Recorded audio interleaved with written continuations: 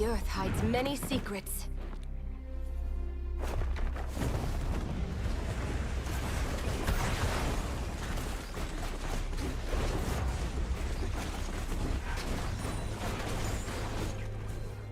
Let's shake things up!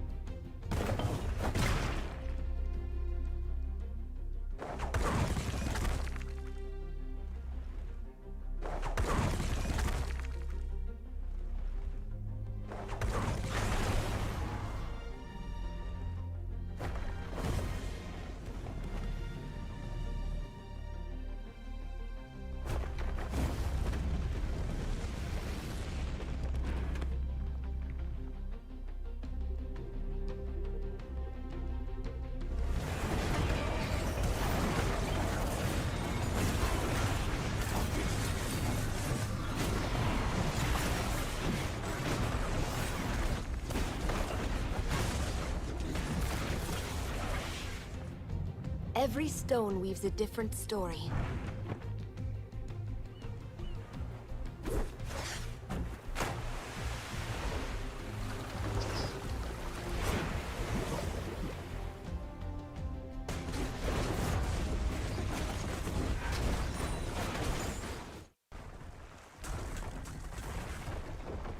I am Ishtal.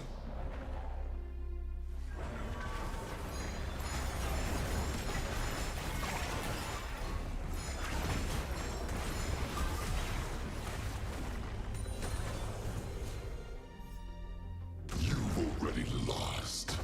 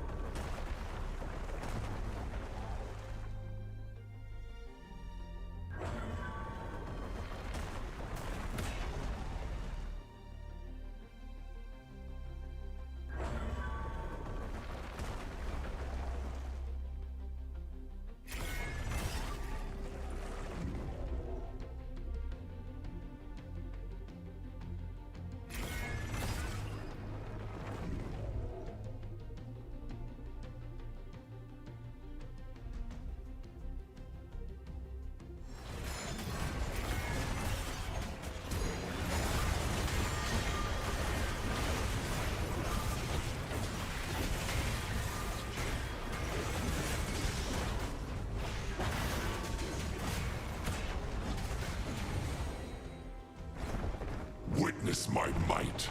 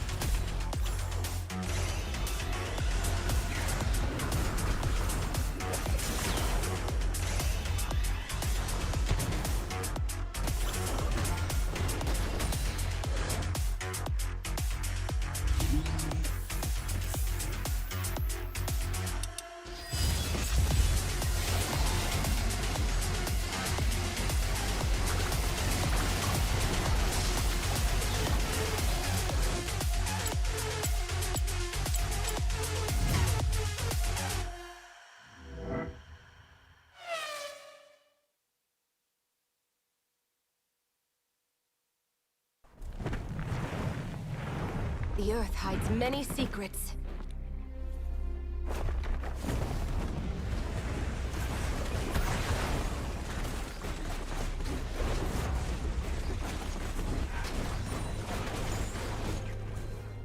Let's shake things up!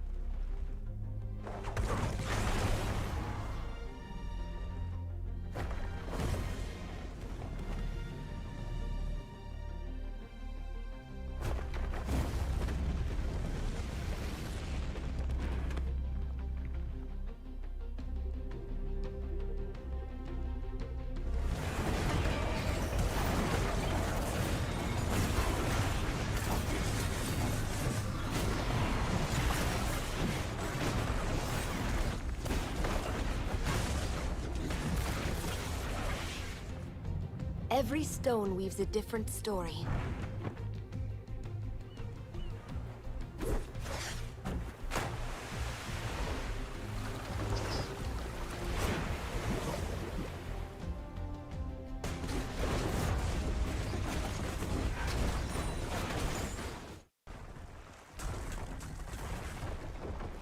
I am Ishtal.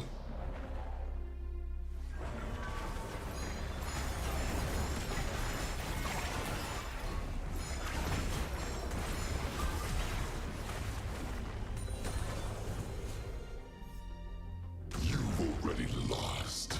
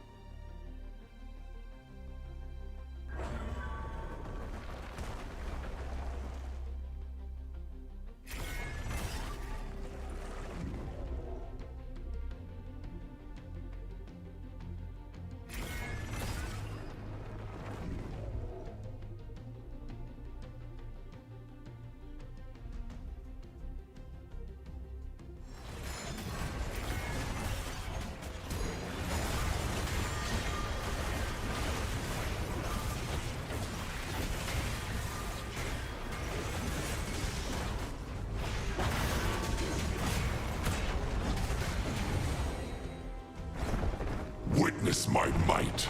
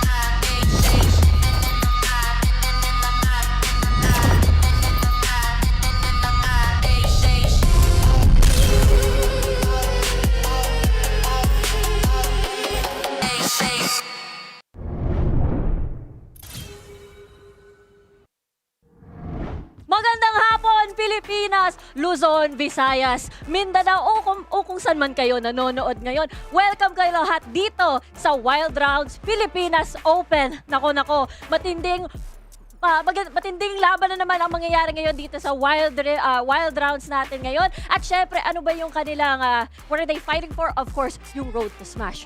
Korea. Hawak ko na nga ba? Hawak ko na nga ang prize pool ng Road to Smash Korea. Joke lang! Pero syempre, hindi ako nag-iisa dito today. Kasama po natin ngayon ang ating nagwagwapuhan ng mga casters. Ito si Infinity Chan at ito naman si Coach Rex. Ayan, kamusta kayo today? Grabe, medyo mainit, no? And yesterday, nakita natin puro 2-0. Mainit yung panimula. At syempre, hindi nagtatapos dito, sabi nga ni Rico. Oo nga. Even though mainit yung laban ka, I mean, even though 2-0 yung mga laban kahapon, guys, hindi siya madali eh. Like, Oo. lahat ng laban doon parang very close. So, day 1 pa lang yun. Oo. Paano pa ngayong araw na to? Kasi, sa paningin ko, eto yung pinakamainit na araw ng Wild Rounds Pilipinas. Lalo na, nakita natin kung sino yung mga teams na maglalaban ngayong araw. Bigatin. Sobrang bigat talaga, guys. Kaya sinasabi ko sa inyo, manood kayo! Manood kayo! Manood talaga kayo. Kasi syempre, curious kayo, bakit nga ba nakikipaglaban ang mga top teams natin from the Philippines? Let's check out this video to explain the format. Wild Rounds Pilipinas Open. Road to Smash is back. We open the competition once more with 2 tracks. The Community Track, which places amateur players in a series of matches to qualify for the next stages. And the Creator Track, which is open to our Wild Rift influencers or content creators. Let's begin with the Community Track for Split 1. Registration is open to all amateur to pro teams set to enter the first stage of Wild Rounds. Registration will be until May 30. The open qualifiers will begin from June 4 to June 7. 16 teams from the qualifiers will proceed to the group stage. The group stage will see teams divided into 4. The top 2 of each group will then proceed to the playoffs qualifiers. The top 4 of the playoffs qualifiers will have a ticket to the Wild Rounds Pilipinas playoffs, while the bottom 4 will compete again in Split 2. In Split 2, the Community Track will hold the open qualifiers. The top 12 from the qualifiers will join the 4 non-playoff teams from Stage 1. Similar to Split 1, Split 2 will have its group, stage, and teams will be divided into 4 groups. The top 2 from each group will head to the playoffs qualifiers. Then, the top 4 of the playoffs qualifiers will join Split 1's top 4 into the playoffs, where they will compete for a slot at Smash 2026. Meanwhile, in the Creator Track, selected creators will begin their tournament through a draft. Creators will choose their teammates live. The tournament will be based on challenges randomly selected through a Wheel of Fate. Then, they will proceed to a single round robin matchup as they compete for a spot in the playoffs. There are stakes for those creators though. Punishments await those who lose their battles. These events are divided into 2 splits, with the top teams from each track competing to qualify towards the international stage, Smash 2026.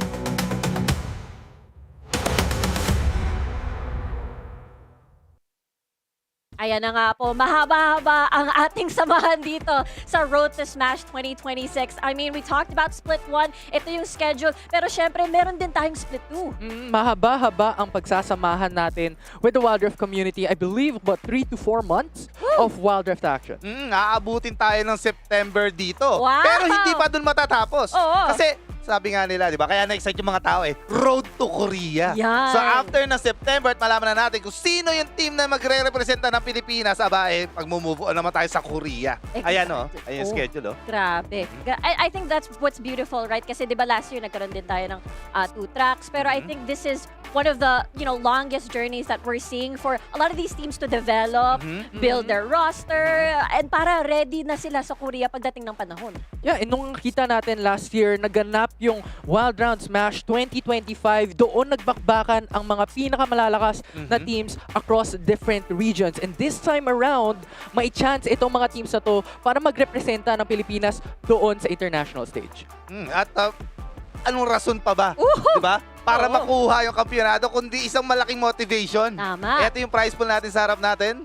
Ang laking prize pool nga, di ba? I mean, a chance to represent the Philippines sa Korea at hindi lang yun, syempre. First place is able to take home 500,000 pesos. Ang laki naman ng Grabe, premyo. no? Oh my gosh!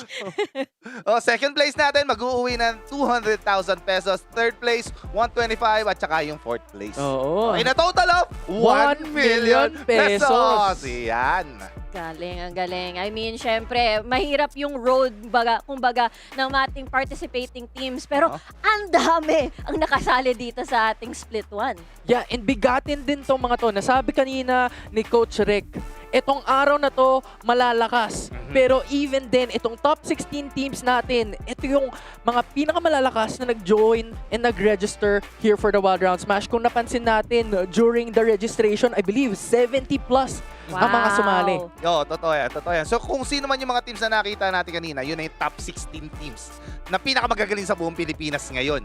At katulad nga na sinabi natin kanina, no? Bakit nasabing mainit yung araw? Men, tingnan nyo naman yung matchup natin, guys, oh. Grabe, sobrang init niyan. Oo. Tatlong best of 3 matches. Kung yesterday, nakakita tayo ng 2-0s na medyo mahirap yung ma-attain yun kahit 2-0 yun. Today, parang parang pwede tayo umabot ng mga game 3s tonight, ano? Oo, kung kahapon 2-0, today pwede nating abangan yan kasi kung nakita nyo yung mga players sa bawat isang team na nandyan, mga veterans tong mga to. Totoo yan. At simulan na natin dito sa AC bonus round. Ayan na nga yung mga 1-by-1 picture nila, guys. Ayan, tuwa naman yata sila. Mga proud naman sila sa mga posing nila dito. Oh, ready na nila yung passport. Yan yun, tama. ID pic. Oo nga. No, so ito, we have Daisy, JJ3, si Aqua yan, guys, no? Si Barnes, si Darrell, at saka si Sander 1. Ayan na nga, handa na nga siya, nakakontrol. Ano pa ako dyan? May samahan ng loob pa ako dyan kay Sander. Bakit? Nakatapat ko sa RG yan eh. Oh! Tapos magka-trio sila ni Aqua at saka ni Barnes. Ano? Tapos kinakamp ako. Ibig sabihin, magaling talaga sila. Oo. Kasi alam nila kung sino yung kailangan pahirapan. Grabe naman si Coach Rek. Pero syempre, ang mga kalaban ng AC Bonus syempre ay Cubao to Korea po. Ayan na nga po. Oo, and itong mga to, kung merong Infinity Stones, ito na yun para sa Pilipinas. Lahat ng star players ng iba't ibang team, mga veterans man, bago man, actually veterans nga to lahat eh. Pinagsama-sama dito papuntang Cubao, Korea. Oh, grabe ka naman. Nung pagtingin mo kay Lok, sabi mo, veterans lahat. Ang nangyari kasi dito, guys, ito yung mga star players nila, di ba? Manila Alinam, Chinese 1. Si Aker 1 yan, guys. Yung kirit mo konti. Si Emperor at saka si Rox. So, gusto nilang siguraduhin na yung biyahe nila is from Cubao, diretsong Korea. Yun nga Alam na natin yung kanilang confidence if you're naming your team Cubao to Korea. Yung biyahe nila, alam na nila kung saan sila pupunta. Oo, rekta na yan. Jeep. Rekta na. Tapos, di ba may mga Quiapo, ganyan. Wala. Sa kanila Korea na agad. Point to point. Oo, Point to point. Wala nang stop, diretso Wala na talaga. stop. Exactly. Pero syempre, shoutouts nga pala sa mga nanonood ngayon sa mga ating mga live streams. Pero baka nag-wonder kayo, baka meron pa ibang channels na pwede nyo mapanood yung Wild Rounds Pilipinas. Ito na nga, please do tune in dito din sa YouTube and that's gonna be Serial Kitten Studios. Check nyo lang yan at pwede rin kayo mag-participate and join the discussion kung saan man kayo nanonood, pati na rin sa Wild Rift channels natin sa Facebook. Siyempre, no? At itong nakikita niyong napakalupit na graphics. Oo! Siyempre, gawa yan ng serial kitten. Green screen lang yata ito eh. Parang green screen lang Parang eh, no? green screen na hindi. Pero totoo, ay, nga pala guys, kasama pa rin ulit natin ngayong araw Ay, to hello. si Si Ming. Si Ming. Okay. Kasama yan sa panel. Mamaya may Kasama. prediction din Nagulat yan. pa siya. sinasabi. Ay, nga pala guys, paalala ko lang sa inyo, guys, sa lahat na nanonood sa atin, kahit saan platform man kayo nanonood, baka bigla may lumabas na mga code dyan kanina. Ay, Kapareho nung kay Rico kanina. So di ko napansin. Okay lang na hindi mo minention. Para yung mga matitinik yung mata lang yung makakapansin. Oo. Kaya kung ako sa inyo, huwag kayo mag-altab. Oo. Huwag kayo okay, pwede kayo kumuha ng pagkain ngayon, Oo. I guess. Pero after nyo kumuha ng pagkain, humanda na kayo. Teka lang. Parang Oy! meron ako nakikita dito. Meron! Ay. Dito sa taas! Ayan, no? Ayan, oh. Oo, pabilisan na lang ng kamay dyan, guys. Kaya be ready, guys. Alam niyo na kung paano i-redeem yan, guys, diba? I-log in nyo lang yung account ninyo dun sa Riot page mismo, tapos redeem code. So, paunahan na lang. Ang galing ni Direk, tinanggal ka agad. Oo, grabe. Kailangan. Screenshot i-testing pala kayo. dapat. Oo, yun pala yung technique, no? Saktong-sakto. Saktong-sakto. Pero yung nakita nyo kanina, meron tayong prediction. Looks like everyone is in favor of Cubao. Cubao, Sabi ko, Korea. Korea. Cubao, Korea. Iba yun. Ayun. Kasi veterano din tong mga to. Nasabi nga natin kanina, each individual player, mga star players yun ng iba't ibang team, pinagsama-sama at binuo tong Cubao Korea, and expectedly, kaya nilang ipakita yun in-game. Dapat. Kasi just imagine, no? Yung star player ng Bob Marley, di ba? Si Manila Alinam. Oo. Diba? The Irelia main, guys, no? Actually, gusto ko malaman kung i-open nila yon, di ba? Tapos, si, ang bigat nung lineup nila. Chinese Oo. one, Oo. Hacker one, Hacker. tapos yun yung gilid mo konti. Di ba? Tapos, si Emperor sa mic test naman. Oo. Tapos si Rox pa. Si Rox pa sa CKT. Oh my Mainit God. yan, guys. Oo. From player to coach, ngayon player, ulit. Oo. May gusto patunayan. May Oo. papatunayan. Oo. Tama. At syempre, malalaman natin yan at the very first moment Aha. in the draft. Tama. Ano kaya ang kanilang pipiliin? Ano kaya ang kanilang ipaprioritize dito? At ito na ngayon. Yeah. So, AC Napakainit. bonus round, oh, ayan, oh. Blue side sila. Tapos Cubao, Korea. Red side. Ganda no, CK. Oo. Oo. Pero ang hirap na ito tingnan kasi kung meron kang ibaban, sinong pipiliin mo dito? Si Rox napakagaling as an engage support. Meron kang si Manila na may Irelia, Aatrox, and other Baron laners na napakalakas. So, sinong tatargetin mo dito? Actually, mahirap talaga mag-decide lalo na kapag mga veterans at saka mga husay. Ang sa pagdating sa highest level naman, lahat ng mga players kasi malalim na yung champ pool eh. So it's not about target banning yung specific player. It's about target banning yung meta champions na hindi nyo prefer makalaban. Kasi lahat yan kaya nang gamitin ng lahat ng mga players na to eh. And Tama. speaking of kayang gamitin lahat, kasi syempre, I believe magfi-fearless Fearless draft tayo. today. Yun. So, Draft, tama. mas lalo pang matetest ang champion pool ng ating mga kalahok. So, kagaya ng sinabi mo kanina, Infinity, di ba, tinatanggal na kaagad ang Irelia dito. Wala, takot pa. Oo, takot sa Irelia! Takot! Oo, ayaw pakitaan ng Irelia sa taas, no? Pero baka makita din natin yan in the following games. Sabi nyo nga kanina, fearless draft. So it's still possible na makita natin yun mamaya. But so far, looking at these bans, gusto ko yung pinapakita dito ng ACBR. Ban natin yung Gragas. Ayaw namin nung disruptor na makita natin in the rift. Yeah, seems like ang angle na pupuntahan nila dito is fighter na jungle and All in, top lane. kumbaga.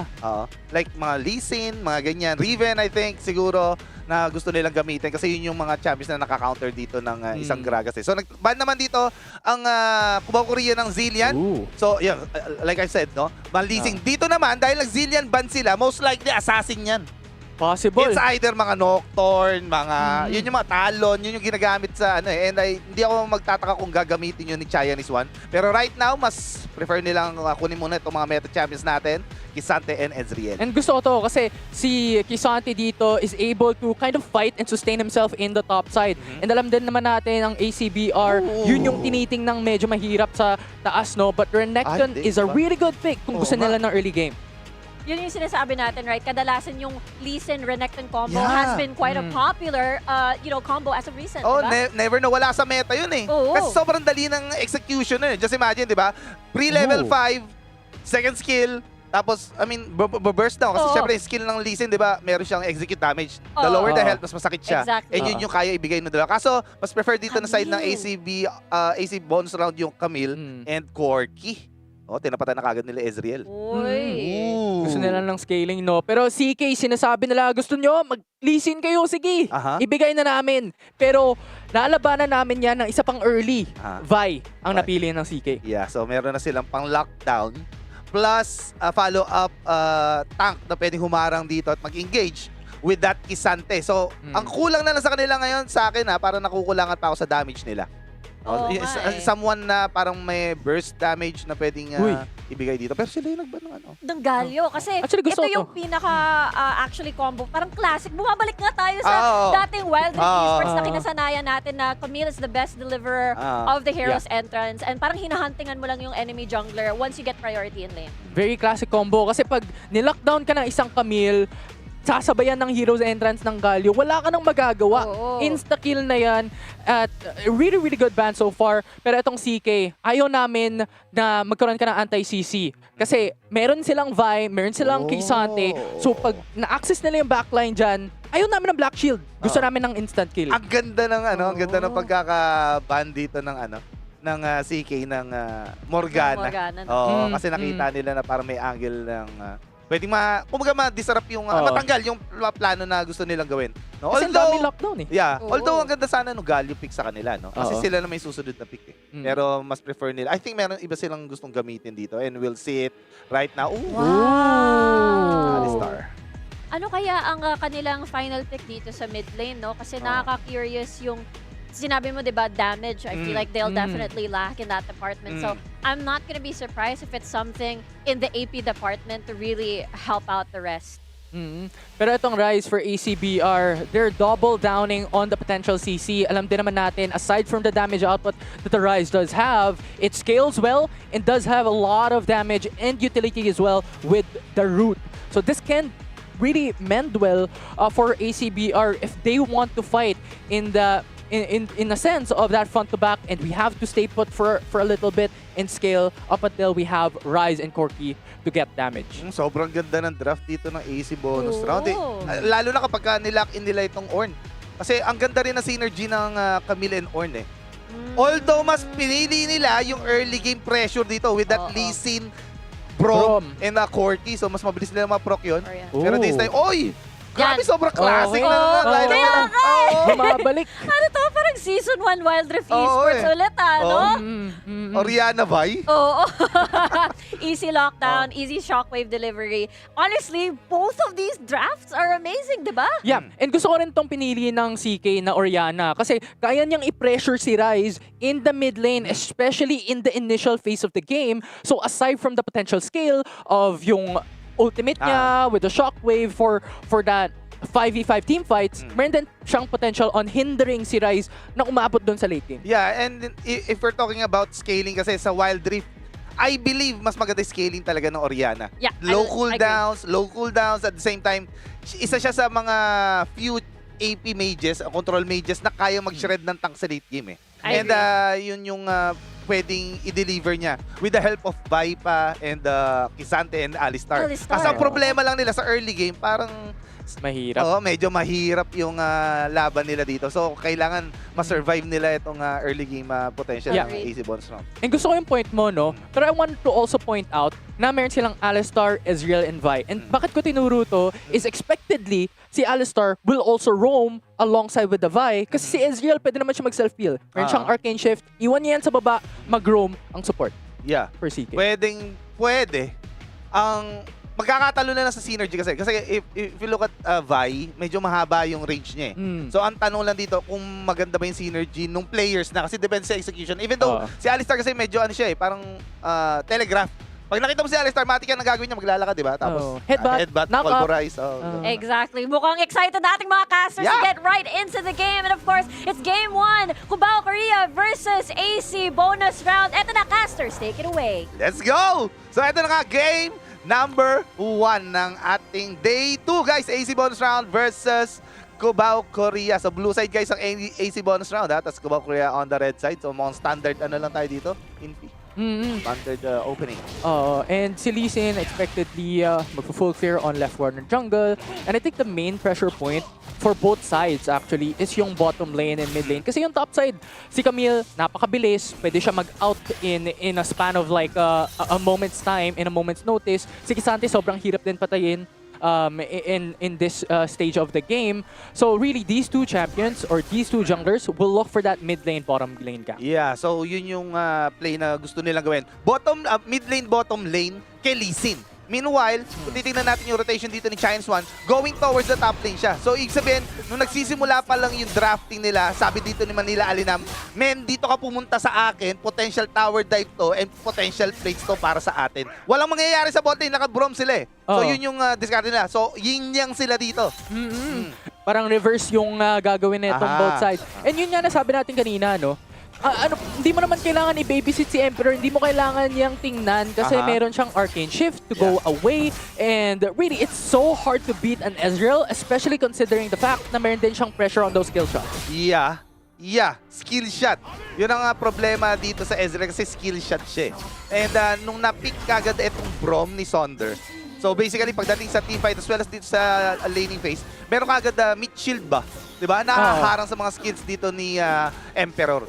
So siya na yung, kumbaga yung true shot barrage niya, maka-cancel out, and at the same time, yung mga poke niya, pwedeng saluhin lang ni Sonder. Chinese One, ito na, Daisy. Aha. Medyo malayo to, si Chinese ganda. One na knock up.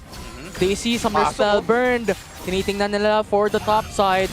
Going for the tower dive. Manila, naipit sa Torre. At ACBR nakakuha ng first blood for game 1. Parang nagkalituhan yata yung dalawa. Anong gagawin doon?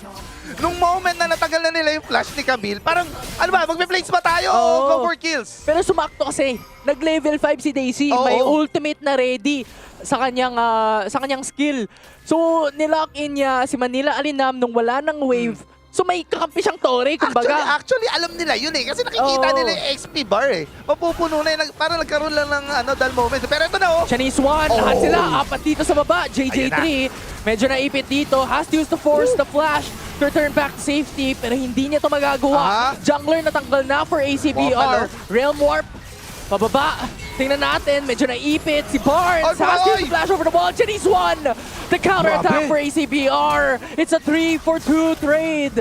And CK, di pa rin sila titigil dito. Emperor ADC. versus Darrell. Pero Ayaw hindi na sila tutuloy. Aha. So medyo lumamang lang ng konti doon yung AC Ball. Oy! Yay! Muntikan pantamaan at ma-delay ang kanyang pag-recall dito. Pero grabe ang init ng laban ni B! Oo, umiinit silang dalawa. Oo. Pero ACBR dito, medyo nag-overextend sila doon. Kaya nilang tapatan. Si Chinese One, ang ganda ng reaction niya din doon sa ibaba. Volt Breaker kaagad. Yung Q-flash niya eh. Oo, Yung Q-flash niya para maabutan niya ito si Rice eh. Oo, Napakagandang ginawa doon. Tapos sumunod lahat. Pero ACBR medyo meron kang Rise na may Realm Warp. So Aha. instant support, kumbaga. Yeah, oo. Although, hindi ko alam kung anong plano nila doon, yung magpo-portal siya doon sa likod. Siguro meron siyang shot call kaso alam mo na medyo mainit laban. Ayun o. DJ3 with the Aha. Dragon's Rage. Sundan pa ng Sonic Wave. But Manila Alinam forced to flash away to retreat back to safety. That's pretty much it on top side. Yan na nga. Guys, 4-minute mark guys. 4-3 ang kill score natin. Gold lead, 1,000 sa AC. Bonus round. Mukhang imamali tayo dito ng parehong team na to ah. Chinese One. Aha. Overextend. CK nandito na. Apat na. Party sa baba. At nandito si Rox. Ay, gusto pa. Kinokontrol si Darrell. Grabe. Bolt breaker kay Sonder. Gap close. And ngayon, napatay na si Darrell. CK has the advantage ng ADC for ACBR. Doon mo makikita talaga experience dito ni Rox eh, no? Alam niya kung sino yung makikirent team. Pagka Uy! na tuloy! Root! Coming in from Rise! Ah! Naipit si Chinese One. So ACBR bumawi din with a 1-for-1. Pikato. Rox tumatakbo, paalis. Sonic Wave din naman kay Lee Sin. Babalik sa ibaba ng Torre. Double kill for JJ3. Pero di pa tapos oh. Si Yan na Sonic Emperor. Wave. Gagamitin ba? Hindi. Hindi na. Relax lang tayo, guys. Wala pa tayo sa 6-minute mark, guys. Parang 15-minute mark na yung game. Ang dami ng team fight. Oo. Sabi sa inyo, mainit tong araw na to eh. At binuksan kagad ito ng AC Monster at ng Cubao, Korea. Meanwhile, sa top side natin, chill lang. Oo. Chill lang itong dalawang to. Oo, relax lang tayo, guys. 6-4 ang kill score natin, guys. Gold lead.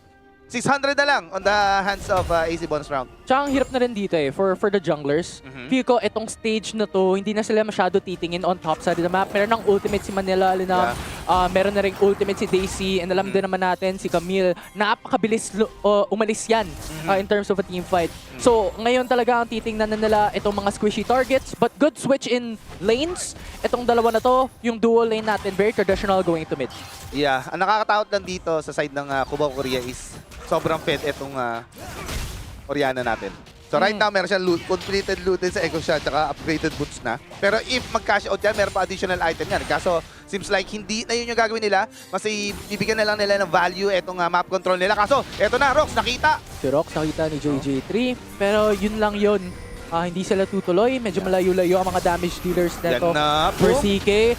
And ito, Glacial Fissure, walang tinamaan. Brom, good block of the true shot barrage. Referral now being started by ACBR Yan na. as CK looks to contest it. JJ3 but Dragon's Rage. Ang layo na ng inabot ng Rox. Aha. Pero CK, ito, iipitan na si Daisy. Shockwave din naman tumuloy for Sonder 1. Oh, Barnes, Able to nandito na. retreat back to safety. And now Barnes being kept an eye on by CK.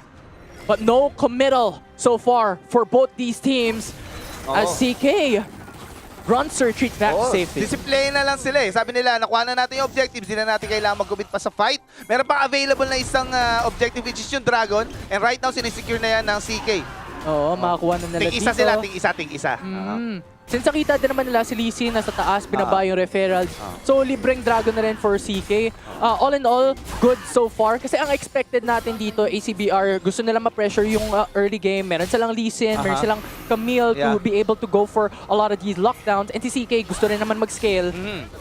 2,000 gold lead na hinawakan nila ngayon dito. And right now, ito, nagugrupo na din sila dito sa bottom side ng mapa since wala na yung Torre ng CK dun sa top side. So, actually, hinihintay ko nga dito is maging sobrang aggressive eto nga Lee Sin as well yung si Brom kasi sobrang ganda na synergy na itong mga champions ko. Pero seems like binigyan lang nila ng konting space ito si Lee Sin para mag-CS muna ng konti para makabuo ng item. Ayan, nakita natin yan na kagad. Anti-shield, completed kagad dito ni JJ3. Oh, and that's gonna be a really good utility for him as well. But I also wanna take note, the micro play na pinakita ni JJ3, I wanna look back into that. Yung sa referral fight, lumayo mo na siya konti na. Umanggal mo na siya, lumayo mo na siya ng referral. Dragon's Rage, para wala lang crowd control yung kabila para matanggal yung referral. Ito yung level ng Wild Rounds Pilipinas. Kaya nga sabi sa inyo, eto na yung best of the best. Mainit tong laban na to, especially itong game number 1 natin. Pero yun na nga, lockdown onto gilid mo konti. check ping lang, check ping. Sabi niya may cooldown naman tinatawag eh. Bakit hindi natin gamitin? Kaya ito medyo naging matapang na si Aker 1. Chinese 1. Ayun, Volt tinatawag Breaker tayo. being charged up. Will not connect. Barnes able to miss it out.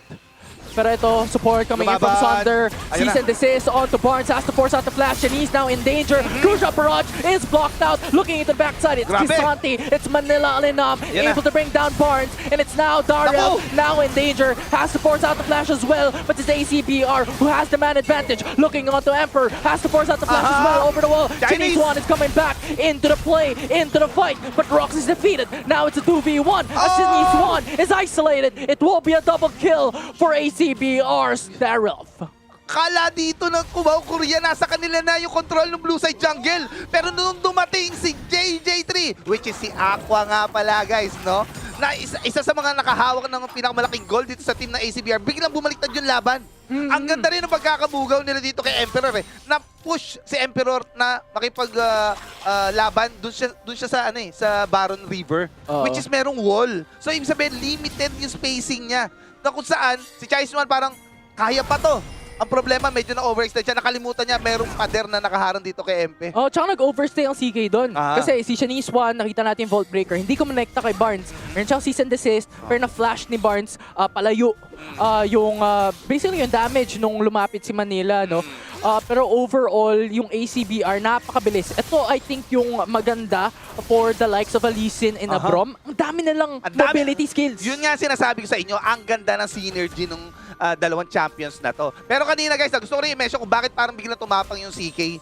Kasi nakakuha sila ng kill dito kay Oriana sa bot side eh. So sabi nila, they know na parang okay, 4 members lang dyan. Kaso kargado eh.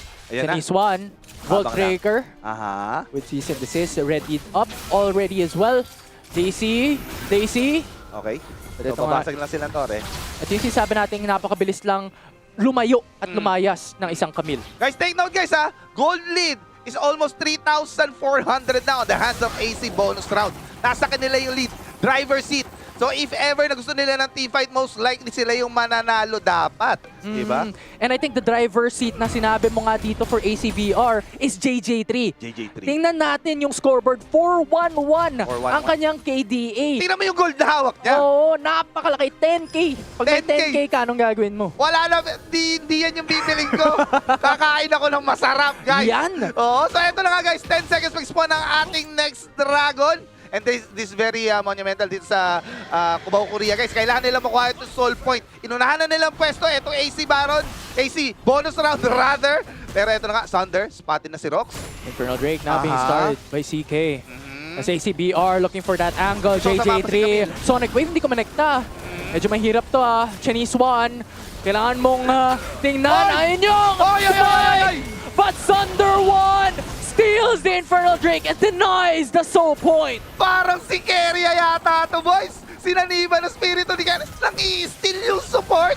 Tinapunan lang ng shield. Ay, nako. Pero ito na. 2v1 Aha. situation. Daisy. Daisy nangangamba sa kamay ni Chinese One, Aha. pati ni Manila Alinam. Pero makakatakbo lang naman ang isang kabil. Pero tingnan nyo dito, sinisimulan na yung Baron. Hindi nila kinakailangan close to. Kailangan nilang dalhin. Ito yung mga members sa CK.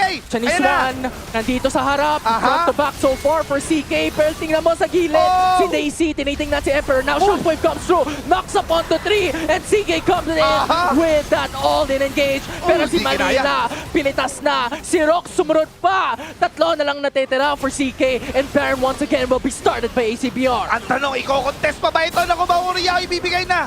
Wala na, binigay na nila. Pero ito, Barnes. Root! Ang lakas ng damage. Has to force out the flash. Si Darius na naman dito sa gilid. Ah! Rampage para kay Darius. Ay, nakita ko yon, Barnes. Nakita ko yon. Hindi ka mapoprotektahan ng torre mo. Sabi niya dito kay Chinese One, kahit magtago ka ba, kumain ka ng bayabas, emote ka sa akin. Napakasarap ng kinakain ng ACBR neto. Ang ganda siguro ng breakfast lunch neto. No? Oo, kung anong ginawa nyo kanina, yun lang gawin nyo araw-araw. So right now guys, Baron secure dito ng AC bonus round. Gold lead, almost 8,000 Daisy lang naman. na naman ang Ayun na. tinitingnan. Aha. Pinakitaan na ng shockwave si Daisy but able to retreat back to safety once again. And ito sa sinabi natin kanina, kayang-kayang Oy! lumayas na isang Camille. Pero CK, tingnan natin sa Aha. itaas or isa ibaba. Oh, sa ibaba. Nagsishow kasi sa mapa si Oo. Manila. Lino, kaya medyo matapang dito ang AC bonus round eh. Sabi nila, hindi na natin kinakailangan kumuha ng kills. Gamitin lang natin itong Baron empowered minions para kumuha ng tower. Huwag na natin silang bigyan ng angle dito. At yan, tumatry lang gumawa ng play dito ang Cubao Korea. At least nakakuha na sila ng torre finally. One tower down sa AC Oo. bonus round. Kasi kung titingnan natin ACBR, naka-anim na. Nakaan na. Si CK isa pa lang. Oo. And I think that's also one of the reasons why sobrang laki ng gap in terms of gold lead. Yeah, kasi hindi sila makakuha ng tempo eh. Ang bilis gumalaw sa mapa ng AC bonus round with that early game Lee Sin na fed pa and with the help of Brom. Wala talaga makapigil sa kanila. Nakita natin kanina, patalo na sila pero dumating Lee Sin, bumaliktad yung laban. Oo, and 4K gold yung advantage si JJ3 in that Grabe. mirror matchup jungle lanes. Oo. In a jungle role, sorry.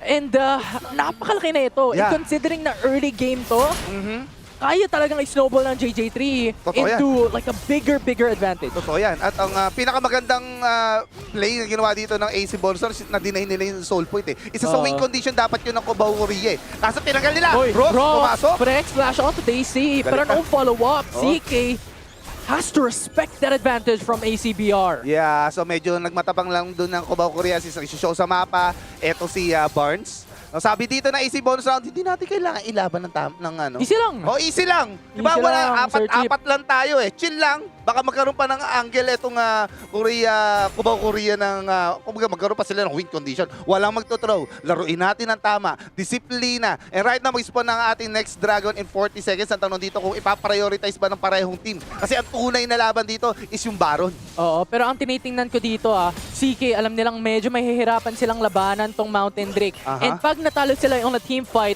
ACBR can finish the game. Yeah. So possibly, CK could just leave the Dragon alone to ACBR and look for a tower, look for other lanes to push and put aggression. Yeah, sobrang hirap din kasi talaga dito sa side ng Cubao Korea kasi all-in comp sila eh. And kapag pag all-in comp kayo na behind, ang hirap maghanap Uy, ng angle na may papanalo nyo. Swan, Yan na! tumataliko dito. DP coming in from Daisy as well. Shockwave knocks up onto 2. But looking at the backside, it's Daisy looking for Emperor. Naipit si Emperor. Oy. Pero nabawi na naman ng CK. Medyo nakakakuha ng shutdown gold etong CK. Isa sa win condition nila dito is ma-funnel eh. Yung mga shutdown gold is either kay Oriana o kaya kay Ezreal. Right now, mukhang nagagawa naman ng paraan dito ni Emperor at saka ni Akerwan. Ang tanong, aabot pa dun sa moment na kung saan mag-i-spawn pa itong Elder. Kasi yun na lang talaga yung nakikita kong angle nila para manalo. And since wala na si Chinese One, napatay kanina doon sa teamfight, ACBR looks to go quick and fast into the Baron Nashor Yan na. as CK wants to deny it. Realm Warp as well going through as Barnes flashes onto gilid mo konti, trying to get that kill, but Barnes gets picked off instead. But at the end, ACBR got what they came for as Baron is secured. Oo, so tinatry lang dito ng AC bonus round na sana issue away. Ito mga members ng Cubao, Korea. Kaso, unfortunately, kailangan nilang mag-sacrifice ng ibang lives dito ng kanilang members para ma-secure lang etong Baron. Which is really good trade para sa akin kasi that could have been another angle dito sa side ng Cubao, Korea para may baliktad yung laban eh. And by taking that Baron, na-deny mo na rin yun sa kanila. Tsaka ito yung sinasabi natin kanina, no? Pag i-force ng CK yung team fight, we're in. Behind sila. Oo, behind sila. Gusto namin labanan yung Mountain Drake. There is a risk wherein yung Baron Nashor nandyan na at pag natalo sila dun sa team fight, Endable. it's either endable or makuha sila ng objectives. At Yes. yun na nga nangyari. Yeah, so hinihintay lang nila yung tamang oras na kung saan alam mo yun, meron kasing moment sa Wild Rift na kahit na sobrang laki ng gold, kukuha mo na yung items mo. Ayan na, Rock knocks up onto Thunder 1. Pinakitaan ng ultimate ni Manila. Si Brom with a true shot barrage as well. Pwede But that na to. is a tank. Thunder 1 is still alive. Oh, but in the no. end, it will be Emperor who's able to take it down. It's a 4v3 in the mid lane. With a shockwave going into Bards, but they have to retreat back to safety as Daisy is pushing topside as the inhib goes down. Yeah, buy time lang dito, sabi ng AC bonus round. Habang nagpupush etong si Camille at nakuha na nga niya yung inhibitor tower. Very very valuable yun kasi mag-spawn na yung Elder natin eh. Oh, yun na nga. Kailangan nilang umisi-easy muna dito si CK kasi pag napitas sila dyan sa teamfight na yan at wala na naman si Chinese One, Elder Drake can come through to the side of AZBR and the game is ended. Yeah. So they have to play it safe for now. Tama.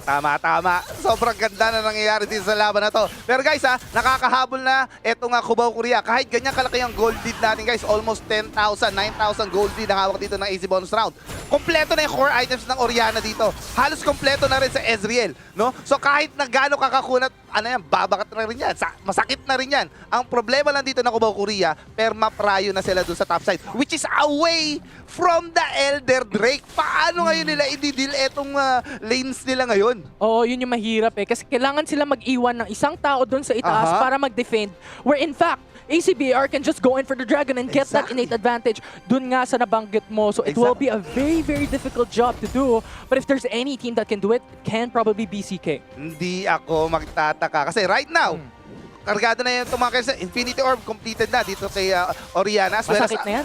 available pa yung Zonias, Arglas nila pareho, nung mga carries nila. So, nasa execution na to, at saka sa target selection. 7 seconds na lang natitira for that Elder Drake. Let's Ito na nga go! sinasabi natin, this could be the game-ending objective for either of these two teams. Ayan And now it is up. Ayan na. Death Brush, Thunder, spotted. Chinese one. Pero ang ganda na pinapakita Oh, dito yan ni importante. Brom. Na-knock na with a bilis! World Breaker. Now the Glacial Fisher. Chinese Swan is now being targeted. It will be the target for ACBR. But look at the Elder Drake. di sila 1 malapit! HP remaining. And that will be ACBR who gets the Elder Drake. Sige, has to retreat back to safety. They cannot fight this. They cannot win this. And Barnes with the Realm Warp has Sakit! chased down Chinese Swan. Has gotten another as Manila falls down. Emperor goes down. Rox is eviscerated. And now there's only one left remaining for CK. It will be Aker who is left standing to defend the base. But AC looks for the Nexus, and ACBR takes first blood in Game 1. Game number 1 goes to AC bonus round. At eto, makikita na natin, grabe! Kita mo sa picture nila, sobrang confident nila, lalo to si Darrell po. Aiming for top 1 ADC yan, guys. Top 1 ADC, kita niya naman yung ngiti niya. Alam niyang panalo na yata siya kagad dito sa game number 1. Ang init. Mainit. Mainit. And considering, ang sinabi natin kanina, yung kalaban nila dito, all-star players na nagkumpul-kumpul para bumuo ng team. Pero sabi ng ACBR, kaya namin yan. Oh, anong tingin nyo sa amin? Kami, kumbaga parang mas gutom itong team na to eh. Di ba? We have Sander, si Daryl, di ba? Aiming for top 1 ADC. Di ba si Aqua, isa sa mga OJ, si JJ3, no? Mga OG ng mga junglers natin yan, sobrang husay ng... I mean, ang ganda na pinakita nilang performance. Oo, and lalo na dito sa baba, JJ3 talaga feel ko ang naging driver seat. Yeah. Kumbaga, pinakita niya yung bottom side ng mga engages, yung mga sipa. Basically, the micro of this player is incredible. Oh, dun malakas ang mga OG players, lalo kapag galing ka ng League PC. Pag gamit mo mga legacy champions, di ba? Mga Lee Sin, mga Vi, Kha'Zix, di ba? Kahit nakatutulog yung mga yan, kaya naggamitin yung mga champions na yan eh. At yun yung pinakita nila ngayon dito. Dahil doon sa aggression na pinakita niya, alam niya eh, naka-leading ang isang Lee Sin, kailangan talaga i-apply mo yung pressure. No? At yun yung ginawa nila dito. So parang walang choice yung CK kundi mag-react na lang. Diba? Ano? Ibibigay, it's either magre-react kayo o ibibigay nyo yung mga plates eh. Oo, and yun I think yung isang point wherein mahirapan ka kung reactive na lang yung ginagawa mo. Kasi hindi mo alam kung hindi natin... Ano yung tama? Ano yung tamang gawin? Hindi natin makontrol yung mapa. Kumbaga, kailangan mong react na lang sa kabila. Lang. Tapos yung mga small wins dito ng AC bonus round, nag-pile up na. Till such point na hindi na kayang i-handle ng Cubao Korea. Parang nagulat sila, parang ang sakit na nila. Pero ang reason pala doon, dahil sa counter jungling, di ba? Sa pagkuha ng prio, yung mga minions na na-miss nila kasi kailangan nila mag-react. At dahil doon, yun na nga, nakuha nila game number 1. 5 minutes pa lang si JJ3, ilan na yung goal advantage? Mga 2-3K na. Grabe, wow. Tapos nung 15 minutes, umabot na ng 5K. Ganun kalaki ang advantage na nakuha ng isang Lee Sin. And si JJ3 ang may hawak nito for AC bonus round. And now I wonder, ngayon, fearless draft nga, sinabi natin kanina. At itong mga champions na to, hindi na magagamit na itong respective team. So, ano ang mga adjustments na mangyayari? Yo, diyan na magkakatalo. Kaya maganda yung fearless draft eh. Di ba? So, kung kabisado mo yung Lee Sin, after mo magamit at ma-reap yung rewards nun, meron ka pa bang ibang ilalabas? Palaliman na ng champ pool to. At malalaman natin sa game number 2 kung paano yung adjustments dito ng Cubao Korea. And I think doon magiging malupit yung labanan dito ng Cubao Korea. Alam din naman natin, si Rox lumaro na yan in the past sa Lahat. TR Esports, sa Team Secret. Naging coach na rin yan sa iba't ibang lansangan. Tsaka nirepresenta niya nung ang Pilipinas sa Smash, di ba? Pero tingnan din naman natin, i-highlight natin ang bumuhat at syempre ang naging MVP for game number 1, si Daryl with the Corky. Daryl with the Corky. Grabe yung ngiti ni Daryl talaga. Parang di mo maiwasan titigan yung ngiti. Kanya ka ba talaga ngumiti sa personal, pre? Parang hindi naman. And yun na nga, 6-1, 8 ang kanyang stats, 74%. Pareha sila ng ngiti ni Corky. Oo. Diba? Sabi nga nila, di ba, malakas kapag kamukha yung champion na gamit. Kulang na lang yung sombrero tsaka yung mustache. Pwede na. Magpatubo ka nga ng bigote dyan na Daryl. Tingnan natin kung mas lalakas ka pa. Ikaw na si Corky mismo. Ikaw na si Corky mismo. Pero lupit na ito 74% team fight participation, 618 din naman ang kanyang KDA. Medyo malupit-lupit. Pero alam mong mas malupit. Paringgan natin yung tots na kasama natin kanina. Yan na, hindi na rin siya mapakali. Grabe yung laban kasi na game number 1 eh. Ako ba? Ikaw Ako ba yun? Ikaw Ay, yun. oo nga pala. Grabe. Salamat, guys. Malupit yung nakita natin na bakbakan kasi I mean, we were talking about it already, di ba? Yung early game ang nakakatakot for the side of CK. Ang ginawa nila, let's just say, let's counter it na lang by having a lot of tanky champions. Disengage, itutulak na lang ni Alistar, Orianna, a safe lane. Pero ano nangyari sa early game? Talagang they took the challenge of fighting them with the counter jungling that they were trying to do. Yung ang nangyari, katulad ng pinag-usapan natin nung simula, di ba? Kulang sa damage sa early game pa yung side na CK. So yun yung window na kung saan sabi dito ng AC bonus na okay, kailangan natin mag-push at gumawa ng play. Kasi most likely, hindi 100% kasi depende pa rin sa pindot, di ba? Pero most likely, tayo yung mananalo eh. So we have to find fights early on, pre-level 5. And if meron tayong advantage na makuha doon, yun na yung gagamitin natin para mag-snowball out of the game. And yun na nga yung nangyari. Yeah, Lee Sin yan eh. Lee Sin yan eh. Napakaset yan early game. And yes, meron kang mga early engages, early utility from the side of CK with the Vi, with the Vault Breaker, and that level 5 wherein meron ka ng Shockwave, pati Cease and Desist. Hindi, yun nga, kulang sila ng damage pa rin. Ang siguro isang grabe yung steal ni Sonder sa Dragon. Yun nga eh. Kasi soul point na yun eh. Kumbaga kung scaling comp kayo, you play for late game. Totoo. And kasama Oo. sa part ng late game is yung Dragon Soul dapat. So Exactly. dapat meron kayong 2 dragon before umabot sa 3rd dragon. Kaso, Sayang. No, yun lang bro. Sinildan niya yun. lang eh. Pinakitaan niya lang ng shield. Oo, tapos Naka- binato niya. Yun nga eh, na-counter talaga, tinanggal yung parang late game scaling na insurance Yeah. ni CK. Pero game 1 pa lang yun. Game 1 pa lang. Mainit na agad. Alam kong maulan na ngayon yung Metro Manila sa ibang parte ng Pilipinas. Pero dito sa Wild Rift, summer pa rin. Pero ayun na nga, game 1 pa lang yun. Pupunta muna tayo for a short break. And when we come back, it's gonna be game 2 for our first series of the day. Don't go away. Ayun.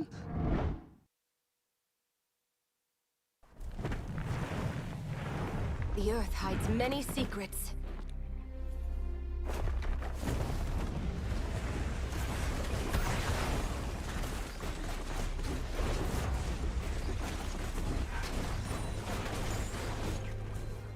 Let's shake things up.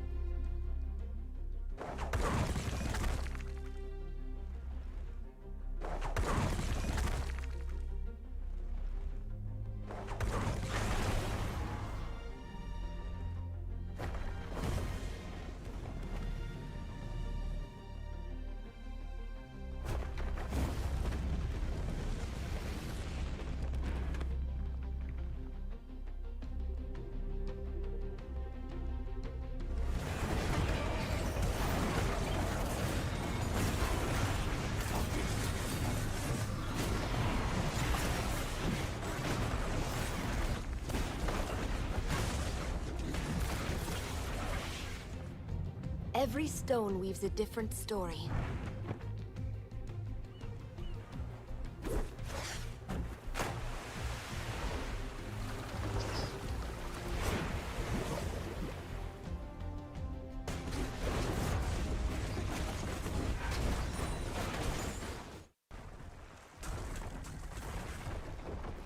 I am Ishtal.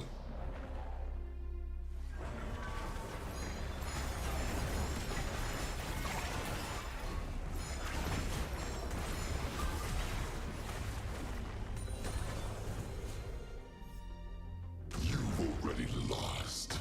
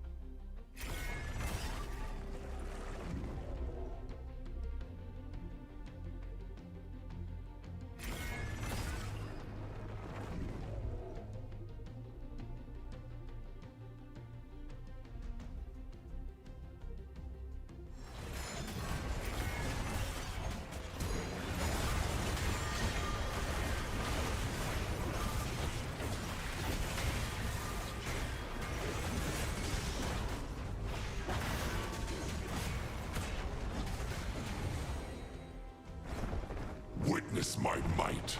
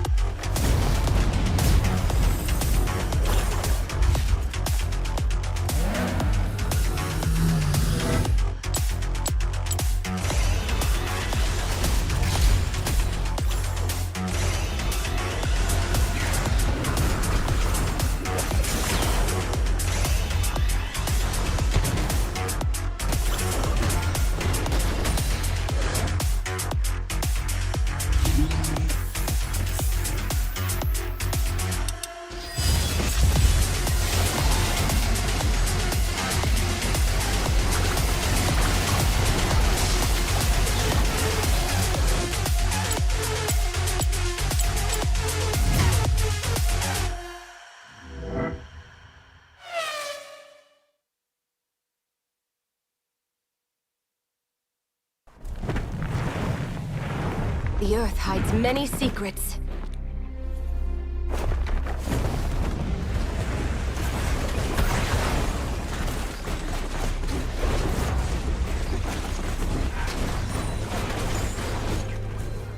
Let's shake things up!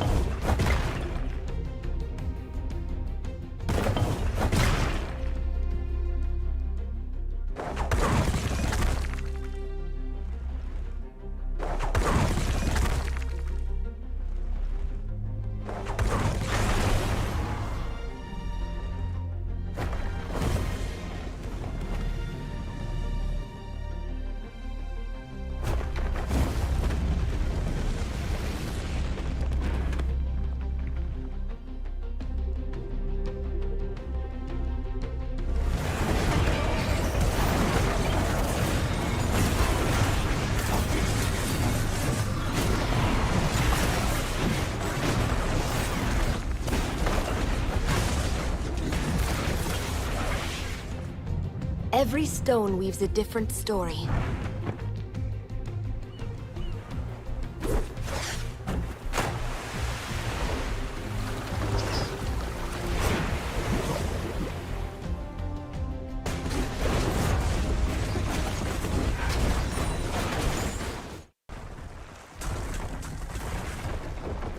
I am Ishtal.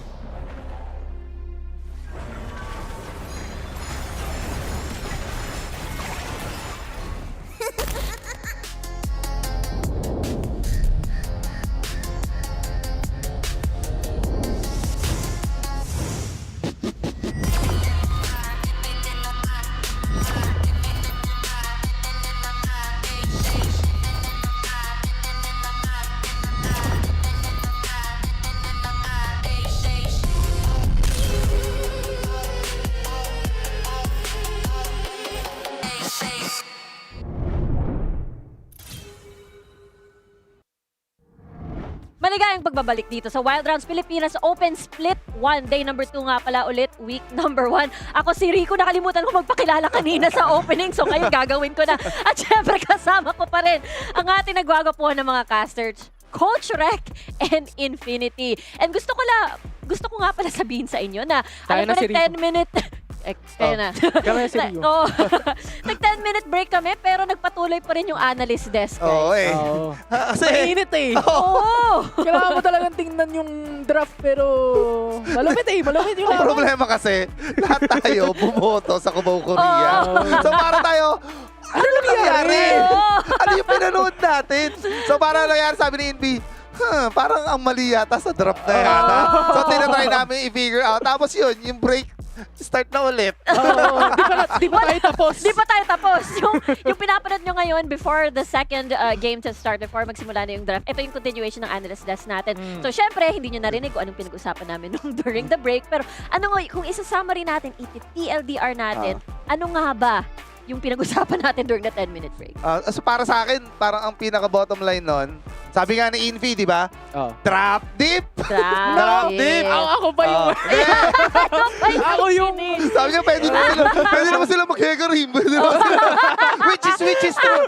Which is true naman. Pero katulad nga lalaki yung sinasabi, depende kasi yan sa identity ng team eh. Tama. Kung aggressive sila na team, so they will go for the Vi route.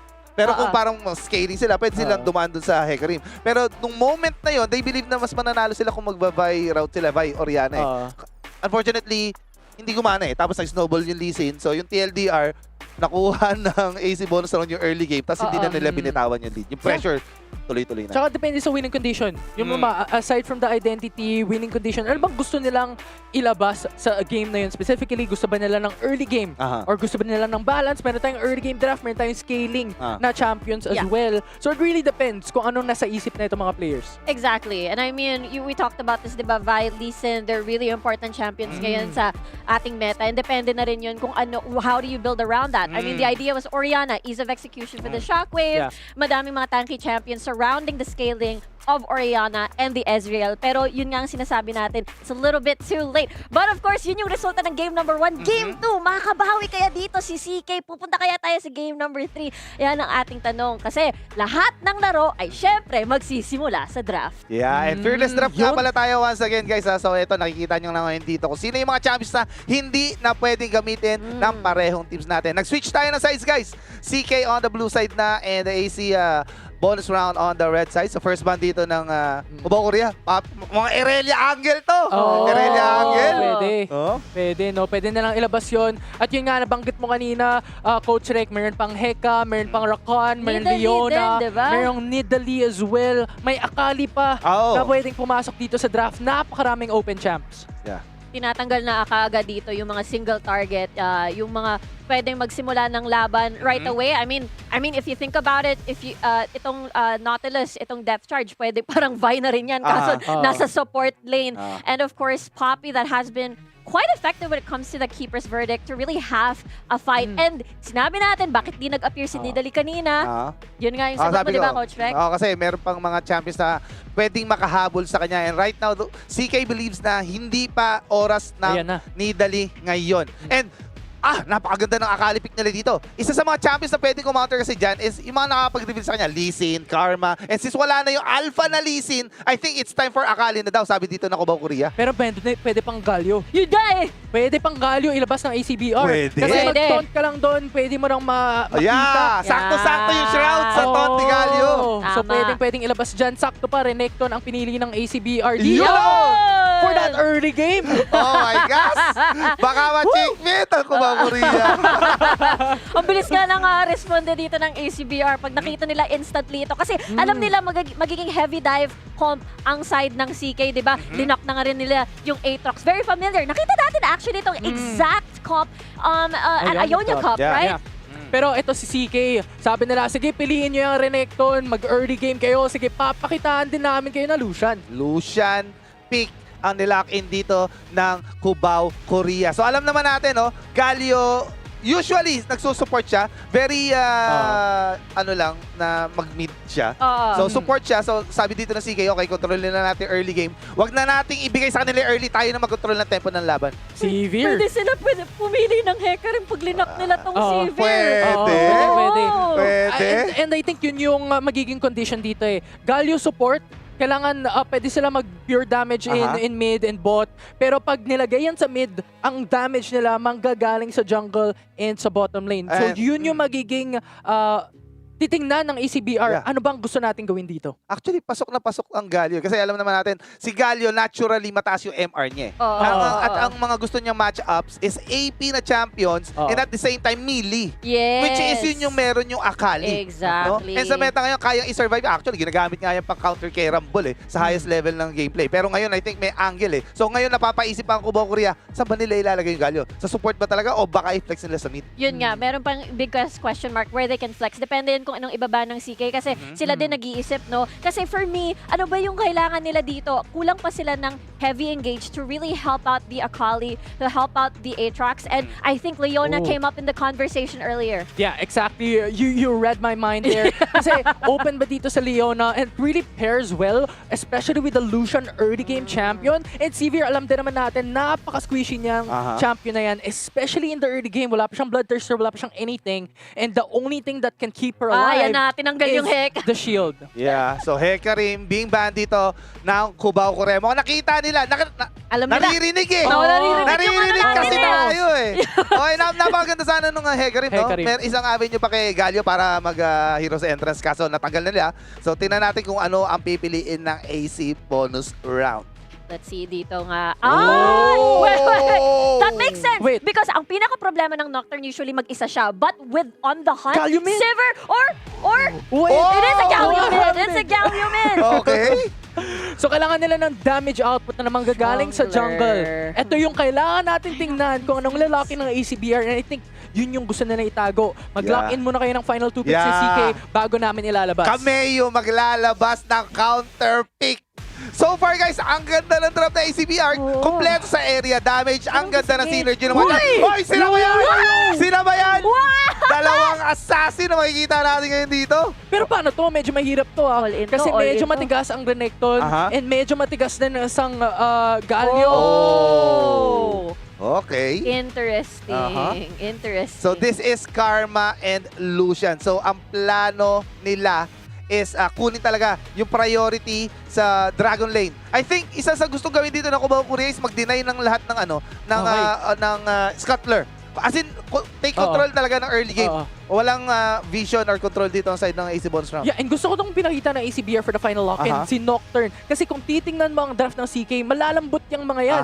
Lucian, Akali, Rengar, malambot din naman yung Rengar na yan. And yes, meron siyang heal to gain a little bit of that HP back pag na-burst damage siya. Pero nevertheless, mabubuhay ba yan sa isang Nocturne? Unless pumunta siya dun sa route na tank Rengar. I mean, it depends how the game goes, right? Kung makakakuha sila ng early lead or they're gonna be falling behind, right? That's how the adjustments is gonna work. One thing I like about the Nocturne pick, though, is that there's no backline if my Nocturne pick. But like Lucian's life, I would be scared for my life 24/7 because of that. And usually, ang isang problema ng mga Nocturne or Hecarim compositions is how do you actually have your the rest of your team follow up on the hunt. Really solves this problem, and it just really makes everything flow much better. Yeah, exactly. And I think ACBR sa sabog to at level 5, when ultimates are all up, you have Galio's Hero's Entrance, you have Nocturne's ultimate, you have Renekton sustain on top side, you have On the Hunt for the Sivir, you have Rakan's Charm. There's a lot of engaged tools here for ACBR. Wala pang disengage yung yung kabila. Kumbaga, sakto lahat ng rekado. Kompleto. Walang butas. Magkakatalo na sa execution. Pero syempre, knowing these players na highly mechanical, hindi malabo na ma-execute nila ng tama. Ang tanong ngayon dito, kung paano papanalo ng Cubao Korea itong game na to dahil sa draft na ginawa ng ACBR. And I believe ang susi doon is yung laning phase nila. Kailangan bago umabot ng level 5, meron silang enough na gold para mailaban itong laban na to. Exactly, and that's the breakdown ng mga casters. Syempre, game number 2 ito, ACBR, Cubao Korea casters. Take it away. And this is it. Match point already for ACBR. One game away to secure the win up against one of the most favorite team here in Wild Rounds Pilipinas. Eto na, mainit na guys. Meron na patutunayan itong mga to. Kumbaga, warm up lang yung kanina eh. Ngayon, pinagpapawisan na sila. Gumagalaw na yung mga isip nila ngayon. At nakita natin kung gaano ka-aggressive etong Akali on the mid lane. No? Talagang inaaurahan. Ito si Barnes. Pero tingnan din natin yung jungle pathing dito. Kasi papakita din naman nila ulit. Similar thing from what they did in Game number 1. You have JJ3, you have full clear on top side, pababa. And si Chinese 1, pataas naman ulit. Kumbaga parang ang sabi dito ng AC bonus round, papunta tayo lagi kay Daryl at saka kay Sonder kasi si Daisy kaya naman niya mag-weak side eh. Tiwala na lang tayo sa kapet. Katulad ng pinapakita kayo, no? Level 3 Renekton, winning that trade against Manila Alinam. Sakit niya na. Sakit talaga. Tapos ang mahirap pa dito, pag napita si Manila, wala siyang TP. Si Daisy meron. So I think yun yung magiging tinitingnan ng ACBR. Yes, pwede na nating iwan si Daisy. Nasabi mo kanina, kaya niyang mag-sustain sa taas. Pero even then, may TP siya dito. Pero yun nga, so far, this early game is all about getting that priority in terms of damage and summoner spells at that point. Yeah, and ito, pinapakita na kagad dito ng side ng Cubao Korea, di ba? Sabi sa inyo, gusto nilang mag-deny ng Scuttler at kuning control itong early game. Kaso yan na! Taunt on the rocks, has to force out the flash, and that's it. ACBR will not commit for the all-in. Pero kagandaan doon, nakuha nila itong Scuttler dito, as well as yung Scuttler doon sa top side. So meaning, madidelay yung level 5 power spike dito ng ating Nocturne. Pero syempre, Emperor tsaka Noxo. ACBR, medyo naipit. Emperor, very low already. Has to force out the barrier. 2 summoner spell out for Emperor. And I think that will be a bit of an advantage for ACBR. Yan talaga gusto nilang mangyari. Kung gusto niya ng early game, ibibigyan namin kayo ng early game, sabi dito. GG3. Emperor. Spotted. Wala, tagal niya mag-level 5, level 4 pa rin siya, guys. Naghihintay pa rin siya. No, meanwhile, Chinese 1. Look at the pings. Ayan na. You have JJ3 now patting himself down into the bottom side. It is a 3-man from ACBR side looking to get that kill, but here's that Oh! Rox is gone. That's the first blood for ACBR. But Chinese 1 as well Clean comes up. into fray as they want to clean it up. Double kill already for Chinese 1. Grabe! Make it triple as Barnes, Dareth, and Sonder was removed. At dito natin makikita yung gold lead na hinahawakan ng side ng Cubao, Korea at kung paano nila i-utilize ito. Instant replay. O kita nyo, instant 3 kills kagad dito para kay Chinese 1. Oo, kasi medyo nag-overstep din sila doon. Natamahan sila ng Torre. And syempre, yung labanan doon, initially 2v2, nagbabakbakan sila Emperor tsaka sila Dareth. So really, really good response there from Chinese 1. Pero gusto ko lang i-mention kung bakit nangyari lahat ng yun ha. At dahil yun sa priority na kinuha nila na using that Lucian and Karma na na-deny yung Scuttler na hindi nag-level 5 si JJ3 which denies them the play dun sa bottom side ng mapa. At yun yung nangyari na si Galio kailangan niya pa i-force yung hero's entrance niya sa ibaba kasi wala doon si Nock. Imagine mo, Nocturne ka, naglalakad ka pa palapit sa kalaban para lang makapasok yung Galio. Ganon ka-delay yung nangyari. At dahil doon, yan na nga, 1,000 gold lead ang hinawakan dito ng Cubao, Korea against AC bonus round. Oh, warm up lang yung kanina. Oh, ayan, nakikita nyo sa mga screen ninyo guys, yung mga players natin, Chinese 1 with that letter A cap, no? Habang seryoso sila. Manila Alinam dito. Ganda, no? Mayroong player cam yung tournament natin ngayon. But look at the pings here. Aha, CK you know. now wanting to get the jungle invade in the right quadrant jungle. They know where JJ3 is with that ward. With that information, you can jump in onto JJ3. You have Chinese 1 as well going for the chase, but just denies the blue. Akin na to. Sabi niya, pag gold lead ang pinag-uusapan, ibo-bloat natin yan. Lamang ang jungler ng Cubao, Korea. So, yung jungle ninyo, jungle ko na rin, sabi ni Chinese 1. Wala pang blue buff dito Wala si JJ3. Tapos tingnan mo yung dominance na pinapakita ni Chinese 1. Hindi ka pwedeng mag-jungle camp. Aha. Ako na mamamahay sa jungle ninyo. Kompleto pa yung blue side camp niya dito ha. Pero tingnan yung ginagawa ni Daisy oh. Nag-a-apply siya ng pressure doon sa top side ng mapa. Nagpo-proxy siya dito. Attracting the members dito ng Cubao, Korea. Tatlo to, naghahanap sa ulo ni Daisy. Hinahabol na, Rox with the flash, trying to get that root. He's rooted down, the calling goes through. Now forcing out the Dominus to play defensively. You have Acker 1 as well, going for the support. Hero's entrance, the counter attack. It is the Aerial who gets that kill. And they have to force to retreat back to safety. And ACBR, shockingly enough, gets that advantage. Ang ganda ng pagkakatago ni JJ3 doon. Hindi alam ni Akali or ni Akerwan na may tao pala. Ang gusto nila doon, isi-secure na yung kill. Dito kay Daisy kaso, bilang, ba't nakikalahati buhay ko? At bumaliktad yung laban dahil sa ganda ng synergy ng mga champions na ginamit dito na AC bonus round. Nakaabot, bigla naging 5 tao. 5 members bigla. Ano nangyari doon? Tsaka ang tanky ni Renekton with that Sunfire as well. Hindi na lang mapitas si Rox. Ang ganda ng pinakita niya initially with that flash and then root. Kaya nilang mapitas yun. Ay nakita mo din si Acker na nagpapat towards the mid lane to get that kill. But ACBR, really, really quick response. And that lead from CK in the initial phase of the game is now gone. These two teams break even. Almost 500 gold lead na lang hinawakan nila dito. 13 seconds mag-spawn ng ating first neutral objectives. And as we can see on the map, parehong teams natin ipaprioritize etong Rift Herald. Daisy, umuwi na. Magkakashot na siya dito para makasama. Ito yung mga bagong build ng Renekton ay tank build. So, yan na. Priority nandito sa Cubao, Korea. Spotted. And now you have CK starting up the Rift Herald. ACBR. Just wants to handshake, get that break. Pero nandito rin si Acker na nanggugulo dito sa ibaba. Naton, Barnes, field mo konti. Delikado, 3v1, medyo naipit. Still going for the chase. The Ignite burns him down. The HP is a bit low, but Thunder 1 gets pincered on right quadrant jungle. And now Daisy will be the target. It's a 3v4, well rather a 4v1 situation as Daisy has to go back, step back a bit, run over the hills. That will be it. A CK will not commit a fight under the turret. Napakaganda rin ang pagkaka-body block ni Barnes doon eh. Kasi yung shuriken toss dito ni Kali, dapat tatama kay Dareth eh. No? Parang binalib lang niya dahil doon buhay. Kaso ito. Hacker. Tapos lang, mainit yung mga Oo. kalahok natin, guys. Mainit. At nakita din naman natin dito, kanina tinatanong natin kung ano bang mga builds ang gagawin itong mga teams na to. Pero kung titingnan mo, si Barnes na Hollow Radiance, si Daisy naka Sunfire Aegis, medyo tanky ang pinapakita na itong dalawa na to ha. Oo, kaso yun na. Thunder 1, Aha. can entrance kay Manila, sumabay pa si Daisy on a 2v1, has to force out the World Ender, but nandito na si Chinese 1 Yeah. for that support as Daisy now in danger, but you have JJ3 as well with that ultimate, blinding every single one. So right now, ang nag-a-apply na ng pressure ang AC bonus na kasi they recognize na yung gold lead naman na hinahawakan ng Cubao Korea na kay Rengar lang eh. So kapag wala si Rengar, pantay pa rin yung laban. Pero dahil sa space na ginawa nila, Emperor taking that first tier tower sa mid lane. Oo, i-hover lang namin yung top side. Hindi kami mag-engage kasi gusto namin yung tier 1 in mid lane. Now ACBR wants to get a trade back in value. Now Grand Entrance connects onto Emperor, but damage is not gonna be available. And now Barnes in danger with an ultimate coming from Rocks as well. As Barnes goes down, CK gets the advantage, but Daisy looking for a trade back. Flash over the wall as Lucian will be targeted.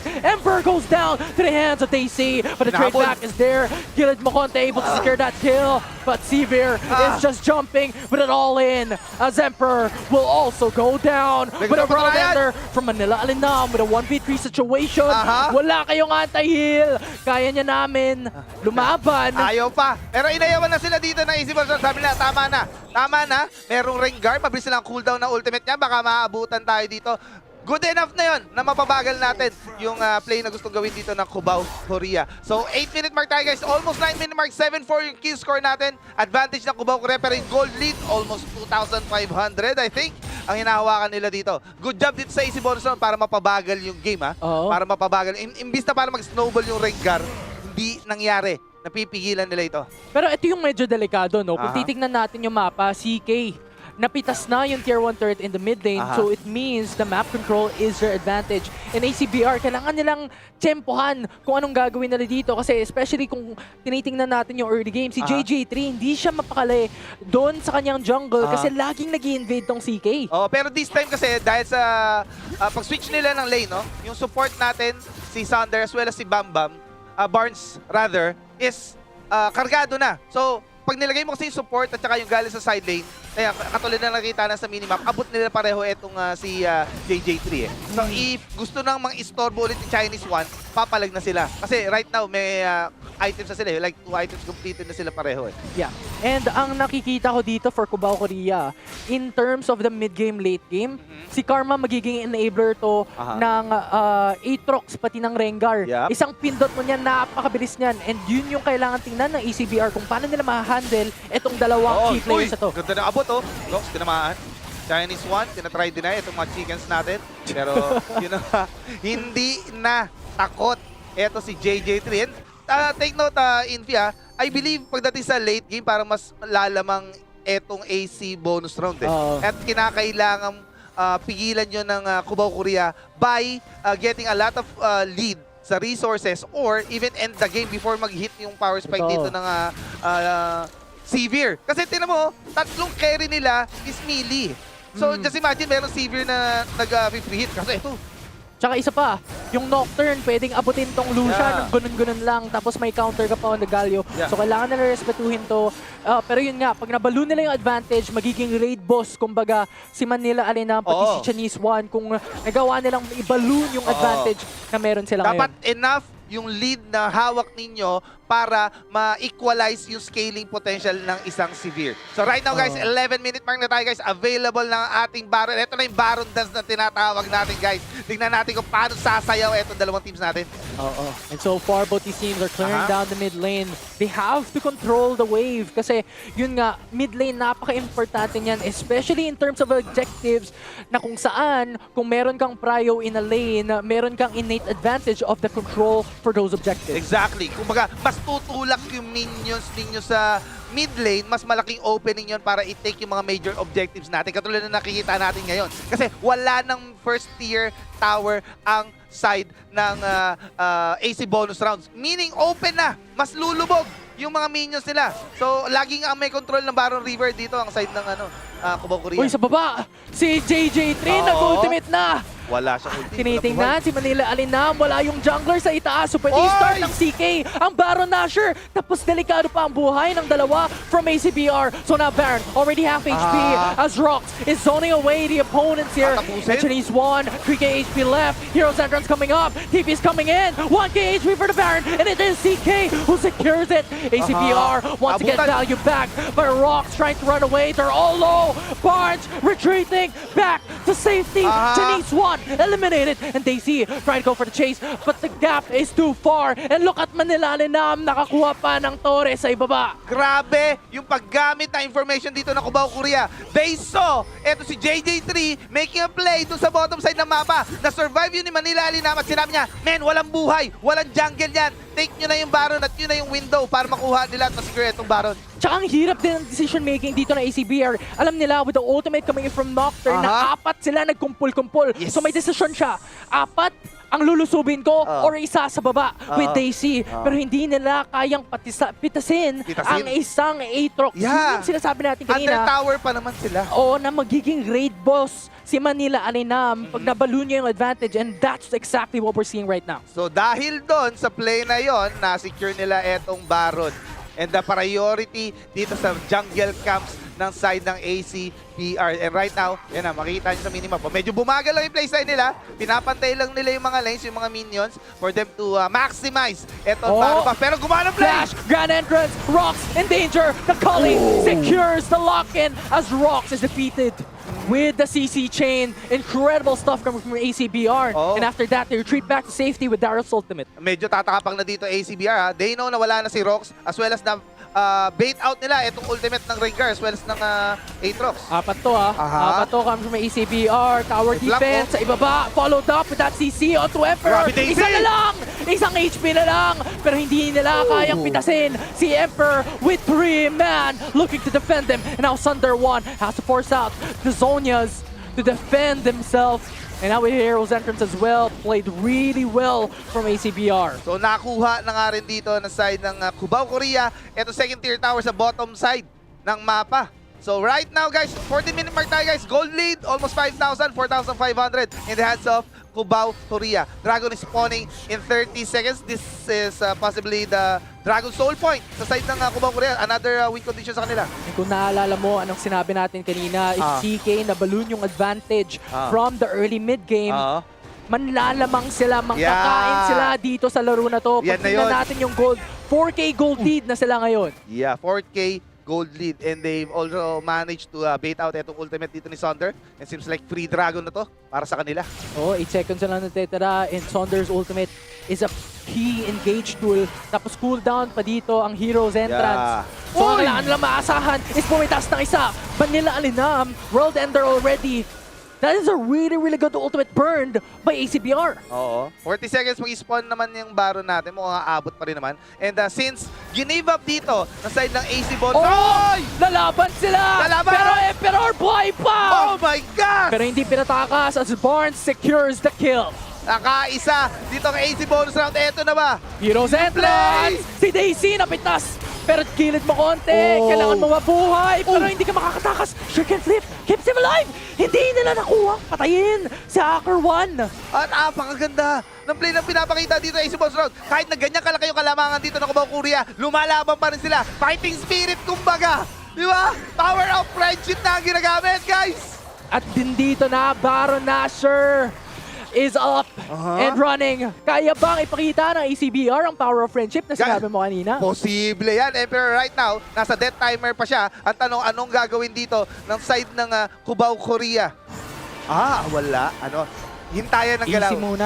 Relax muna. I-manage muna natin maayos yung mga minions bago tayo gumawa ng play sa Baron. Tsaka isa pa, gusto ko yung vision control dito ng ACBR. Kung nakikita Ganda. mo yung mapa sa itaas, sa Baron River, they have they have 2 wards there, and they have the scuttle control as well. So if ever CK forces out the Baron Nashor, they know, they have information. Yan na lang yung value na kinuha nila kanina nung give up nila yung Dragon. Sabi nila, okay, give Dragon pero take control na lang sa Baron River. As unfortunately, ubus na yung oras ng mga wards nila. So, kumbaga, turn na ng CK. Delikado Okay, dito. ano lang, flex lang ng mga mechanics dyan. Oy! Uy, ba't ka pabalik? Oy! Dahil may third skill naman, relax ka lang. Easy. Easy. Pinapakaban niyo kami. Ano, mainit kasi yung laban na to eh. 5 to, nasa itaas, Ayun CK. na. Oy, Go for the nabutan! jungle invade! Daryl, kailangan mo tumakas. Has to force the ultimate to play defensively. Heroes entrance, may ibaba. Knock up onto Manila Alinam. But the nabutan. World Ender is keeping him alive. And no one can bring him down. ACBR, isa na lang natitira. DC, napatas pa. And CK with the ace. With the ace! So ang tanong, anong gagawin dito na side ng Cubao Korea? Walang angle.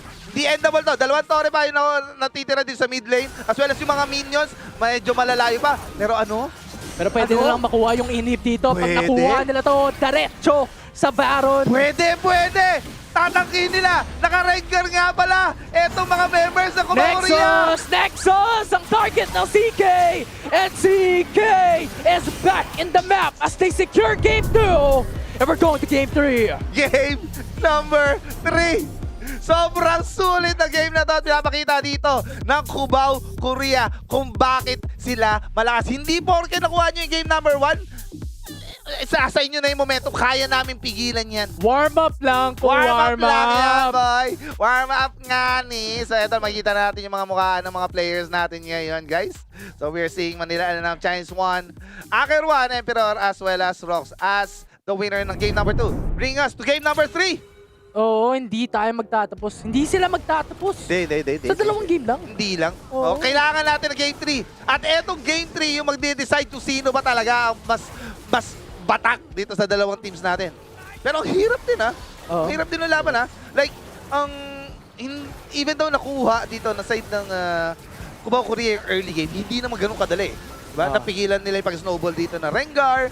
Diba? And at the same time, nakakagawa rin ng magagandang, nakukuha ng easy bonus round yung mga opportunities para maka-comeback sana kasi unfortunately, nakakasagot din yung Cubao Korea. Oo. Ang hirap kasi galawan. And yes, in fact, meron kang Nocturne, meron kang Ultimate that can access yung mga squishy targets. Pero you also have to keep in mind, marami silang peel dito. Si Rox, meron kang shield coming from Karma. Si Akali, hindi naman din ganyan kabilis mapitas yan. Kasi meron siyang shroud. Keep them safe. And ganun din, si Aatrox with the World Ender. Ang pinaka-crucial talaga doon, alam mo kung ano? Yung triple kill ni Chinese 1 sa bot lane. Oo. Matic. And ang lahat ng yon nangyari, alam niyo kung bakit? Dahil sa pag-recognize ng Cubao Korea na may priority sila sa bot lane, meaning kaya nilang i-deny yung Scuttler para ma-deny yung level 5 power spike ng Nocturne, which resulted to opportunity sa kanila or deny yung opportunity sa side ng ACBR na magkaroon ng play yung Nocturne early in the game. Oo, tsaka macro din ng CK. Macro talaga. Macro. Mga pro yan, ex-pro yan eh. Oo, kasi si JJ3 nasabi mo kanina level 4 nung Tagal niya level 4! nagtulak sa baba. Ang tagal niya level to get 4! that kill, pero si Chinese 1 alam na. Alam na natin. Alam na. At sumuporta sa baba kaagad-agad. Pero of course, Manila Alinam. Tingnan mo yung damage, tingnan mo yung defensive capability na itong tao na to. Napakalakas. Isa sa mga crucial din na play na ginawa niya is nung na-survive niya yung tower dive sa kanya dun sa Baron take ng diba, sa late game. MVP natin, no? Chinese 1. Oo. 3 kills kaagad nung una pa lang. Yan lang pala yung kills na nakuha mo. Yung early game. So 3-1-8 ang ating Rengar. Pero still, yung pressure na ginawa niya. Actually, yung last play, nung nahuli nila si Daryl, siya rin yung nag-call nun eh. Oo. And ang dami lang talaga nilang tools. And yun nga nasabi natin kanina, si Karma, ang dami niyang pwedeng enable na champions. Totoo. Meron siyang Akali, merong Aatrox as well as itong Rengar. Pero syempre, tawagin natin si Rico. Ayun. Nandito na ako. Andiyan ka na pala. Ayun na, nag-teleport ako dito sa lane nyo. Ngayon, ayan. Nagbabalik tayo dito sa ating analyst couch. And yun ang nakita natin, bumawi itong si Cubao Korea. And I just wanna point it out there that yung composition nung ni Bonus, parang hindi sila makaporma, no? Kasi the way that their comp works is that they're always gonna be all in. Sila dapat yung mag-engage para makakuha sila ng maximum value of the champions that they pick. Ang problema, hindi sila makaporma, hindi sila makahinga, kasi lusob naman tong si Cubao Korea, di ba? Kasi yung gold lead na hawakan kagad ng Cubao Korea. Isipin nyo, kailan natin nakita na ginawa nila yung Nocturne ult, paranoia sa Heroes Entrance, tapos susunod. Walang nangyari. Wala. Kasi laging nauunang gumawa ng play ang Cubao Korea. Tsaka yun, exactly. Ang ginagawa ng ACBR dito, reactive. Tama. Reactive. Yung heroes entrance sila, always being Defensive. played defensive. Exactly. Di aggressive. Tama. And yun yung key ng key condition, win condition rather, ng AC bonus round. Ay yun nga, sila dapat yung maunguna. Pero Oo. problema, yung gold lead. And I wanna point out, grabe si Gilid mo. Gilid mo konti. Oo. Oo. Kasi ang ginagawa niya, lumulusob siya, tapos nagiging golden. Oo. Pero tapos na nagagamit yung heroes entrance agad-agad. Imbis Oo. na napipilitan sila kasi syempre anong gagawin mo against an Akali, right? You really want to get in there and really deny. Pero sa sobrang in the lead na nitong CK, they can do plays like that already. Tsaka yun din, pag nawala na yung heroes entrance, ito na yung signal para kay CK. Oo. Pwede na tayo lumusob. Wala Oo. nang kakancel sa atin sa Totoo engage yan. natin. Kaya nga, imaginein mo kung ikaw si Dalef doon, yung ADC, dalawa yung assassin. Diba? Isa lang yung hero's entrance. So after kang i-atakihin or i-target dito ng isang ringer or ng Akali, meron pang isang Meron pang hahabol isa. sa'yo. Exactly. So good luck na lang sa'yo kung paano ka makaka-position or spacing mo sa pagdating sa teamfight. Kaya nga, yun yung sinasabi natin, right? When you're up against these compositions ng mga medyo backline heavy, mga assassins, parang nawawala na yung existence ng backline kasi everything is a frontline on paper. Exactly. So, ayun na nga, 1-1 na tayo dito sa ating series. I'm very, very curious kung saan mapupunta. Tama nga ba ang caster prediction na CK ang magwawagi? Or magkakaroon tayo ng very first upset at very first game number 3, syempre. Ito, ang ating Wild Rounds Pilipinas Open ay magbabalik pagkatapos ng short break.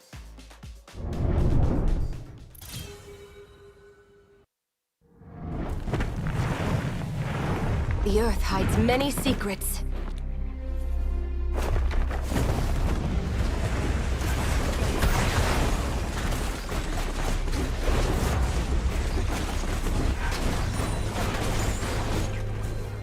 Let's shake things up!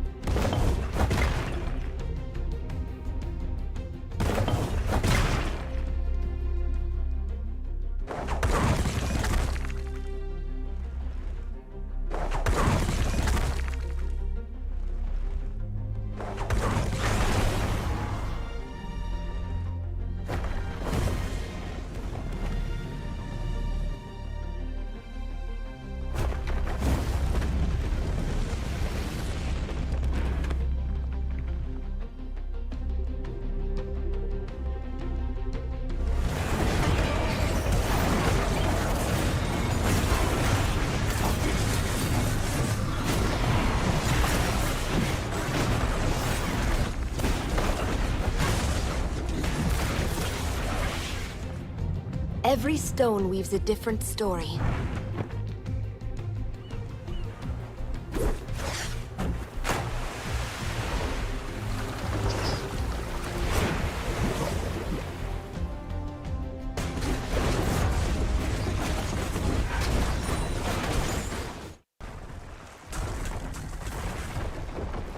I am Eastall.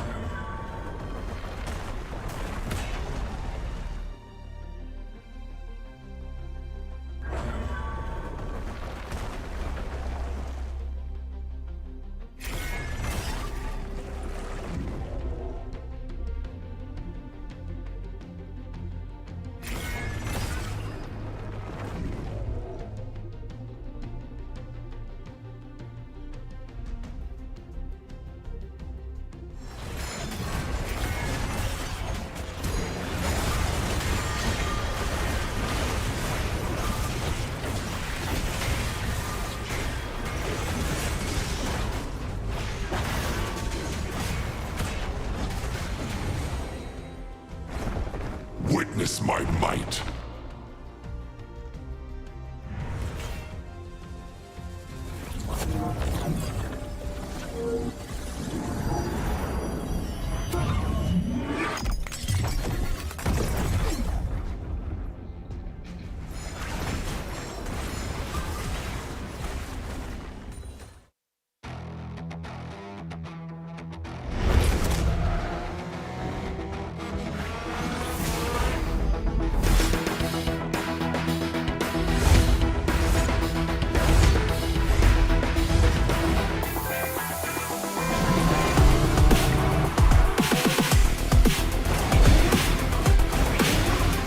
Feel my speed.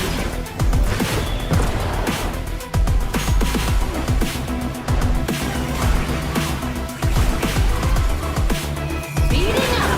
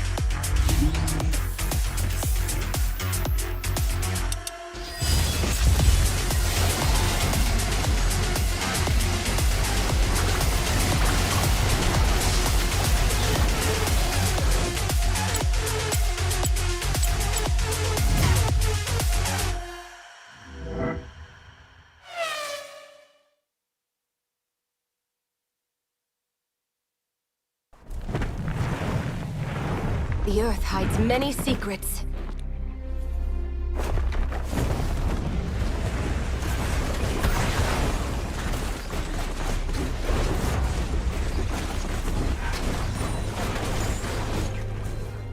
Let's shake things up!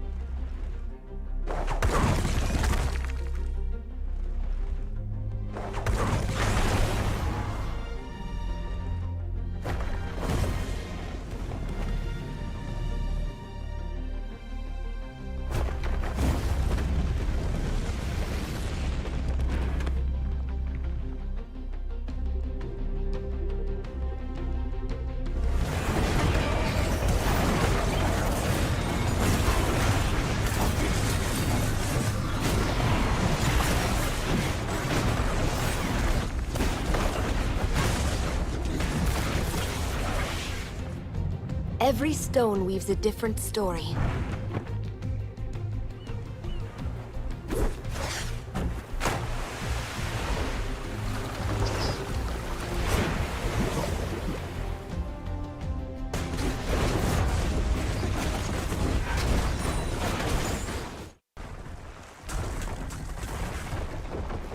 I am Eastall.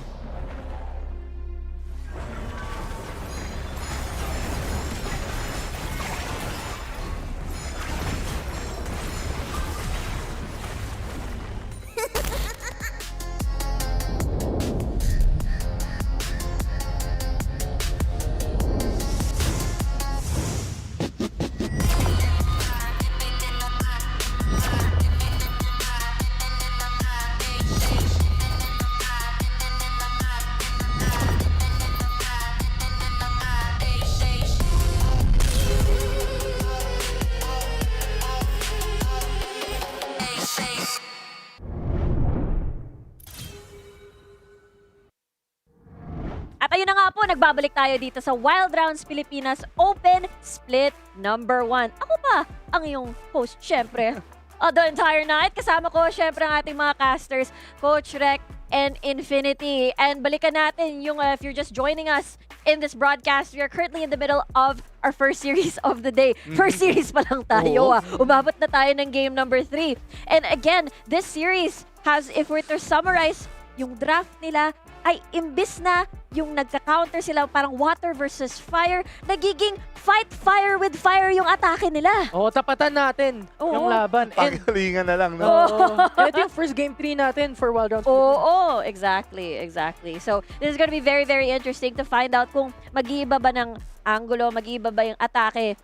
Because this is 1-1, abot tayo sa game number 3. Ang prediction, tandaan ng buong casting ng caster couch natin ay CK, Cubao, Korea ang mananaig dito sa series na ito. At kung bakit, it's only because there's a lot of veteranship sa side ng CK. All-star, Infinity Stones, kagaya ng dinescribe ni Infinity. So, I'm very, very excited if we're gonna be seeing an upset coming from AC bonus round, or will CK really just needed that game number 1 to warm up as we get into the draft?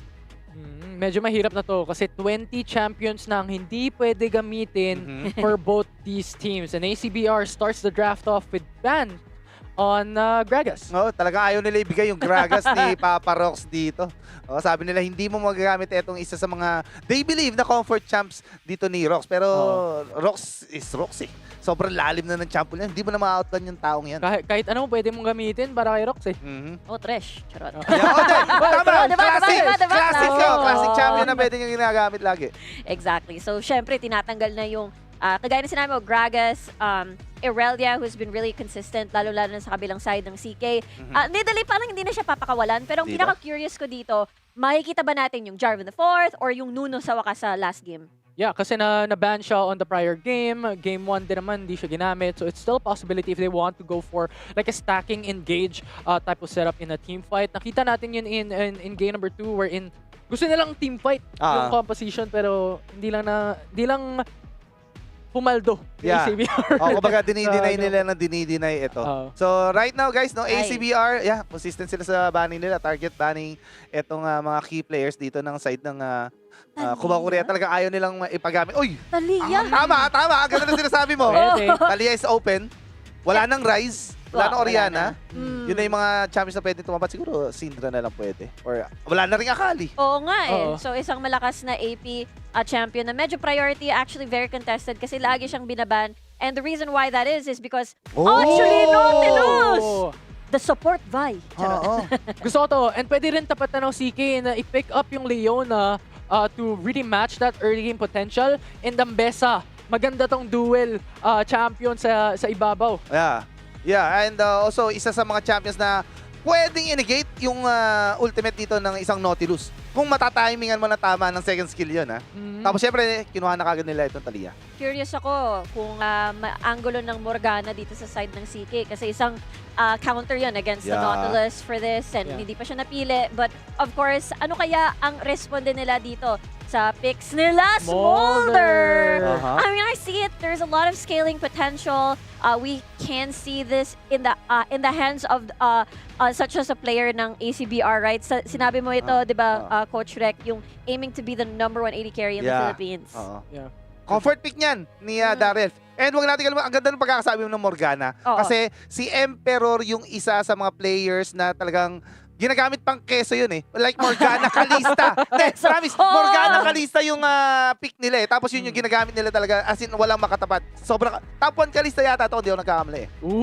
Mainit. Spicy. Ano sabi mo nga din kanina, no, na itong ADC na to, road to top 1 ADC, kumbaga, tinatapatan. Kumbaga talaga china-challenge niya yung mga ADCs dito. Yun talaga yung goal niya, maging top 1 ADC. So ito, nilaki na nila ang isang Ornn. Ganda ng draft ng parehong teams. Oo nga eh. Parang sinabi natin fight fire with fire. Now they have a Rumble Equalizer. And at this point, usually pag nakikita tayo ng Equalizer, it's really good at these Dragon Baron fights. Lalo na kung poke champion yung nasa CK side, kung yun man yung pipilian nila. But I like the bans on the junglers kasi hindi pa napipili ng ACBR. Talagang kinoconstrict. Ano kaya ang pipilian ng ACBR at this point now that nababawasan? Yeah. And I wonder if a Riven is still in consideration here for any of these two teams. And kung makikita natin na yung mga Baron Lane champions na ilabas na sa mid lane. Because traditionally, back to classic kung ilalabas nila to enable that 4-1 setup. Actually, di ako magtataka pag nangyari yun. Kasi meron na silang Talia eh. Talia is a flexible champion pa rin naman eh. Pwede pa rin naman gamitin yan sa jungle eh. No? And also, ang kagandahan pa doon, pag napunta siya sa jungle, somehow parang tatanggalan niya ng opportunity yung Nautilus eh. Kasi di ba, hook na Nautilus may pader eh. So parang tanggal angle kagad yun. Tsaka ang bilis pa ng isang Talia. Yeah. Pag ilagay mo sa jungle, kaya niyang sumuporta agad in those team fights in side lanes or even in mid lane. So that is a potential for CK to bring out here for game 3. I'm really curious. Ayun, Yun nga. tinanggal Nice na. call. Riven. Removing the Riven. Ano pa bang jungler? Weh! Mundo? Are you sure? Talaga. Okay guys, huwag natin kalimutan. Gusto ko lang i-mention nagmo-Morgana jungle nga pala si Chinese One. Yeah. So if ever na gusto nilang gamitin yung angle na yun, pwede nilang gawin. Oh! I love this if they do lock in the Varus. It's a good hold. It's a good pick composition. It also allows you to really scale safely. Pero ito yung sinabi ko kanina, di ba? With the equalizer available, pwede ma-displace yung position ni Emperor. Depende yan at maalis at ma-damage ng sobra-sobra. Kasi hindi mo naman kailangan talaga. Equalizer can really reach the backline effectively. Tsaka isa pa, yung Varus kayang ma-pressure itong Smolder sa ibaba. But Ayun yeah, na nga. if Morgana is gonna get locked in, it can be placed in the jungle. Yeah, pwedeng jungle. Pero pwede ring support. I think magno-Nautilus jungle na lang sila dito kasi Nautilus has the, if not the fastest clearing jungle. Pero ito, ang ganda ng pick ng Yasuo dito. Na-balance out kagad yung damage output nila. Having AP champion doon sa Baron Lane, Yasuo magpo-provide ng additional AD sa comp nila. Pero eto na. Ilalabas na ba? Silence. Garen mid? It can be a Garen mid. Possible. Like, Basta itatapat yan sa Yasuo. Oo. Yan ang gagawin nila dito. Kasi easy silence, basically just really making sure that Yasuo can't get priority.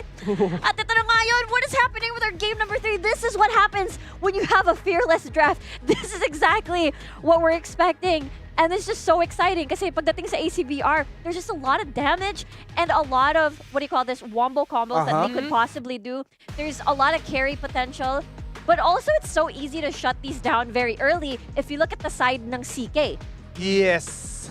Tama ang ang ganda na kasi sobrang flexible pa. Actually hinihintay ko pa kung kanino mapupunta yung mga champions eh. Kasi sobrang flexible pa eh. Like pwede mag-jungle yung Talia, pwede mag-mid yung Talia, pwede mag-top yung Garen, pwede mag-mid yung Ambessa, pwede mag-jungle yung Ambessa. Pero right now nakikita na natin na talagang tinapatan nila ng Garen yung Yasuo. So tinanggal na kagad nila yung snowball potential ng Yasuo kasi never mo talaga mababurst yung isang Garen eh. Oo, tama. Exactly. And nilagay nila si Morgana sa baba. So tama ka nga, no? Nautilus ilalabas nila sa jungle. Yeah, oo. Kasi sobrang bilis na clear talaga niyan eh. Siya talaga, if not, siya yung fastest na clearing jungle champion. Fastest clear and parang may Vika na rin kasi meron kang depth charge dito just to really single out everything. And sila pa, CK does not have the Morgana, so they don't have that spell shield, Black Shield to really safeguard them. And I think it pairs well. Pag nag-AP Nautilus to, sabayan mo pa ng Yasuo, nag-e-enable ka na nga ng ultimate ni Yasuo. Burst damage pa yung ilalabas mo kasi ipares mo with a depth charge and Yasuo combo. that's gonna be deadly. Oo. At saka tamang timing, yung hook ng Nautilus na poproc din yung ultimate ni Yasuo. Yes, exactly. So napaka-exciting ng mga pangyayari. Talagang very fitting for a game number 3. And tandaan, first series pa lang natin yan dito sa Wild Rounds Pilipinas Open. Iba-iba ang approach ng ating mga teams ngayon. Pero syempre, final game of the first series, Cubao, Korea, Ace versus ACBR. Sino kaya ang mananalo between these two? Let's find out. Casters, Europe. Oh, the final game to decide who wins this series and who wins this match. Both CK and ACBR now on match point. So ang ginawa dito ng Cubao Korea, instead na itapat nila si Garen kay Yasuo para i-neutralize, ang sabi nila, tanggalan na lang natin ang resources.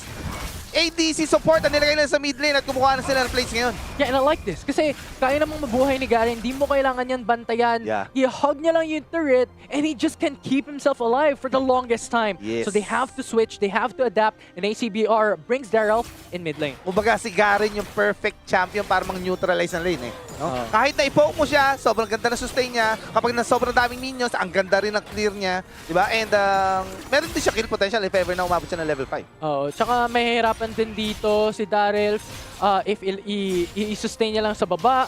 Technically, magkaka-advantage din dito si Emperor and Brox if you just leave them alone into the mid lane. So they really have to adapt, they really have to adjust. Now the question is, who will get that early game advantage? Because so far, from the prior 2 games, nakita natin clearly sino yung mga players and sino yung mga teams na nakakakuha ng advantage na yun. But this time around, it's not exactly shouting kami makakuha ng early game.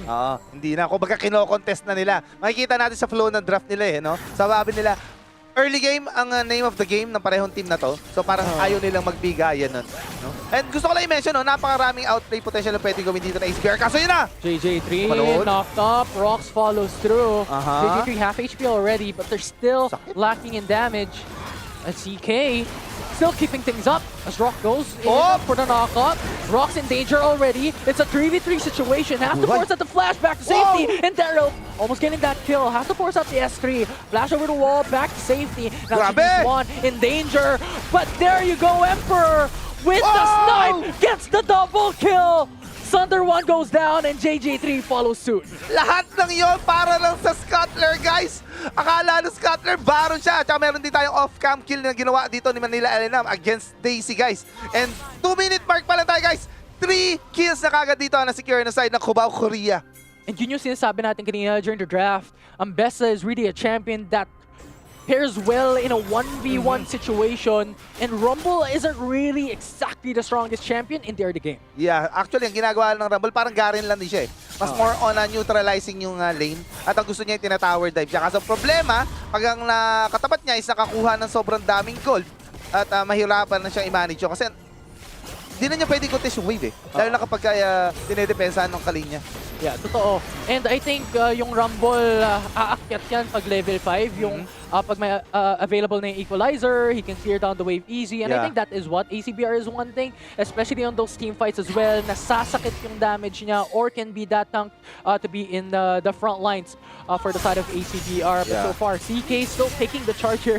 Nakita natin si Manila Aninam. Tamang proxy lang sa ibabaw. Yeah, applying pressure dito and inviting yung jungle dito ng ACBR na pumunta ka dito. Kasi kung hindi, pahihirapan ko talaga to. So this is a tank Rumble, guys. Nakagrass up niya dahil siya in going for the Sunfire Cape build.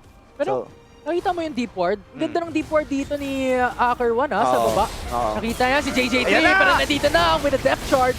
Knocks up onto Aker1 on the Garen.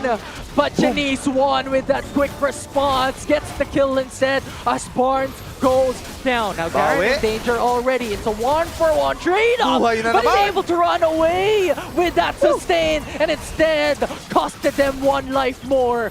CK gets through. And they're going for the tower dive as Daryl and Sunder is though already. Emperor going for the flank into the backside. Has to force out a flash, but it doesn't matter. As CK gets 2 more on top. Grabe naman! Emperor naglabas ng doggy emote at securing those kills. 7 kills na kagad ang na-secure dito versus 0 against AC bonus round. Sabi dito yata ng Cubao Korea, gusto nyo talaga makita kung sino kami ha. O sige, pagbibigyan namin kayo, ilalabas na natin. Grabe yung mga outplay, nabuhay si Rox kanina. Almost dead na. Gilid mo konti or si Aker1, nabuhay rin. Oo. And I think that goes into the macro play once again. One, yung deep ward ni Garen, kuha kaagad ang information si CK, so quick response coming through. Si Chinese One, ang ganda, or well, rather, napakabilis niyang champion na yan to go into those responses with that wall, with that surf. And alam din naman natin, si Emperor dito, pati si Rox, medyo delikado sa gitna. And Chinese One, with the wall, quickly goes in for the response in the mid lane. Rox. Ipit si Rox dito with that CC chain from ACBR. But with that said, no commit for ACBR, no kills here in the mid lane. Yeah, so trinay lang nila gumawa ng play. Afford pa naman nila yan kasi mag-spawn pa naman yung neutral objectives natin in 45 seconds. So enough time yun para mag-cooldown yung mga ultimates nila, no? Kasi ang laki na ng gold din na hinawakan dito ng Cubao Korea. Just imagine guys, wala pa tayo 6-minute mark. Na to, 5K, 5.3K gold lead ang hinahawakan nila. So if ever na gusto i-contest ng AC bonus round yung objectives, 5K gold lead ang kakalaban nila. Pasig na rin yung Torre. Isa pa, yung gold advantage na yan, kung titingnan mo yung scoreboard, na kay Emperor mostly, yung advantage na nakuha nila. If you're matching it on a 1v1 basis on a mirror matchup, 1.3K gold lead ang advantage ni Emperor against Daryl. Yeah. Actually, lahat ng members Alam mo, you got it, no? 5,700 against 3,900. 1,700 yung gold lead naman niya. At parang sabi dito ng ACBR, ano kukunin natin objectives? Sabi dito ng CK, tinan nyo, hindi sila nagko-commit Hinahanap nila kung anong kukuning objectives sa ACBR. Tapos doon tayo pupunta. So, they've got the information na wala sila sa referral, baka nasa Dragon, wala rin sila doon. So, tinan nyo, lumilipat na referral yung ACBR, lumipat din yung Cubao Korea. Wala kayo makukuha neutral objectives. Kasi kaya naming labanan. Ang laki ng advantage namin. Sige, try nyo lang. Try nyo. Tatapatan namin yan. Wala kayong makukuha. Bantay, sarado, parehong neutral objects. Right now, sinistream na ito ni Chinese One. Sabi nila, okay, kung hindi sila papalag talaga, kumukuha na lang na Torre itong si Barnes sa bottom side ng mapa. Yeah, and the pings are there as well for CK. They want to get 2 out of 2 objectives. Mountain Drake, actually so much vision control here. The macro of CK is impeccable. Grabe rin yung pressure na pinapakita dito ni Manila Alinam. Having that gold lead, almost 2,000 against his laner, no? Na-invite niya si JJ3. Kaya ba? Alinam, nandito na ang apat. Gustong pitasin si Manila Alinam, pero takbo lang hanggat may lupa. Pero nilabas na lahat ng ultimate. CC Chain is incredible. Has to force out the public execution, but the damage would be enough. Gets the kill onto Manila Alinam. Pero but Rox calls the Forge God, knocks up onto JJ3. Sinundan pa ni Chinese One sa likod. Pinasin si Saunter 1 na wala na. And 3v3 at the moment as Stacy looks for the chase. The flash over the wall. And now it is Chinese One who goes down, but Rox finds the trade back. They're still fighting as Garen is on the flank as they get the kill on another. Rox goes down. It's a 4-for-3. Lumaban dito kay Akerwan, hindi niya alam, parating na si Manila Alinam. Okay, umatras na sila dito. Okay, so napababa nila yung gold, I mean, at least nakakuha sila ng 4 kills doon. Shutdown gold, another gold na pwede nilang gamitin. Pero still, the gold lead still remains 7,000 naman ngayon. Akerwan, hinahabol sa Thunder. Ayaw na. So medyo bumaga na. Relax. Sabi niya, hintayin natin ma-ultimate. Mainit to Si Manila, nasa gilid lang. Dito pa si Rox. Ultimates are not in the equation. They have public execution for Ambessa. If they want to start up this fight, they can. Now Manila Alinam trying to just tackle. And now the public execution onto JJ3. It's a 4-man dive coming from CK. Onto the left quadrant jungle. There's just no escape as they get the kill easy to JJ3. Yeah, recognizing that they have a huge amount of gold lead dito. Sabi nila, sakupin na namin yung jungle ninyo as well as ito top lane. Chinese One, umiinit pa. Gusto na isa pa. CK nakapitas at natanggal si Barnes. At lahat ng iyon ay dahil nakikita nila sa mapa si Daisy. Nagsishow siya sa bottom side ng mapa. Sabi nila, okay, sige, kunin mo yung Torre dyan. Kukuha rin kami ng maraming Torre sa inyo plus kills yung mga members mo. Ayan o. Yan nyo, 13 to 4 kill score. Gold lead 8,000. But the question is that even worth it? Kasi, yes, ACBR got the tier 1 turret into the bottom side of the map, but CK got 2 tier 2 turrets, or rather 2 tier 1 turrets in mid and top side, and they got a lot of kills on top of that. Now, this in a bit of a pickle for ACBR on how they're going to tackle this kasi si JJ3 Naka-AP build siya. So pag siya nagsimula ng fight, he can easily be bursted down by a lot of these champions for CK. Yeah, ang problema ng ACBR kasi, actually, ayaw nila ng away. Ang gusto lang nila mangyari, Gulo lang. patagalin nila. Oh, gulo lang!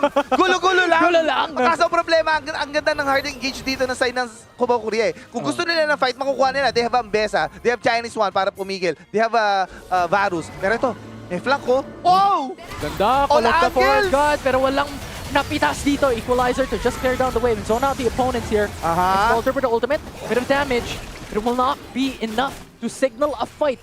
CK, huge pressure. You have Manila pressuring bot side, and the rest of the crew in mid and top. Yan, nagsishow na yung dalawang members dito na side ng CK doon sa bottom side. So parehong side lanes natin dito.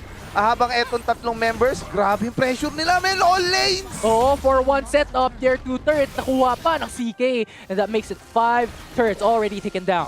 Almost 10,000 gold din na hinahawakan dito ng Cubao, Korea, guys. Kumbaga, kung Cubao to Korea, siguro nasa naiya na sila ngayon. Oh. Parang one step closer to Korea na sila sa pinapakita nila. Nandun na sila, nag-ano na sila eh. Then nag-impake pala. Nag-impake sa jeep. Ay, sa jeep. Sa jeep. Excited eh. Excited kasi sila eh. Sa 30 seconds guys, mag-spawn ng ating next Baron. Kontrolado. Tingnan yung ginagawa ng Cubao, Korea. Papunta sila, tinitingnan nila yung timers ng mga buff eh. So kapag mag-spawn na yung blue buff, pasok sila sa blue buff. Pag spawn yung red buff, papasok sa red buff. Uy, They have the Baron, information. Ay, Baron mas na! Baron! Uy, boss! Sir Jeep! Sir Jeep, isigan niyo lang! Walang information si ACBR. Wala eh. So this might be a free Baron Nashor. And I guess ACBR can deduce that there is a potential Baron take. Yeah. But they still can't fight this. Wala silang magagawa. Sobrang laki ng gold din na hinahawakan ng Cubao, Korea. Ang pwede nila lang magawa dito is siguro i-deny itong soul point. Like, kahit mamatay na yung Nautilus as long as makuha niya. Kumbaga, afford na nila yon kesa makuha ng Cubao, Korea to. Kasi ang kailangan nilang gawin dito, mapa-scale nila si Darrelf eh.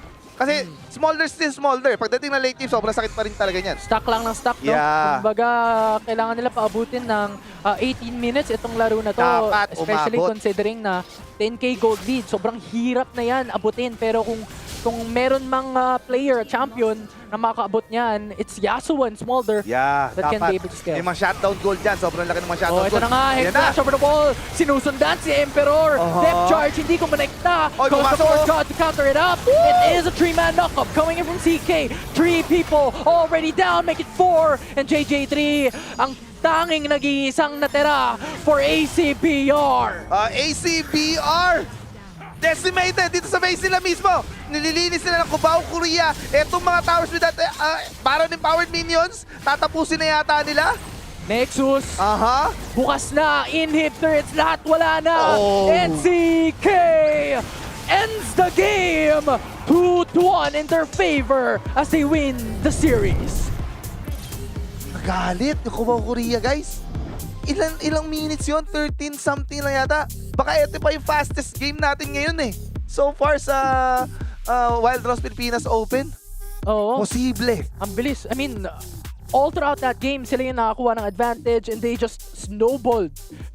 Actually, parang wala nga sila na sayang ng oras eh. Lahat ng kills nila, meron nangyari at meron silang value na nakuha. It's either kills, towers, or resources in terms of jungle camps. Lahat nga ng objectives, I believe, sa kanila napunta. Oo. Diba? Lahat na, Baron, the Dragon, Oo. yung referral din, dinenay nila Oo. nung nagsimula yung laban. Oo. And really, and just ang ganda ng rotation and ang ganda din ng switch na ginawa dito. I think yung Garen din na iniwan lang nila sa baba. Oo. Magandang nilabas dito. Nagsimula Sige. yan dun sa baba. sa bottom lane na duel dito dahil nanalo ng teamfight to. Plus yung off-cam kill dito ni Manila Alinam. Oo. Yun yung hindi masyado natin na celebrate eh. Kasi dahil dun sa kill niya na yon, grabe yung pressure Prio. na in-apply niya sa priority dun sa top side na nakakapag-invite siya ng mga ibang members dito ng AC bonus round. Actually, yung hinabot siya ng 3, may angle na pwede pa siya makaisa dun eh. 1:1 eh, di ba? Tsaka Kaso nga lang yung public execution kasi yung pinakalikod yung tatamaan, di ba? Oo. Tsaka maraming situations na, uy, low na yung CK, pwede nating abulin. Pero miracles keep on happening for the side of CK na nakakatakas pa rin yung una, sila. Kerox, Oo. patay na dapat siya. Natakas niya. Si Aker 1, ganun din yung ginawa niya dun sa bottom lane. So parang na-bait out na commit talaga, hard commit yung AC Bonus. Kaso unfortunately, na-outplay sila nun. Yeah, and pag mag-hard commit ka, typically you want value out from that commit. Dapat. Kasi marami kang nawawala either in farm, either Yeah. in XP, in Yeah. other lanes, or in jungle camps. Pero hindi yun natatranslate ng ACBR. And I Yeah. think yun yung naging kryptonite nila for this game. Kumbaga sa pindutan, close, very close call. Yun yung mga moment na kung saan hindi mo pwede sabihin na mali sila eh. Kasi Maganda yung ginagawa pwede, nila. maganda eh. Kaya naman eh. Oo. Malas lang eh. Hindi nako-convert. Hindi nako-convert eh. Pero nakikita natin na may sense eh. Kaya talaga i-close out yung kill. Sana. Kaso kaya nga may tinatawag na outplay eh. Diba? Outplay yun eh. Kasi hindi natin pwedeng tanggalin dun sa gumagamit ng champion na ikabisado ko yung champion ko. I know na masosurvive ko to. I know na kaya ko tangkin yan. Enough para mag-commit kayo. Pero at the same time, enough para mabuhay ako. Oo. Tsaka, ang hirap din ng commit doon. Pero etong si Chaniswa, napakadali lang sa kanya mag-commit. 629 lang naman ang kanyang KDA MVP of game number 3. Tingnan mo yung teamfight participation nyo. 83%. Ganyang kalaki yung influence na isang Talia din sa Wild Rift. Ang lead na lang ng mapa, tapos may global ult ka pa. Yun nga eh. I think napag-usapan natin yun during the draft wherein si Talia kailangan mo to respetuhin. Kasi kahit saan yan sa mapa, kaya niyang rumespande. Tama yan. Tama. At nagamit. I think nabigyan ng justice dito ni Chinese One kung bakit heavily banned etong Talia. Yeah. No? So nakita natin yung pressure, nakita natin yung damage. Actually, yun sa bottom side ng mapa, ganun din ginawa niya. And kahit saan pwede i-flex. But let's call in Riku. Tingnan natin kung anong masasabi niya sa mainit na laban for Game 3 in the series. I'm here! Ayan, ako. Maraming salamat sa pag-call out. Ayan, nasama na ako ulit. And ayun, grabe yung game na yun kasi wala akong masabi sa performance ni Cubao Korea. It felt like this was the Cubao Korea we were expecting since the very beginning. Naipakita nila yung mastery nila not only from the draft but the execution of the kind of composition that they assembled. Kahanga-hanga si Chianis no dito MVP is because not only they got so much presence no, but the way that they have the fight constantly. Nakita natin from our highlight reel, constantly nahahati, di ba? Hindi makaresponde yung ibang team, ibang miyembro ng AC bonus round. Kasi nga, because of the Weaver's Wall, it's really, really difficult to join the rest of the squad. For sure. And yeah, the quick response. And again, what we keep on mentioning time and time again during Game 3 and even the prior games, yung macro plays ng CK is really unmatched. Exactly. I'm really curious to see though, yung thoughts ng Cubao Korea kasi we have somebody on the line na i-interviewin natin actually. Hello! Nariyan ka ba? Yun? Uy, si Rox yan! Grabe! Uy, boss! Hello, naririnig po ba ako? Yes Bago lang po dito. Klaradong-klarado po ang iyong boses. Rox, congratulations sa inyong victory for the first Thank you. series. Ang lakas nyo. Matanong ko lang, ano yung feeling nyo right now? Were you satisfied with your performance today? Or syempre, meron pa kayong tinitingnan na throughout the entire Wild Rounds performance? Para sa amin po, yung naranasan namin panalo ngayon, unang araw ngayon is satisfied naman po kaming lahat. Although, syempre meron din pong unsatisfaction dahil sa unang talo namin. Pero, ano pa kasi, parang kagising pa lang ng mga tao, bagong buo yung team, nagkakapaan pa. Tsaka iba pa rin talaga kapag competitive scene na yung laban, hindi yung mga RG tsaka scrim lang. Oo, kumbaga, tama nga. Warm-up game pala yung pinakita nila ng game number 1. Kasi nung game number 2, parang yung 3, para mas parang mas on point na yung galawan nila eh. For sure. And Rox, matanong ko lang, no, alam naman natin na pro player ka from DR Esports in the past to Team Secret, to becoming coaches for multiple teams, and now being back. DR Esports. Being back in the game, being back in a professional stature. So, ano yung feeling na nagbabalik ka dito na labanan ulit sa pro scene sa Wild Rounds Pilipinas? Ayun nga, honestly, na-surpresa din ako na andito again ako this year. Kasi nung nag-disband yung CKT, I thought that was it, pahinga muna ako. But then, eto nga, nakatanggap ako ng invite kasi dito kayo nila Akir, dito sa mga teams ko kanila Chianis. And nung nakita ko yung roster, nakasama si Manila, kasama si Emperor, sabi ko, may potential to magtapor Sige na nga, try ko na nga. Try nga ulit tayo ng isa pang El Bimbo. Kahit na Jesse Bash na ako ng Wild Rift. So, ang tanong ko lang sa'yo, Rox, no? So, etong lineup na meron ka ngayon, ano sa palagay mo yung potential na, kumbaga highest potential na pwede nyo maabot? Kumbaga parang kayang-kaya ba mag-road to Korea sa paningin mo? Sa paningin ko, kaya naman namin Pero Yun ay kung walang magiging distraction sa team namin, kung talagang lahat kami maglalakin para sa sa goal nga na mag-finals at mag-Korea. Gusto ko yun. Gusto ko yung sagot na yun. Yung parang, okay, it's too early to tell, but we know we can really, really go far. And I really like that approach and mindset, Rocks. But of course, since panalo kayo and everything, I want to know, ano yung mga shout-outs? May shout-outs ba kayo to anybody? Shoutout po sa mga babae ni Aker. Balita Uy! ko. Uy! Mainit, mainit! Grabe. Grabe siya. Hindi, joke lang po. Mabait yung mid lane ka. Pero yun po yung mga teammates ko, yung mga asawa nila yan sa lahat na sumusuporta sa CK, sa Cubao, Korea. Wala na po yung T-guys eh.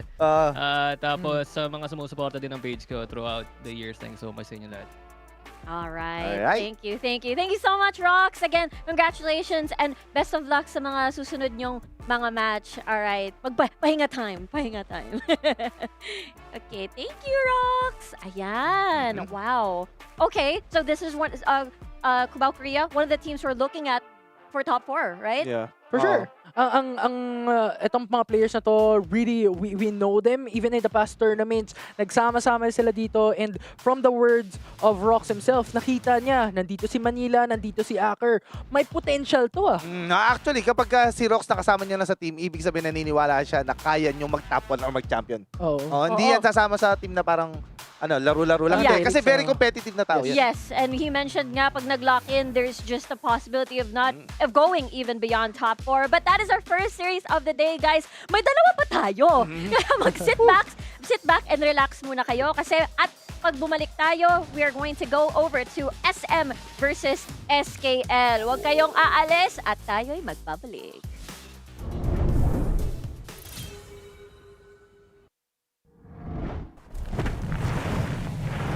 The Earth hides many secrets.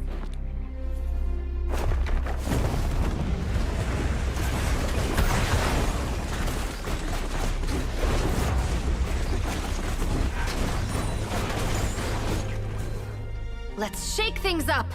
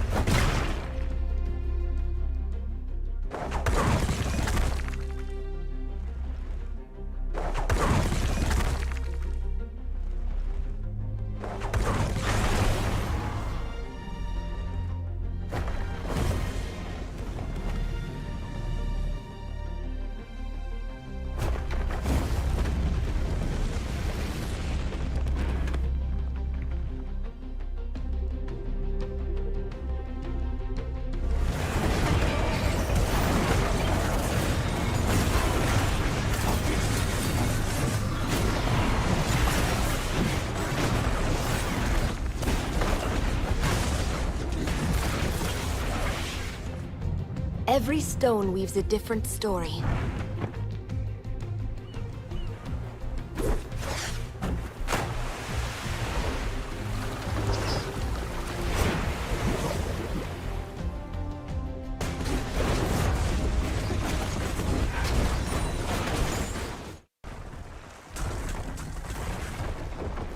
I am Eastall.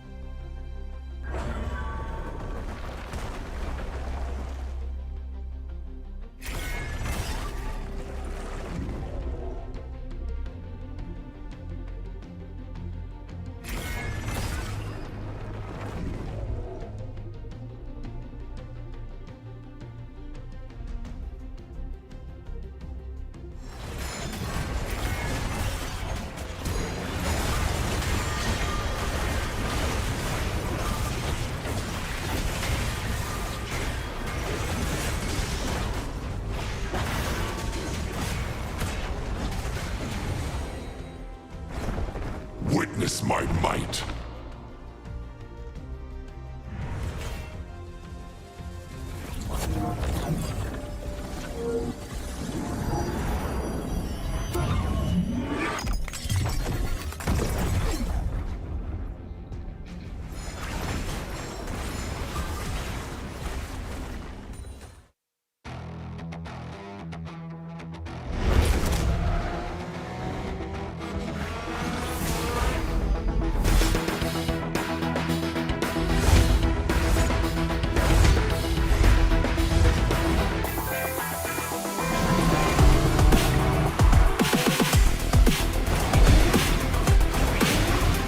Feel my speed.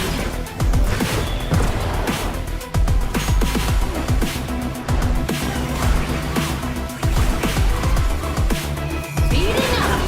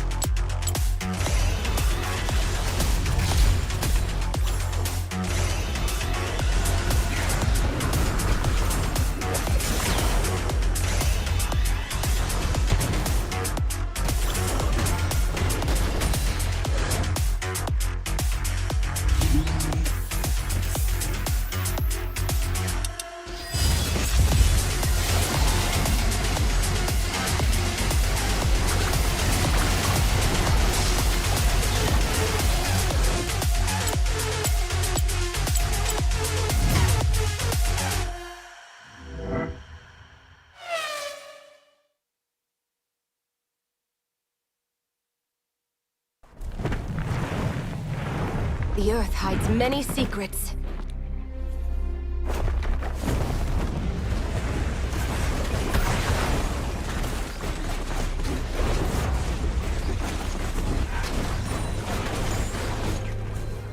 Let's shake things up!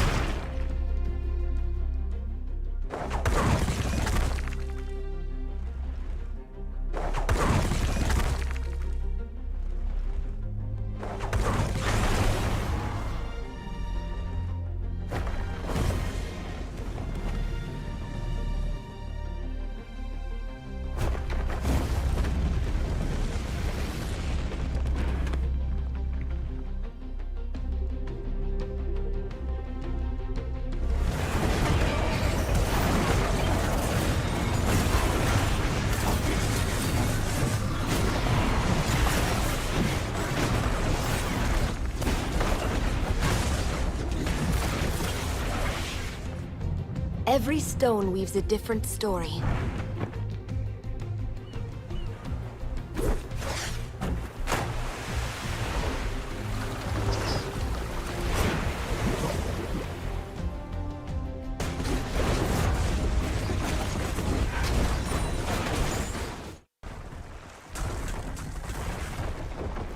I am Eastall.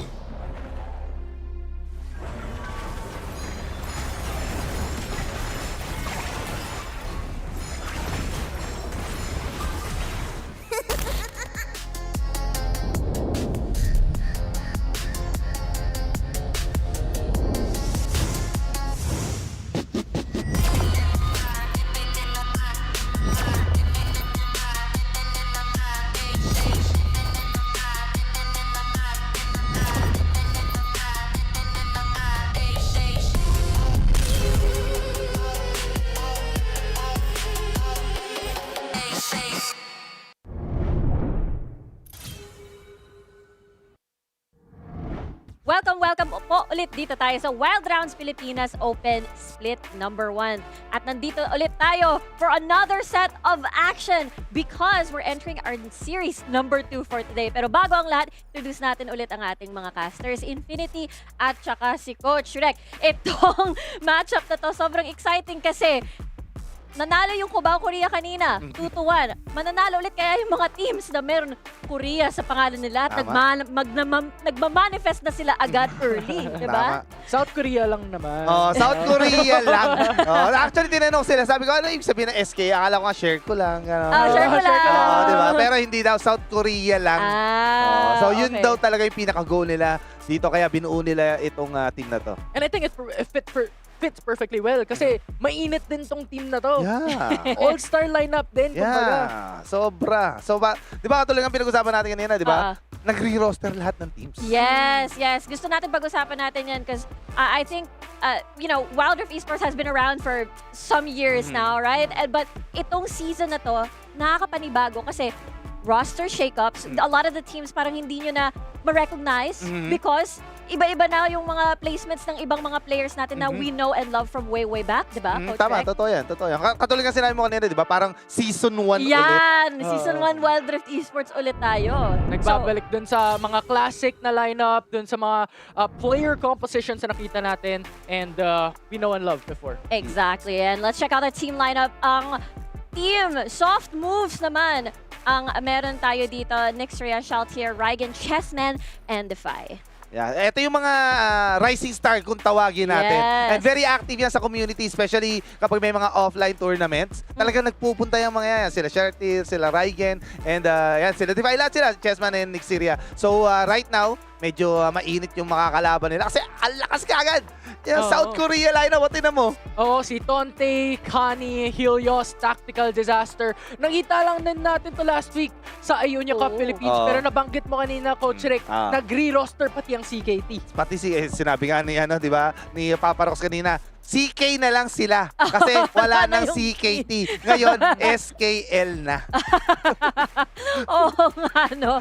And I feel like it's gonna be a very similar story kasi you've seen a couple of these players have a lot of international experience already. So it's one of those situations na they're hungry to be back in the international stage or keep coming back to the international stage, if you will, every year in the Wild Rift esports scene. So there's a lot on the line when we think about that, but also this gives a lot of the new blood to really fight their way into the stage and just really learn a lot from these veteran players. Yeah, and from CKT's lineup, we mentioned about re-roster. It is now Tonte and Disaster who came into this draft, which is pretty much before na nakita natin from Mike Test. So talagang binuo nila to, nag-reassemble sila. Oo, kasi itong lineup nila na to, halos sila rin yung SSE na nag-dominate ng Wild Rift scene nung before. Tama. Like, sila lahat yung nag-champion ng almost all of the tournaments. Maliban na lang kung hindi sila sumali. Tapos yung second placer, may gap. So, ganun sila kalakas. And this time, binuo ulit nila yung roster na yun with the addition of Helios. And that is exactly why, nakita niyo yung prediction kanina, is that all the people, all the talents dito ay bumoboto ulit. Really, unanimous decision, it is SKL. But there is a way for upset, kagaya ng nakita natin on the first series. I mean, game 1, right, was taken by, my memory, round bonus. AC bonus AC round. bonus AC round. Oh my bonus gosh. But yes, but we're here right now in our current second series of the day. Again, SM versus SKL. Curious ako kung ano nga ang pipiliin nila dito sa ating draft when it starts later on, because we got to see the effects of a fearless draft, right? We get to see sino nga ba ang medyo malalim yung champion pool, and not only kahit malalim, yung mastery mo Yes. sa champions na meron ka is going to be very, very important. And it is also, practice na rin yan, di ba? Pag iniisip natin in the international stage, that is just so, so important. Yeah, for sure. Just bigger champion pool gives you a lot more flexibility. And I think the adjustments here made by SKL for Wild Rounds Pilipinas Opens asks us the question on how this adjustment will put them and impact them in this tournament. Yeah. So eto na, sisimula ng ating drafting phase. Nidalee, first ban, kagad dito ng SM. Tingnan natin kung paano magre-react dito ang South Korea lang. Kasi mahirap talaga. Like for example, if ang strategy nyo sa drafting is man-target ban, Mahirap. pareho ng Cubao Korea to eh. Wala kang mata-target ban dito eh. So Yun most nga likely eh. magtanggal ka na lang ng mga Mga meta meta champions na hindi nyo prefer makalaban. Exactly. I mean, Lee Sin at the top of our heads, right? But Tama. syempre, blue side itong si SM, so most likely they might really opt to maybe keep that open for them to use that themselves. And Zillion, parang permaban na, no, at this point. I guess I'm a little curious kung ano ba yung ipa-priority? Will we get to see Talia a little bit earlier? Or iba yung approach ng mga teams natin? Kung baga, kanina fight fire with fire? Or will SM be a little bit more reactive when it comes to fighting against SKL? And we all know kanina yung laban from the series number 1, being reactive isn't really optimal because you cannot control the game. So we'll see how SM will do this draft for now, because there are a lot of champions that they have to look at. Nidalee, Nautilus, Talia, Hecarim, Lee Sin. These are some of the champions that were 100% banned away or picked in the prior day, in day number 1. Kumbaga, heavily jungle draft yung nangyayari, especially sa banning phase. Pero syempre, hindi natin pwedeng tanggalin na ang isa sa mga nagdadala talaga is yung mga Dragon Lane champions, support, as well as yung ADC. Katulad na nakita natin nung first game, yung first series, di ba? Lahat nangyari sa Dragon Lane, yun yung nag-define kung ano yung kalalabasan ng matchup. Oo nga eh. First two, the Rengar getting Three three kills kills, right? So, that's the reason why madaming mga wave clear poke champions ang namumuno pagdating sa AD carry role, at medyo nagiging deprioritized after game number 3 because of Fearless Draft. I mean, you can see that there's a lot of focus from SM and SKL because they're really taking their time. Walang No ban? ban? It will check in if there's no ban. Pwede yan. Yeah, that's true. Yeah, it's a Kumbaga possibility. strategy yan eh. Kapag nasa red side ka, okay, so kung eto gusto nyo, edi kuha kami ng mas marami. Kumbaga tatlong meta champions ang gusto nilang gawin dito niyan. That's Mas marami true. kaming option. And now, SM is now thinking what they could get this time around. Do you think it's going to be a Lee Sin by any chance? There's a possibility. If they want to double down onto the early game champ, Lee Sin can be a really, really good prio pick for them. But I guess we are back into the bans. We're stepping back a bit Yes. into the banning phase. We'll have to see. Ano kaya yung missing link natin dito? I mean, when we think about it, when you want to attack the blue side, Nunu was something that was not released at all, zero sa previous game. So, if SKL, they have a lot of very mech check champions, yung mga grabe yung style points, di ba? Ayun. Nunu, Galio, these are things that could potentially counter those options. Nunu's gone. Never mind. For sure, because I think Nunu enables a lot of team compositions because it's tanky. It can really win on those team fights because of that crowd control and those team fight skill sets. So I think it's a really, really good ban here. But SM, thinking of picking up a Nautilus, this is an early game champion. It is flexible and it's really, really strong to enable team fights. Yeah. Sobrang ganda ng pick ng Nautilus dito. Pero this time, katulad ng pinag-usapan natin, no? SKL, may chance sila kumuha ng dalawang meta champions. Yeah. They opt to pick etong Ezreal, another safe pick against Nautilus. So somehow, meron siya, makakakuha siya ng space if ever na siya man yung targetin. Matinding distansya nga ang gagawin ng isang Ezreal. At when we saw earlier, yung nakita natin on game number 1, right? It took a while for the Ezreal to scale. So if there's just a lot of champions just pressuring you sa backline, this is the time where the Ezreal probably cannot dish as much damage. But the Renekton has been 100% contested, I believe, during the Ionia Cup, diba? And Yes. right now, that being selected, I wonder if the Lee Sin or the Vi is gonna hover over to SKL later on. Oh, very classic. If they lock in onto a Camille, it is back in Wow. year 1 of League of Legends Wild Rift Esports. But so far, it is a really, really good pick as well. It can enable lockdowns onto the likes of Ezreal. That is a very mobile in the game. Yeah, and this time, tingnan natin kung mabibigyan ng panalo ng SKL yung Renekton. Kasi nakita ko pa, Oo. 4 times pick na siya dito sa tournament na to, pero 0% win rate pa rin siya. No? 0% win rate pa rin siya. So tingnan natin kung paano bibigyan ng SKL ng panalo ng Renekton. Yeah, and I wonder if SM is gonna leave Lee Sin open or pick it up themselves. Kasi if they leave Lee Sin open, SKL would gain so much advantage There in it early game. is! Oh, kasi one trick ni Shelter din yan. Oo. Lee Sin, comfort pick niya. Wow, and imagine that's how confident SKL is in this matchup to deprioritize the Lee Sin and just get the Renekton instead. And it's so crazy to me kasi ang daming skirmish potential nung SM, ha? If you look at the entire scene, but at least wala nang mystery. Alam na natin yung Nautilus ay pupunta sa Dragon Lane. Yeah, and now Vi gets locked in, and this is what you Yep. mentioned kanina, Coach Rick. Pag nilock in ng kabila ang Lee Lee Sin. Sin, tapatan natin ang Vi. Yeah, yun ang magiging tapatan talaga. Kasi ilang beses natin nakita nung first series yung scuttler sobrang importante. And if yung jungle champion mo, hindi kayang i-contest yung jungle ng kalaban, malaking value Mawawala mawala sa sa'yo. inyo. Oh. Oo. Ngayon, ano kayang hinahanap ng SM? Wala pa silang AD carry dito Rel. for sure. I mean, Corki was one of the options kanina up against the Ezreal. They have basically the same tempo, the same, well, I wouldn't say the same mobility, but they have very, very similar ways of how to play that champion. And look at this though from SKL. Nag-anticipate sila na baka ma-enable yung Zaya dito on the other side, and they're not taking any chances. Yeah, I think there are still a lot of options here for SKL in terms of support. They have the option to go into the likes of a Leona or the Gragas if they want to counter the Camille from the top side in terms of those team fights. So these are 2 support champions and there are only 1 ban left. There's another really top disengaged pick, which is going to be the Braum. It's going to be very key against all these heavy melee champions on the other side. It's really good at re-engaging as well. So without the Gragas, Braum is probably your next best option. Yeah, and SM can counterattack with the Corki as well into the bottom side. We need scale. You have Lee Sin, you have Nautilus. Very early game draft so far. So Corki can be that late game insurance. Yes. Pero I think magandang pick din talaga dito yung Braum.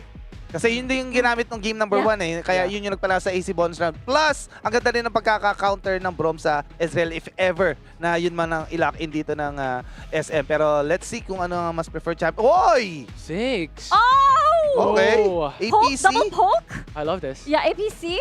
Maybe you have another poke champion in like Corki Ziggs. But you need to disengage if you're going double poke. That's the thing, no? Yeah, and I think SM's draft so far is really, really good in terms of pickoffs, but in terms of those team fights, SKL have a lot of engaged tool. Call of the Forge gun is one, but Jace, we're like back in year 1 of Wild Rift Esports. Oh. That's so interesting to me because usually we see this with a Gragas or a Braum because the biggest problem that both of these Pokecoms are going to face is how, divey SKL could potentially get. You have your Renekton, you have your Ord, and let's see if the Rise is gonna wrap this up. Oo. Feeling ko may message na binibigay si Helios dito Kasi una niya pinakita Swain, tapos sunod niya pinakita yung Rise. Yeah. So parang, sige. Hindi, feeling ko lang Feeling ko lang para may message na pinapakita ito si Helios. Tsaka matakot kayo.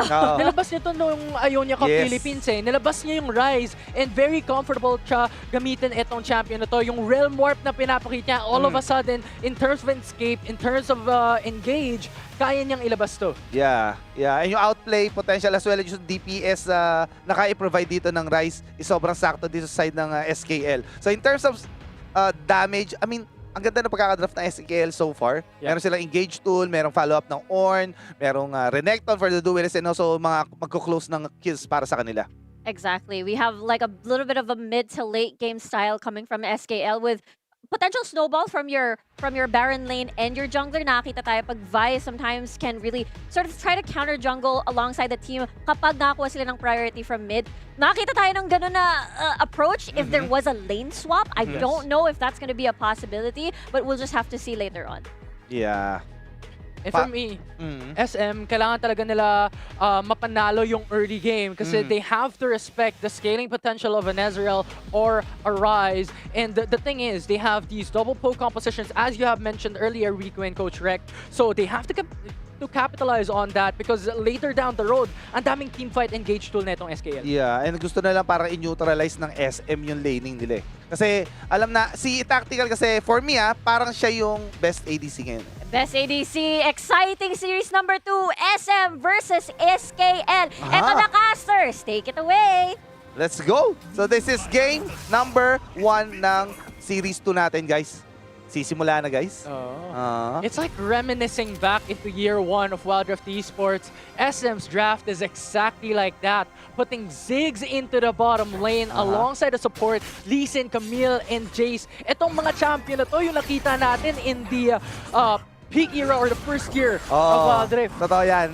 Especially nung sobrang lakas pa ng Ziggs, di ba? Sobrang lakas kumuha ng plays kasi laki ng tower damage siya. Pero this time, pressure is on the side of SM being very aggressive itong SKL sa kanilang lanes. And the thing about Ziggs as well, kaya niya mag-wave clear ng sobrang bilis. May global ulti siya with that extra bit of damage. And I think in the past, in year 1 of this type of composition, they're allowing the support to roam elsewhere. And I think that is the thought process of SM. You know what? Let's pick a Ziggs bottom lane and let's let Defy roam into the mid or roam into the top side. Yun ang pinaka-perfect na gagawin dito ng side ng SM if yun yung gusto nila mangyari. Like, after na first recall nila, sa mid lane sila pupunta kagad para mabigyan ng option or window etong Nautilus na gumawa ng play. At least abot niya yung top at saka yung bot side. And at the same time, pag na-hit niya yung level 5 power spike niya ng Ziggs, pareho sila. So yung pressure all around the map na. Tsaka ang key champions talaga dito for SM. And yes, aside from the damage output, would be Lee Sin, Camille, and Nautilus. Ito yung mga engage tools na meron sila. And Jace can be just left alone into the bottom side. But itong SKL, medyo matapang. Oo, kinuha. Dininay nila kagad itong Scuttler dito sa side ng SM. Pero mukhang babagal lang sila. Top side. Ayan o, sinalubong. Tatlo to. Si Kani nakapag-meet kay Shaltier with a Sonic Wave onto Tate. In danger already, but Helios comes through. Shaltier in danger with the root. Gets the first blood, but the counter-engage comes through. A 1-for-1 for both teams. 1-for-1. Napakagandang engage na ginawa dito ng SM. I mean, reaction ng SM dito, no? Recognizing na mayroong priority ng SKL, may potential na tower dive. Pero 1-1 score natin dito. Maganda pinapakita ng SM. Hindi aurado sa SKL. Oo, macro game. Kumbaga ulit ang pinapakita ng SKL. Ito yung lakas nila nung Ionia Cup Philippines. Alam nila paano mag-roam. And Connie with a season desist onto Rygen will not suffice to go for the all-in. And Rygen is safe in mid lane. Yes. So medyo bumagal lang yung playstyle natin dito. Not like the first series natin, no? Sobrang aggressive ng palehong junglers natin. This time parang mas mabagal yung playstyle. Pero ito na, Defy having the priority sa bot lane, try to get some information. Ayan na, abutan. Connie, 2v1, looking to chase down Defy. The Disaster actually roaming into the bottom side. River, but top side, 2v1 situation. Sheltier, but a good roam. Gets the 2v1 situation to their advantage as Tate is taken out. Napakaganda ng ginawa dito ni Shaltier. Ang ina-expect dito ng SKL kasi nasa bottom side ng mapa siya eh. Kasi yun yung clear niya, bottom to top eh. Kaya, sinacrifice niya.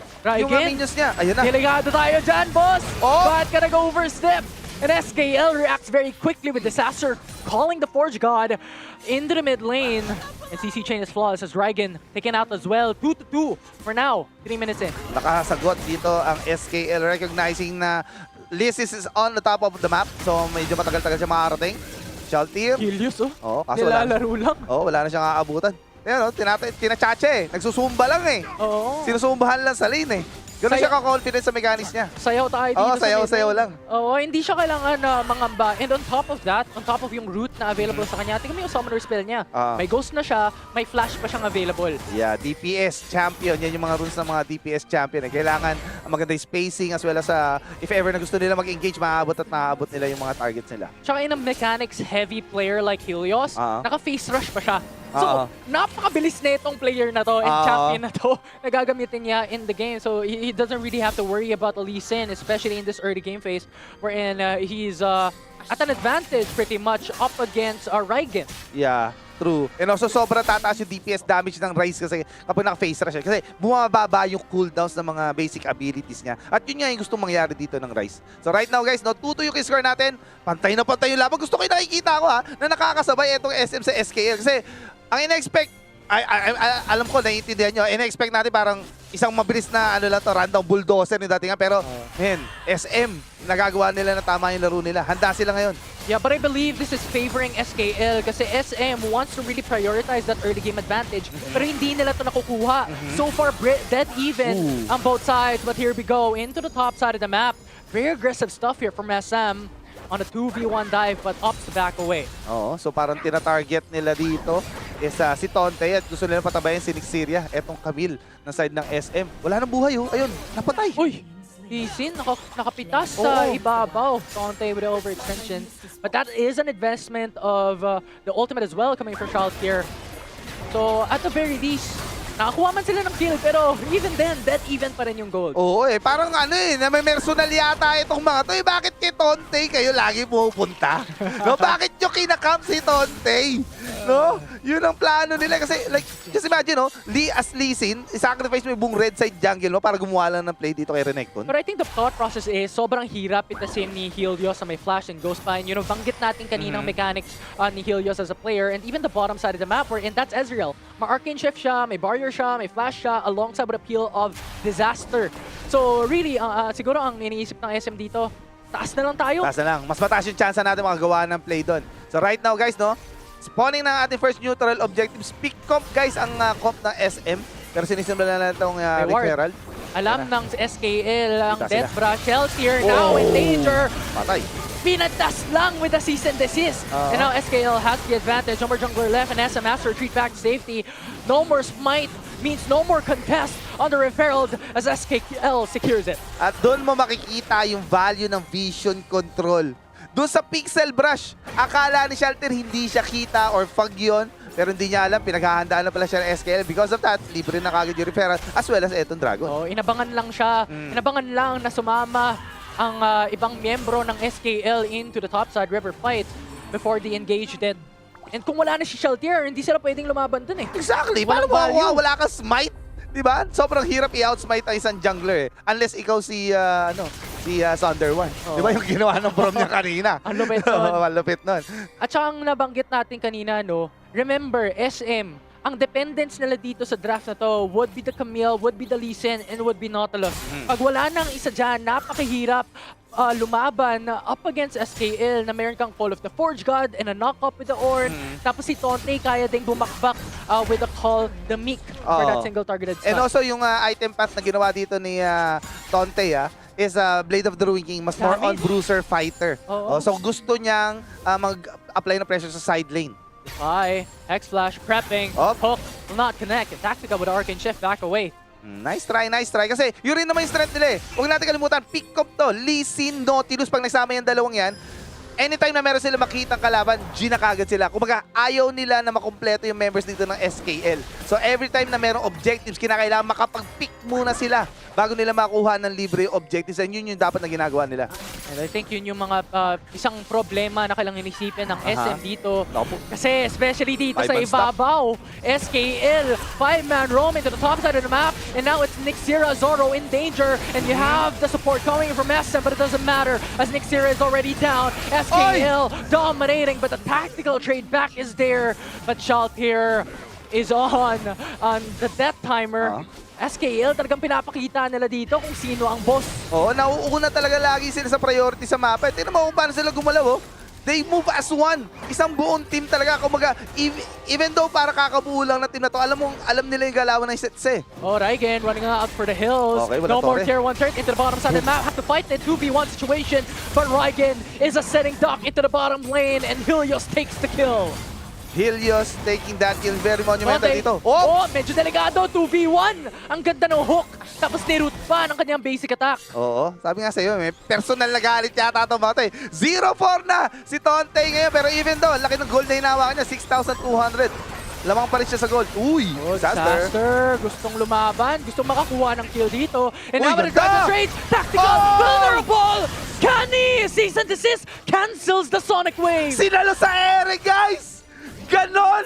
Maligtas ng ADC!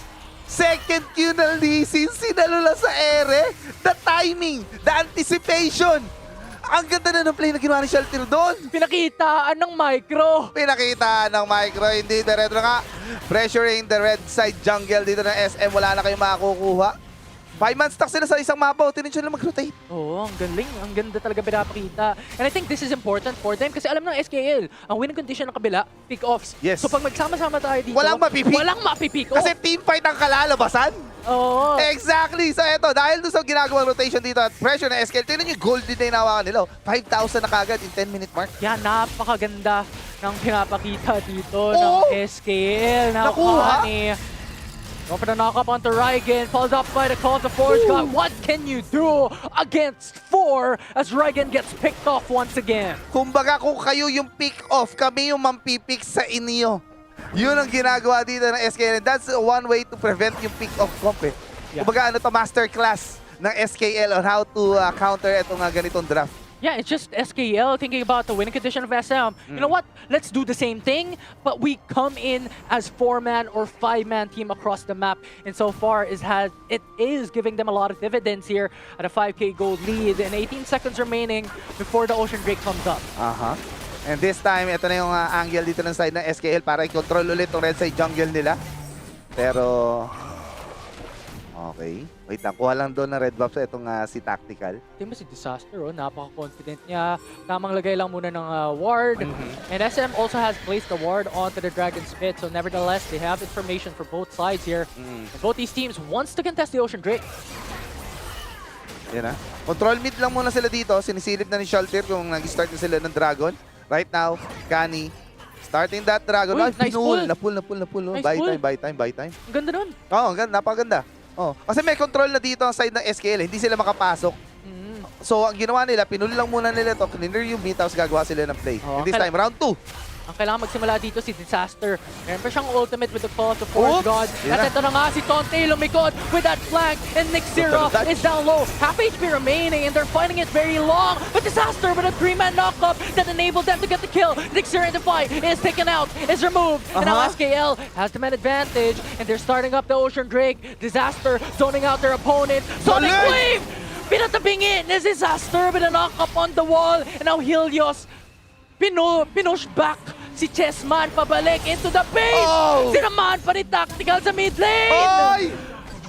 Grabe! Ang pinapakitang outplays ng SKL. Like, binibait nila. Alam nila na gagawin. Okay, sige, try mo. Press that Q. Again. At yun yung in-anticipate dito ni Disaster. Outplay over outplay. Ang nagiging problema ngayon dito ng side ng SM is, dalawa na yung threat sa kanila eh. It's either si Rise or si Helios eh. So, isa lang yung kaya nilang abutin so far. Kasi ang laki na ng gold lead eh. Right now, parang almost 10k gold lead no. Lahat ng win condition hawak ng SKL. Soul Point, 10k gold lead, Baron empowered minions. And I think parang isang team fight na lang yata ang kalalabasan na itong game na to. And what did we mention a while ago? SM's winning condition is really the early game of the draft. They have to take a lot of pickoffs. They have to get a lot of kills. But instead, it is SKL who was able to achieve that. And really, this delay in time, this delay in winning condition pressure of SM is enabling SKLs into their own respective winning condition. Exactly. Nagawa naman nila eh. Kaso ito na. Laban. Depensa lang.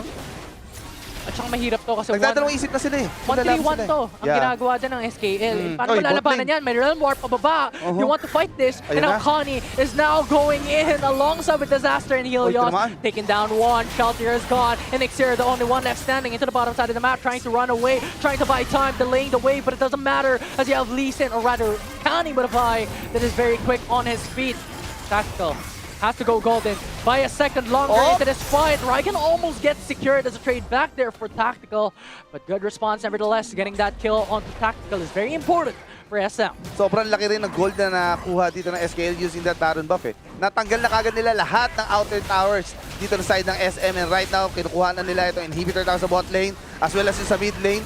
Disaster. Decent desist along with the Vault Breaker onto Raigen. Very low already. Able to return back to safety here as Dalawa. Connie along with the rest of the crew, gets two inhib turrets in mid and bot. Nabutan. And now Helios in danger as well because Shelter with a Sonic Wave chasing him down! But still, before he dies, Helios still takes the life of Shelter. Diyan mo makikita kung gaano nila kakabisado itong mga champions na to. Just imagine, he believes na kaya niya kumuha or magsusurvive siya doon. If not, at least meron siya isasama sa hukay. At yun na yung nagawa dito na side ng SKL. So from 10k gold lead guys, 11k gold lead na inawakan nila dito. Mag-spawn na anytime yung susunod na dragon natin. Possibly the Dragon Soul for SKL. Wala na sila Torre guys. Ang linis na ng mapa ng SM. Yeah, and a good takeaway here for SKL is that every single action that they do, they get value out from it. And so far, look at the lead. It's 11k gold in 15 minutes, Coach Rick. Lahat ng win condition na kinakailangan, nakuha nila. At hindi naman nila, kumbaga, hindi naman tsamba eh. Pinagplanuhan nila lahat yan. Oh, from the very beginning, Yes. those 4-man rotations as well. Really Blue just buff, oh. helping them so much and denying the winning condition of SM. But I think it all boils down into the Baron Nashor as well, into this next team fight. In addition to that, season Huli. assist on the Chessman 1 has to go golden to buy time, but there's no escape here in the Grabe. hands of Tante. And now SKL has the 5-man really dive onto the left quadrant jungle as SM loses 3. Grabe. No, talagang sinasakal na nila, sinasakal etong Team SM. Kung walang neutral objectives, ang nag-act na major objectives yung blue buff eh. They're anticipating na pupunta doon na SM at nakuha nga nila yun. So na nilang tapusin and SKL looking for the Nexus. They still want more. They still want the head of Raigen. And Nexus will be the next as SKL takes first blood here in Game 2. Game number 2. Parang masterclass ang pinakita dito ng side ng SK on how to deal with a pick comp draft ng kalaban. Paano ka makaka-pick off kung sama-sama yung kalaban Never, mo? di ba? Kumbaga Oo, usually ang hirap. nangyayari kasi may iwan sa Baron Lane yung Baron Laner. Di ba? Pero ang ginawa nila, kuha sila ng Pride, tutulungan nila yung Baron Laner nila na mag-push, reset, tapos 5-man stack na take control ng red side jungle. Oo. Ganun ang ginagawa nila. Saan ka makakita ng 5-man stack in 5 minutes, 6 minutes into the Exactly. game? Typically, kung nakikita natin, yes, merong rotations from any of these players, pero traditionally, 3-man. 3-man, 3-man roam ang nakikita natin, pero sabi ng SKL, wag mo kaming Ibahin mo ipareha kami. sa iba. Oo. Ibahin mo kami. Iba mo kami, ano na to, South Korea lang. Oo. South Korea lang naman rotation na ipapakita namin sa inyo. And so far, nakuha nila ng hindi masyado nakapag-struggle yung SM no. Oo. Although ang ganda ng ginagawa dito ni Shaltir, no. So may mga times na nakakuha pa rin siya ng trade against sa SKL. Target locking eto si Tactical as well as sa ibang members dito. Kaso ang problema, sobrang laki na ng gold lead eh. Yeah. Gumana naman yung plano nila. Kaso kay Renekton nila ginawa eh. Diba early game parang 0-3, umabot pa nga ng 0-4 eto si Tonte. Doon sa top side ng mapa. Kaso ang problema, even though nakakuha sila ng gold, doon sa kill kay Renekton, ang nangyayari, nakakasagot in terms of value and resources nakakasagot doon yung SKL kasi nililinis nila yung red side jungle. Oo. So if you compute yung golden resources and experience na makukuha mo sa pag-kill and assist sa Renekton, nababawi lang na SKL dahil doon sa full red side jungle clear And yun nila. yung sinasabi natin kanina, no? Every action of SKL, they find value. And yes, sige, hayaan natin. Shaltier, pay a visit into top side of the map, get those kills, but we're gonna farm, we're gonna get XP, we're gonna get gold, and match even in terms of yung gold na nakuha nila on getting that Plus yung plates kill. pa. Plus yung Oo. mga plates pa na kinukuha. Tapos kanina, yes, we'll give it to Shaltier, no? Trinay niyang makakuha ng pitas dito sa mid lane onto Helios, pero pinakitaan ng moves. Hindi, oo, grabe na Sinayawan. yan. Oo, grabe na. Imagine mo lang kung gaano kabilis yung pindot na ginawa ni Helios doon para mabitawan lahat ng skills na yun. Tapos hindi niya pa kailangan gumamit ng flash Hindi. or No. ng ghost. But of course, the MVP of that game, the man, the mid-head legend himself, Connie with a Vi. 3-0-13. Grabe yung performance na pinakita ng Vine na to. 16 KD8, that's crazy. Oo, sobra. Tapos team fight participation 80%. And of course, nakita din naman natin kung bakit ganito kataas, no? 5-man rotation consistently, Vi always there. But of course, aside from this game, tingnan natin kung ano masasabi ng ating munting host, Rigo. Munting host ha? Munting, Big boy na kasi Oo. Big boy na kasi si Inti. Kaya munti na yung tingin niya sa'yo, Rico. Okay, gets ko na yung Oo. height ko. Di ganun katangkad. Okay, gets. Fine. Talagang munting sign ako. Hindi ako makaget over. Pero kailangan ko makaget over kasi gusto ko magsalita tungkol sa game. Whew. Okay.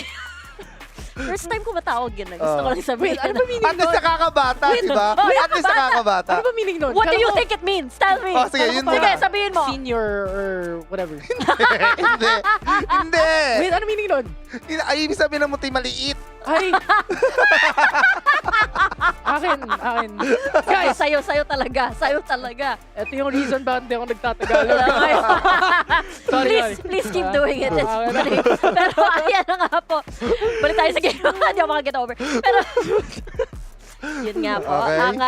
Ang opinion ng isang munting Munting host. Yes. Okay. Sorry. Ay, Yun, kung si Kani ay yung ating, MVP, for unofficial MVP para sa akin, si Helios. Kasi he was basically everywhere. He was using the realm warp parang flank access. Yeah. Hindi pinapayagan na maka-retreat ang mga kalaban niya. At lalo pa sila nakakakuha ng malaking lead. And of course, that's just game number 1, guys. This is absolutely crazy. So, when we come back, ipapatuloy natin yung second series of the day. Pero, huwag kayong aalis, guys. Pabalik kami.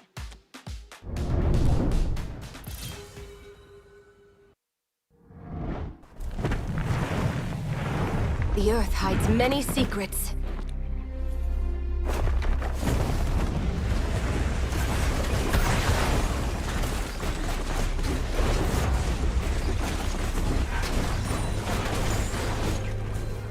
Let's shake things up!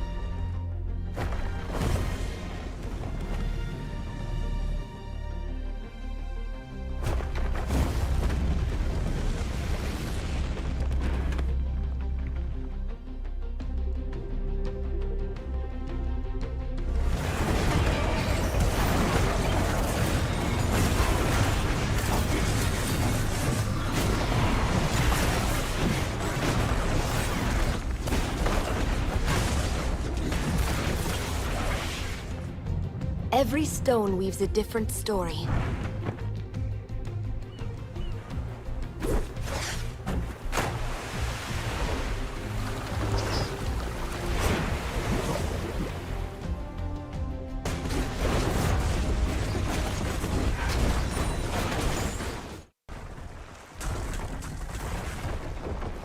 I am Eastall.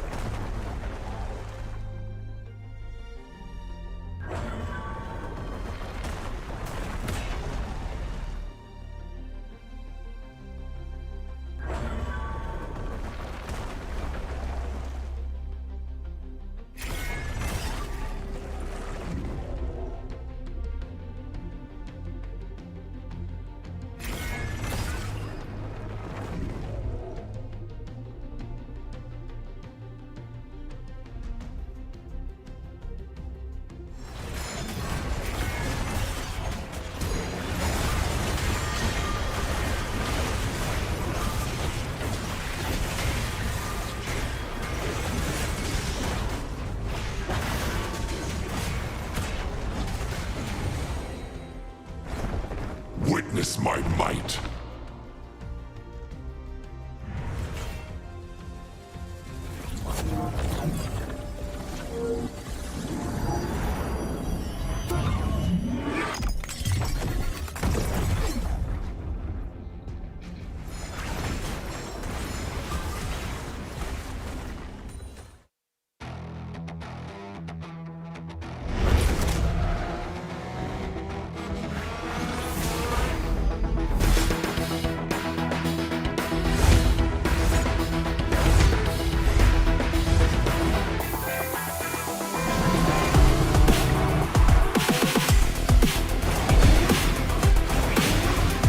Feel my speed.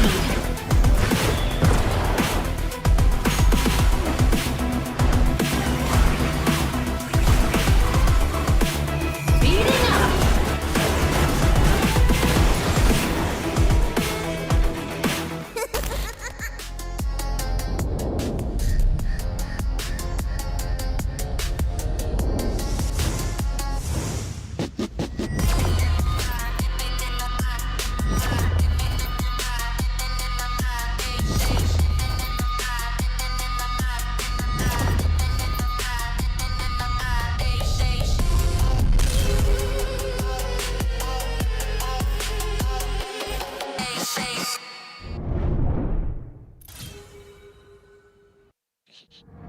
Welcome back ulit dito tayo sa Wild Rounds Pilipinas Open Road to Smash nga pala. At ako po ulit ang inyong munting host na si Rico.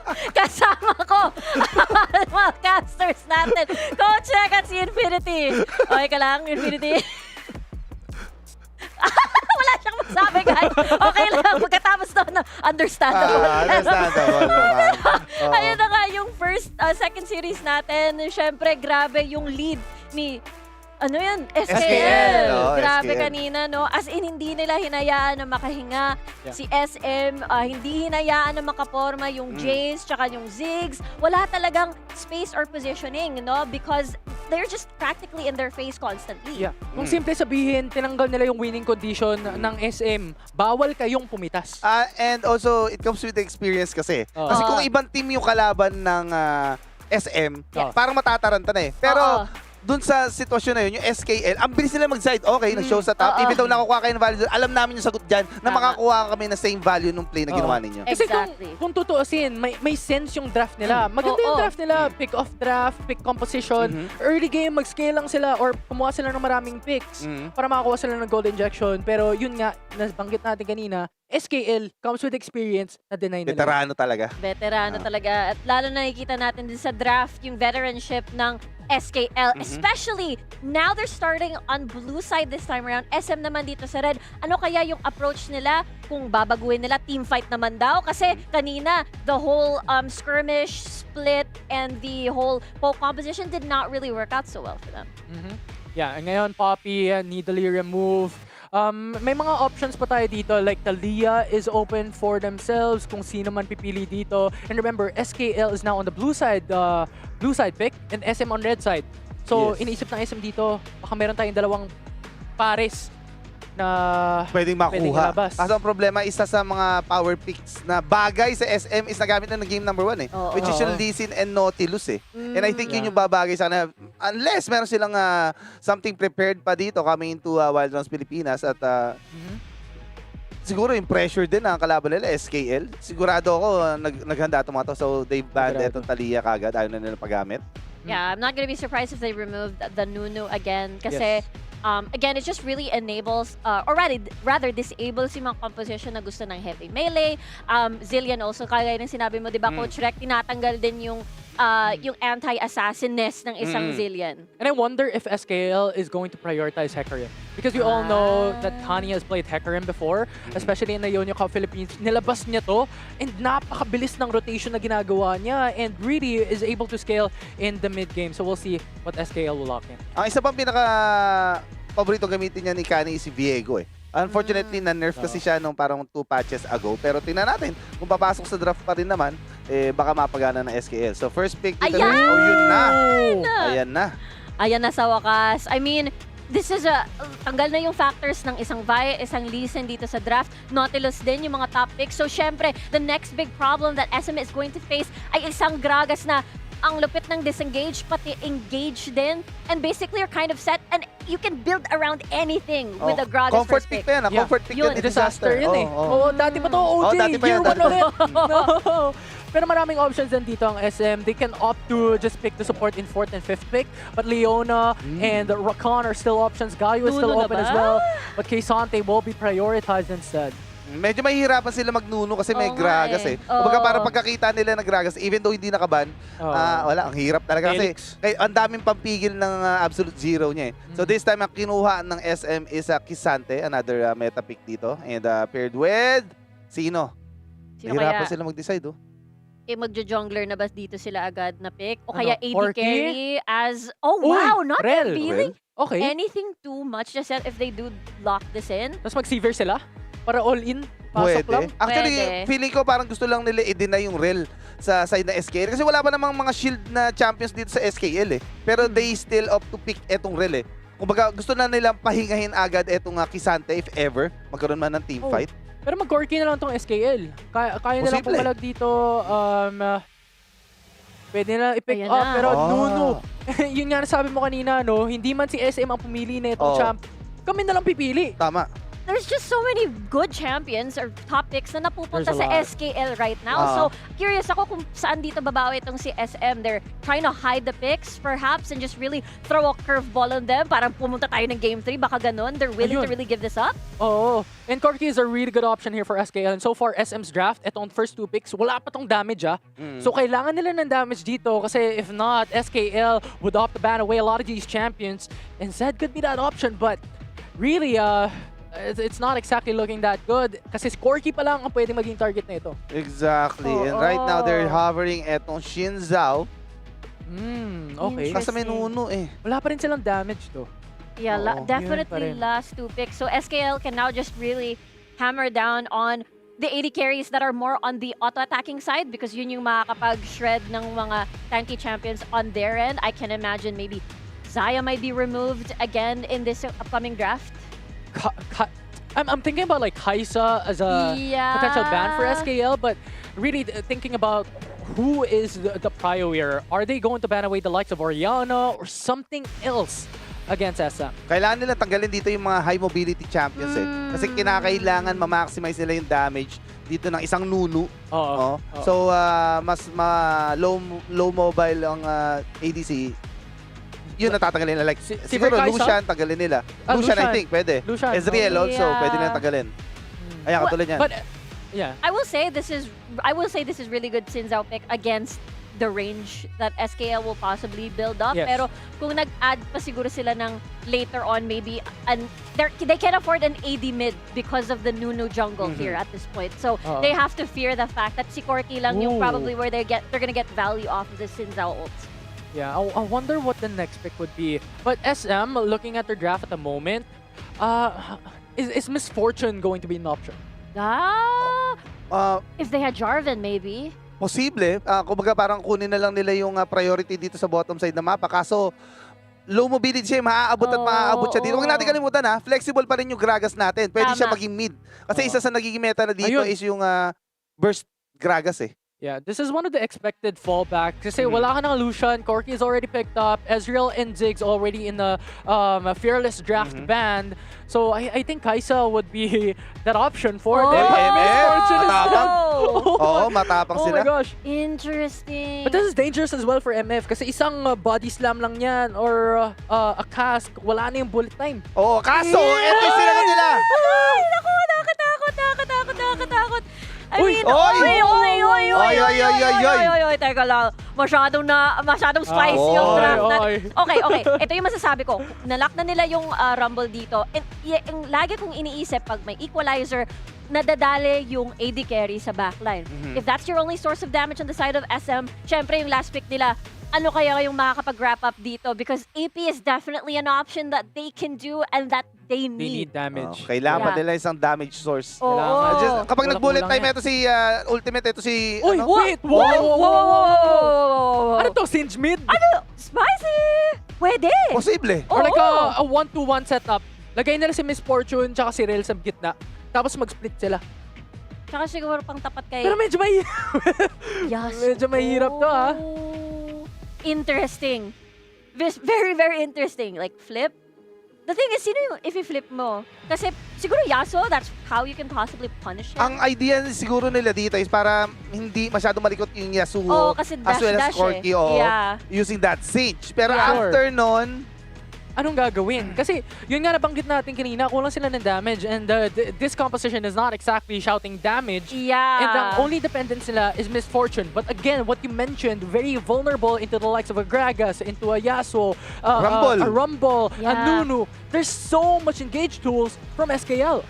They're definitely banking on snowball. Yung Tama. tipong they get priority and then the Singe is gonna be annoying in the jungle maybe because the team fight prowess ng SKL is really scary. But if you divide and conquer, there is a chance. But again, you also have to consider, right, on the flip side of SKL's draft, you have a lot of enablers for Helios, right? You have Tama. Nunu and Willamp, you have Gragas, you have like another Ooh. champion that can knock up onto setting up the plays for Yasuo. So I think that's also something that SM has to respect. and also, just imagine yung ultimate ng MF is maka-counter lang ng wind wall ni Oh, Yasuo. yun nga eh, no? So, kailangan Ay, paghanapan oo. ng timing. So, ayan na! Simulan na ang laban! Casters, go! What a game! What a series that we have on our hands. SKL now on match point. One game away to take the series home. So right now, nag-open etong SM na medyo aggressive. 5-man stack trying to caught one of the members dito ng SKL. Baka sakaling may mag-overextend at makakuha sila ng pick. Fortunately, hindi yun yung nangyari. So standard laning phase lang muna tayo ngayon. Pero what's really good about this draft ng SM is possible na makuha nila yung priority dito sa bottom side if magiging aggressive sila sa laning. Kasi MF over Corki pa eh. Level 1 to level 3 eh. Yeah, for sure. Wala namang gagawin ng Corki. Kailangan niya antayin yung missile barrage niya to be able to poke and deal damage. The only dependency is move 1. So far, Chessman and Rel also have a lot of pressure into the bottom side. And I think yun yung role ni Disaster in this early game. Ganun si Kani, Just to get tactical safe. So ngayon, recognizing that Xinjiao is starting on the red side of the map. Kani, very aggressive. Pumunta ka agad din sa blue side. Kinuha. Kani, makulit ka masyado. Oo. Pinitas mo pa yung blue buff ng kalaban mo. Oo, yun ang ginawa niya dito. Pero nagkaroon ng idea dito ang side ng SM na kinuha yung blue buff niya. Nag-try, pumunta si Shaltir din sa blue side kaso nga lang hinarangan na. Yan na. Delikado, 2v1, nanakap pa. Helios, paano ko tatakbo? Deret eh. Pinasyan! Oh! Pinasok pa, Shaltir! Nakapitas for the first blood. At ito na. But Ito na yata SM, hinahanap natin. SM, nakabawi pa ng isa pa sa baba. Sinabi din na naman natin na may advantage si Chessman Yes. sa baba. Oh. And they get another kill into their advantage. 2-0, 1 minute in the game. Mukhang ito na yung window na hinahanap ng SM dito. 1K gold lead sila. Shaltir, nandito pa, nakikiabang. Disaster, isang Ooh. overstep lang, kaya ka naming pitasin. Aha. Pero nandito na si Tactical at hindi muna sila mag-all in dito sa baba. Yeah, sabi nila, wait lang, cash out lang muna. Kunin natin yung rewards dun sa mga plays na mga nagawa natin. And yeah, right now, uy, bumalik na. Uy, Kani, hinahabol si Nyaxira. Uy, level 4. Pinush back sa tier 2 turret sa itaas. Has to force out the flash. That's still good for SM. Sobrang laking advantage wait. na nagawa ng SKL doon. 3 cannons. Oo, mapapalis ng minions na to. Kailangan niya bumalik. Aha. Good TPT utilization kasi hindi niya kayang iwanan itong 3 cannon wave na to Oo. na naiwan niya. Kumbaga parang 1.5 kill na yung katumbas ng buong wave na yun eh. 3 wave yun eh. Naipunan siya eh. Uy, dito sa baba na naman, nag-iinit ang dalawang panig. Aha. As Chessman deals a lot of damage onto Disaster. Pero, Brought back to half my HP. oh, pero pwedeng tower dive angle to. Tinan nyo. Singe and Shaltir. Farming ito red side jungle. Tapos Kaso may na-clear flash pa. Na-clear yung minions eh. Kaya sobrang Uy! important. Uy, na-cancel yung Sobol. At ito na nga, si Shaltir ginamit ng kanyang ulti to buy time here. That's the kill coming into SKL as Tactical secures it. So even though 1 kill pala nakuha ng SKL dito, almost pantay na yung gold nila. 500 gold lead on the hands of SM. Uy, Knockout. di na to, walang Ayun na nga, mana. si Kani, delikado tayo dito. Patay! Isa pang body Oh! shot. Absolute zero to buy time. And Raigen retreats back. And Connie is still safe. Grabe yung ginawa ni Kani doon, no? Akala ko parang Pitas yatas na siya na eh. doon. Oo, pitas na siya eh. Oo. Pero napakaganda ng skill sequence niya para ma-survive itong lane na to. Pero ito na nga, Chessman. Oh, tactical. Lamang na Delikado lamang. tayo dito. Pero pinody slam si Chessman. Tactical na Hang! sisipa ni Defy. And SM defies again the expectation into the bottom lane. At gusto ko itong pinapakita dito ng SM. Recognizing that they have the upper hand dito sa early game sa kanilang, champion matchup nila. And yun yung nini-utilize nila dito. And because of that, tingnan nyo, gold na hinawakan dito ng MF. Yan yung magiging susi nila para may panalo yung susunod na 6-minute mark. Objective fight. Wag lang ma-win wall. Tsaka isang saglitan pala, no? Yung nabanggit mo kanina, yung gandang pinakita ni Kani. Alam din naman natin, pag nag-absolute zero ka, may shield ka. Yes. Kaya siya nabuhay dun sa baba. So napakaganda. Kung hinintay niya yung tamang timing na parang May Torre na papasok. may Torre na papasok, tapos enough para umalis siya. Kasi kapag nag-absolute zero ka sa malapit sa Torre, babato ulit ng second hit yun eh. Ganda. Ganda pinakita ng SKL. But so far, the Rift is quieting down as objectives will come out pretty soon. So any of these two teams are just trying to find advantage. Oops. SKL, 3-man rotation into the mid side of the map as Kani with a snowball. Trying to get a hit, trying to get a knock off onto one. And Shaltier is here to play as well. A 4-man rotation for SM and similarly for SKL as well. So na-secure na nila itong Rift Scuttler. Second Rift Scuttler to, so this will provide you the control over the river. Derek Sto, Yan na. disaster, nasa likod. Walang mana. Kani nasa harap, has to force out the flash, pero nandito na rin ang panig ng SM. Ayan na. Bullet time, walang kumagat. Oo. Dragon, low na lang, 1 HP. Sinundan ni Helios at napitas nila. Si Raigen, SKL secures their second kill. Ayan na. Dahan-dahan nang nagpapakita ng pangilang SKL ngayon. Pantay na yung gold natin guys in 5-minute mark. Meanwhile, yung top lane natin, island pa rin. Walang pakailaman pero upper hand nasa kay Taunte. Oo, chill lang tayo dito sa taas. Parehas sila may flash, parehas sila may TP, parehas sila may ultimate. So regardless, I think Conte can utilize the ultimate to clear down the wave and push the wave in their favor. And then Xira, kung gusto niya mag-all-in, pwede niya gamitin yung ult niya. Wave clear lang. So even though ang rules dito ni Tonte is Grass of the Undying, parang papunta siya sa angle na AP build eh. Yun, AP build nga siya. Okay. Sabi niya kasi lamang naman ako sa lane eh, bakit hindi? Ganun yung gold na hinawakan niyo, 700 gold lead over Kisante. Oo nga. Kayang-kaya ito, tas Riftmaker for that extra sustain. So kapag makbakan si Nixira, kaya niyang lumaban kahit papano, no? Yeah. But SM, once that Pio over the Drake, no Bilis. information from SKL. Yeah, sobrang bilis kumuha ng priority dito ng SM. And this time, SKL, handshake na lang sila dito. Kunin na lang nila yung first blood tower dito sa top lane. And seems like dito nila gagamitin itong referral. Yeah, and I think Rekta this is tower okay. dive to. Oo, this is okay.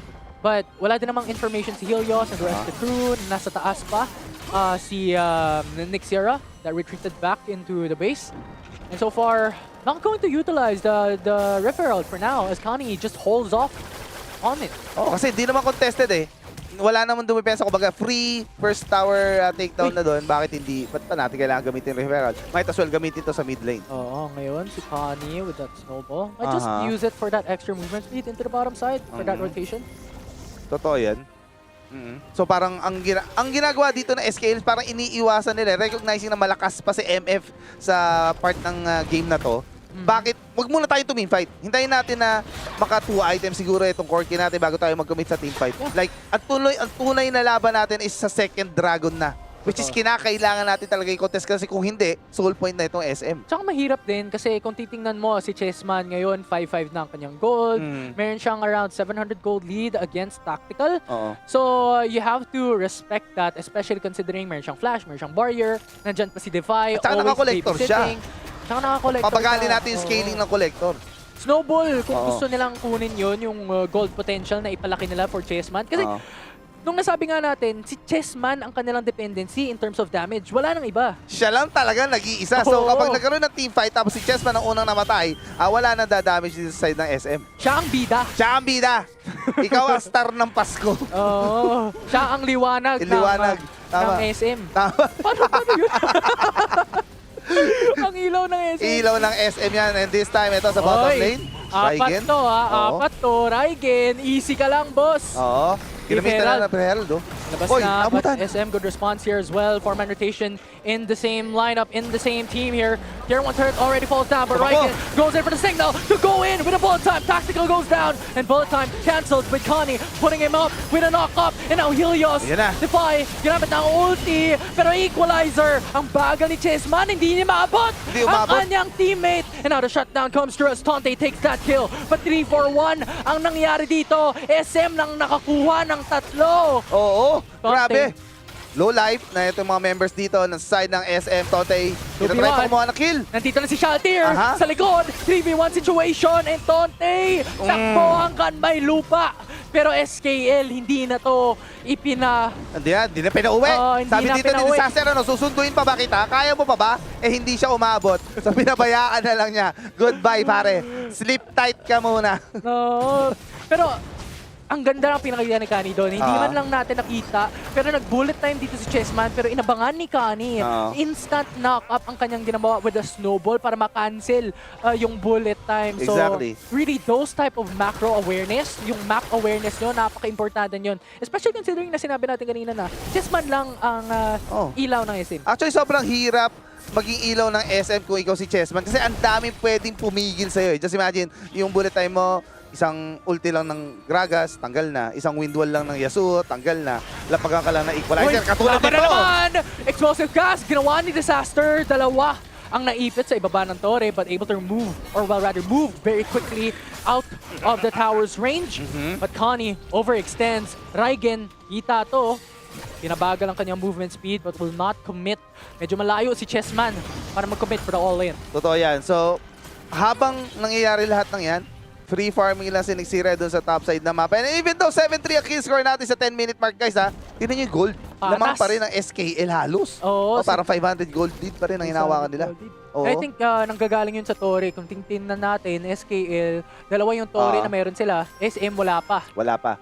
Ang hinahabol kasi nila is makakuha ng kills eh. And bago makakuha ng objectives. Pero this time, eto, wala nang atrasan to. Team fight to. O, all in to. Tingnan natin, SKL, 5 ang naghahanap ng gera dito sa ibaba. Yan na. Raigen, slow down. Meron kang bullet rain as well to zone out the opposition. Connie in danger, isolated as well, but explosive gas really good. And now Connie with an Absolute Zero actually buys a lot of shield. Rather, the gargoyle gives him a lot of shield, but Rill already falls down. This is a pick-off advantage for none as Grabe. 1-for-1 is there. Chessman, tina-target ni Tonte, hindi makawala. SM, nakapitas na, tatlo ang tumumba. Shaltir at Raigen na lang natitira for SM. For in SKL, kaya pang makapaglaban dito. Hinahabol si Shaltir ni Helios. Nakaisa! Pero Pisas, nakakuha pa si Shaltir. Pero si Connie nandito sa likod. Tamang habol lang. Kinagat ka! Shaltir!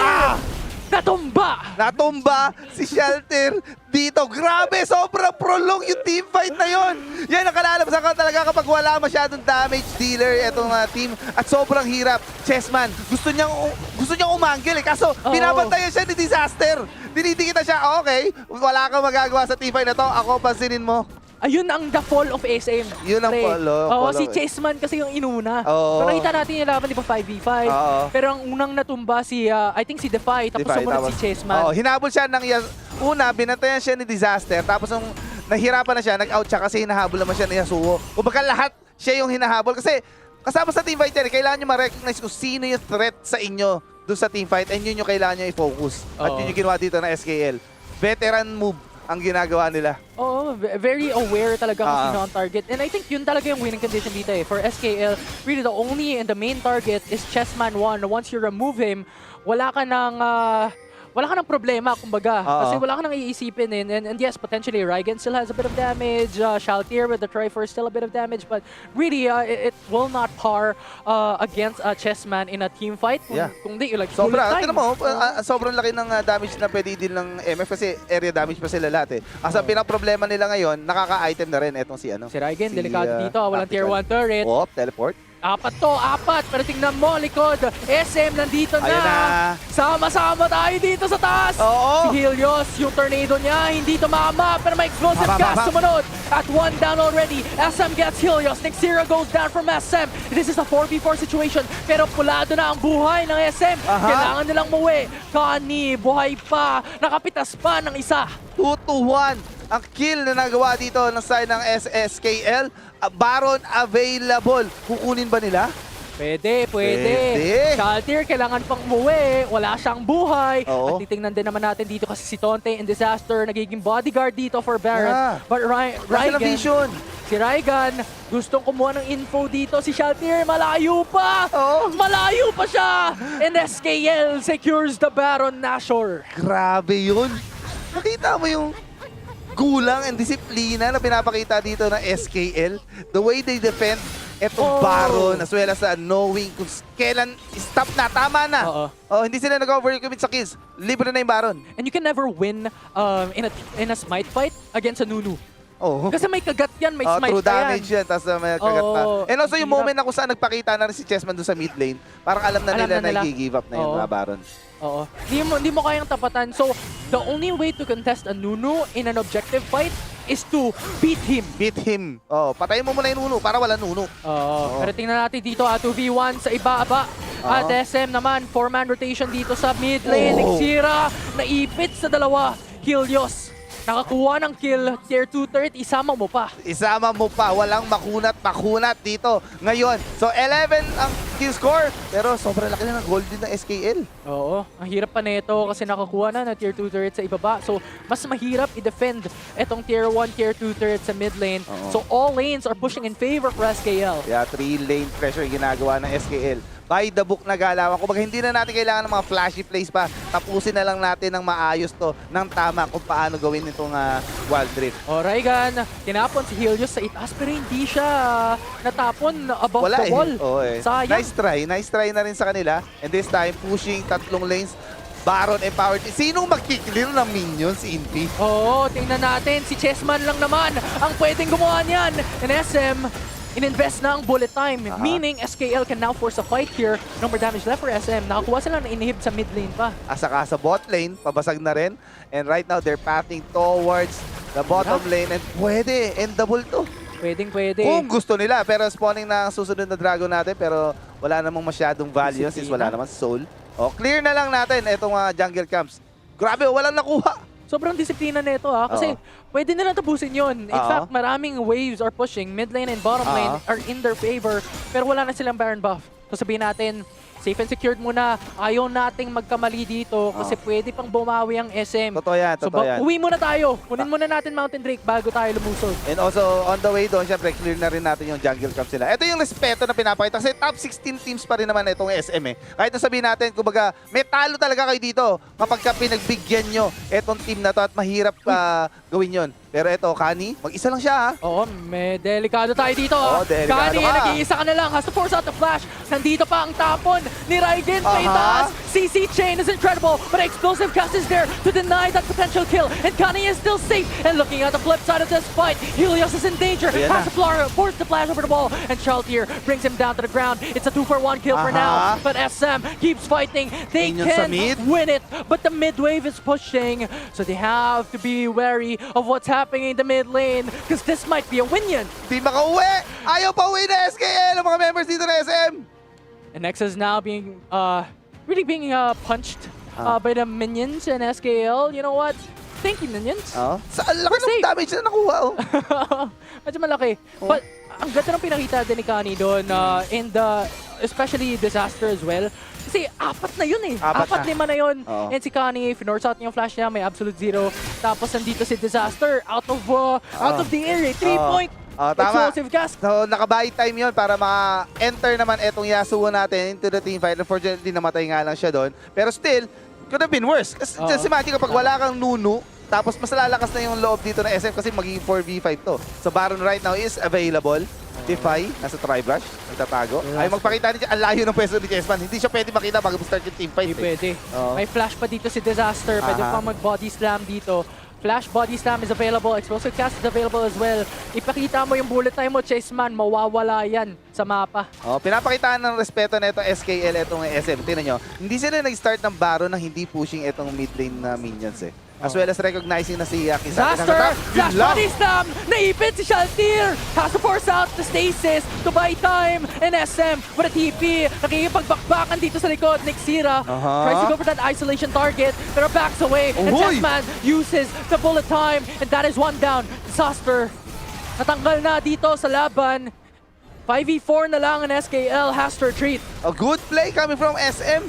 So, imbis na sila yung mapitasan dito na side ng SKL, they managed to find out window na kung saan matagalan na isang member etong side ng SKL. And that bought them time to contest etong Elder Dragon. Guys, alam natin gano'ng kalakas ng Elder Dragon. Kahit gano'ng kalaki gold lead ninyo, yung outplay or stats na ibinibigay nito, pwede bumaliktad ng laban. Tamang-tama, execute lang ang laro dito. Winning condition for SM, and I think that is the reason why they're playing really, really safe here.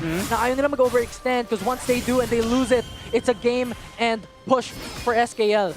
Grabe. Ito na yung winning moment, guys. Kahit sobrang behind kayo, guys, as long as mapaabot nyo doon sa moment na kung saan maging available yung Elder Drake, yun na yung magiging win condition ninyo. And right now, good job etong SM dito for keeping this game alive and having that chance to take that Elder Dragon. So right now, ito na yun. Elder Baron up at the moment.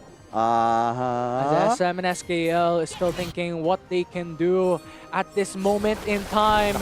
You have a 4-man rotation coming from SM into the bottom side. Yan na. Nag-show si Raiken doon sa top side. Alam nilang walang teleport to eh. Oo. Pwedeng magiging window yun sa SKL para start na kagad tong Elder buff. Pwedeng i-cut yung rotation din. Si Raigen hindi tumuloy. At gusto niyang sana i-defend yung top side dito. Nagpiping sila. Kailangan nila i-depensa. Kasi pushing yan. Yan na lang natitirang inib for SM. To defend Actually, the Nexus. nagbabuy time lang yung SKL dito. Hinihintay nila na magkaroon ng priority yung bottom side ng mapa nila kasi mega minions yun eh. Oo. Ayan, no? So, once na makapasok na yung minions Ito dito, na. yan na yun. Nagpiping na. It's a signal for SKL to start the Elder Drake. And SM has information. May Sayawan. ward sila. Sayawan. Ang ganda ng ganda ng sagutan nila sa rotation dito. Uy, pero Baron. Baron? Sinisimulan na. Oo. SM.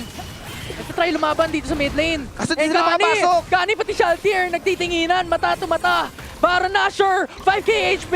Shaltier, can you do it? You still have the flash. You still have the smite. Oh, it's SKL who takes the Baron for themselves. But now it's Raygon going in with a knock-up on the tactical. And SM dito, buo pa kanilang team. It's a 5-man fight. And Disaster is in danger. But they were able to return back to safety. Look at the minions. The minions is pushing into the bottom side. And Connie is pushing in the mid lane. They want to win this. They're looking for that bottom lane. They have the Baron buff. So this can be a game-ending push. But Nixera is there to defend it. Look at SM. They're trying to fight it in the Elder Drake. Pero kaya pa nilang pitasin to ng napakabilis kasi gusto nang tapusin ng SKL. Yeah, pero tactical, huwag natin kalimutan. Kompleto na siya ng item dito. Yung jungler. Chessman, kaya mo ba? Elder Drake, wala na! Wala! Si Tactical! SM with Elder Drake, they secure it and they can turn things around! At ito na yung pinag-uusapan natin na win condition ng SM. Elder buff, Baron buff. Kailangan magamit nila ito para may panalalaban. Oh, Shaltier! Kinakain siya ng minions! Gani na buhay pa sa ibaba! Grabe! Ano to nakikita natin, guys? Oh my gosh! Men, gulo-gulo. Just imagine, Kani, merong Elder Dragon, hindi siya pumunta dun. Binigay niya, nagtiwala siya sa kampi niya, kaya nagpalalong laban.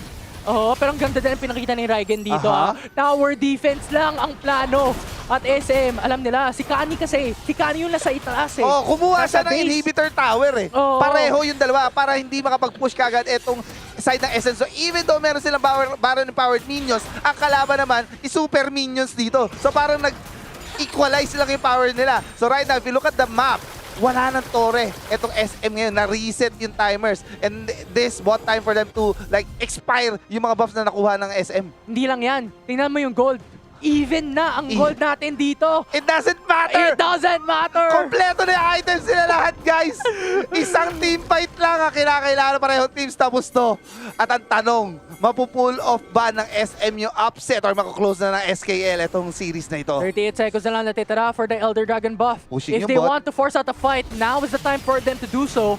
Pero super minions across all lanes in advantage for SKL. So hirap. regardless, napakahirap mag-force ng team fight. Yeah, tapos wala pang teleport etong si Kisante. Uy, Kani, isiyan mo lang, boss.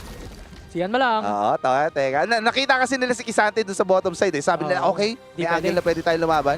Hindi nila alam na wala pang teleport si Kisante. Uy, tatlo lang tayo dito, SM! Tatlo lang kayo! Oy, bakit? At yun na nga, itinapon ni Tactical alongside with the bullet time. Disaster dito, nag-aabang. Nice wind wall for Helios. dinenay a potential kill onto Tactical, nakauwi pa. Yeah, gusto lang nilang i-utilize yung Baron. Elder buff. Rather sabi, kailangan natin ng fight para sa Elder buff. And yun, na-reward na sila ng second tier tower din sa mid lane. Maganda to. Neutral. They needed the tier 2 turret kasi palabas na ang Baron in 30 seconds time. Tama. And they need all the map control advantage that they can get. Grabe itong laban na to. Just imagine guys, SKL yung kalaban ng SM dito, but still, they managed to make this game this close na pwede pa sila manalo. Toe-to-toe, hand-to-hand combat. Both these teams dead even at the moment. Goal advantage doesn't matter any longer. Now Baron Nashor is up. SKL has control. Can SM deny it out from the hands of SKL? Ayan na.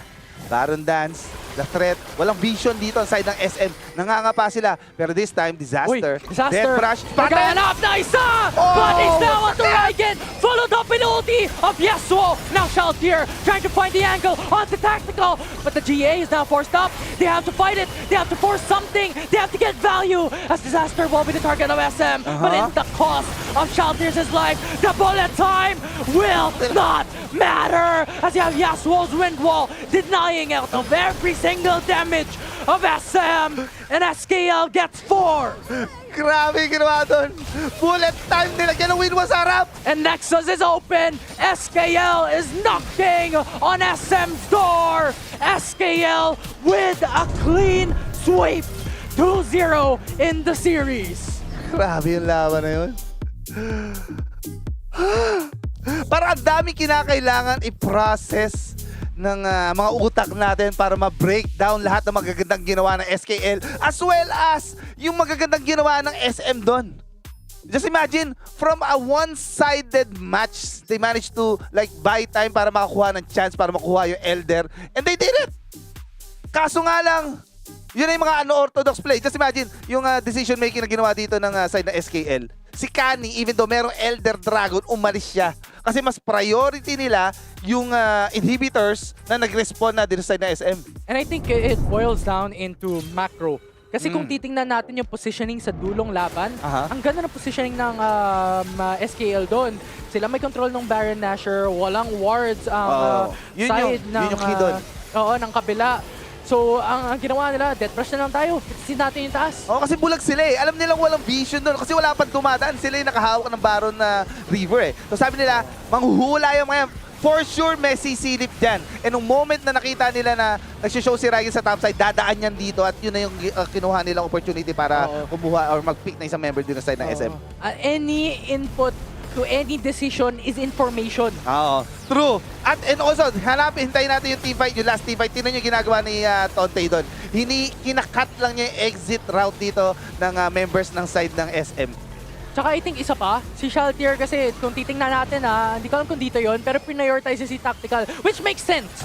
Pero kung titingnan natin, wala siyang kasabay. Totoo yan. Tingnan yung ginagawa ni Tontay dito. Nung once na nag-start na yung team fight nyo, yan, dito lang siya. Walang lalabas. Ano dito yan? lang kayo. Tapos win wall sa mukha. Wala. Tsaka ano yan, disaster trade in favor, disaster trade versus Shaltier trade.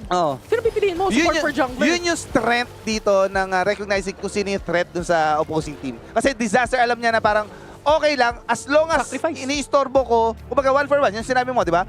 Support for ADC, support for jungler, di ba? And the fact na lahat ng skills ninyo sa akin yung binabato, small win na kagad yun sa team namin. Panalo. Kung mawawala si Disaster, titingnan natin, meron ka pang Kani, meron ka pang Tonte, meron ka pang Helios, ang daming frontline.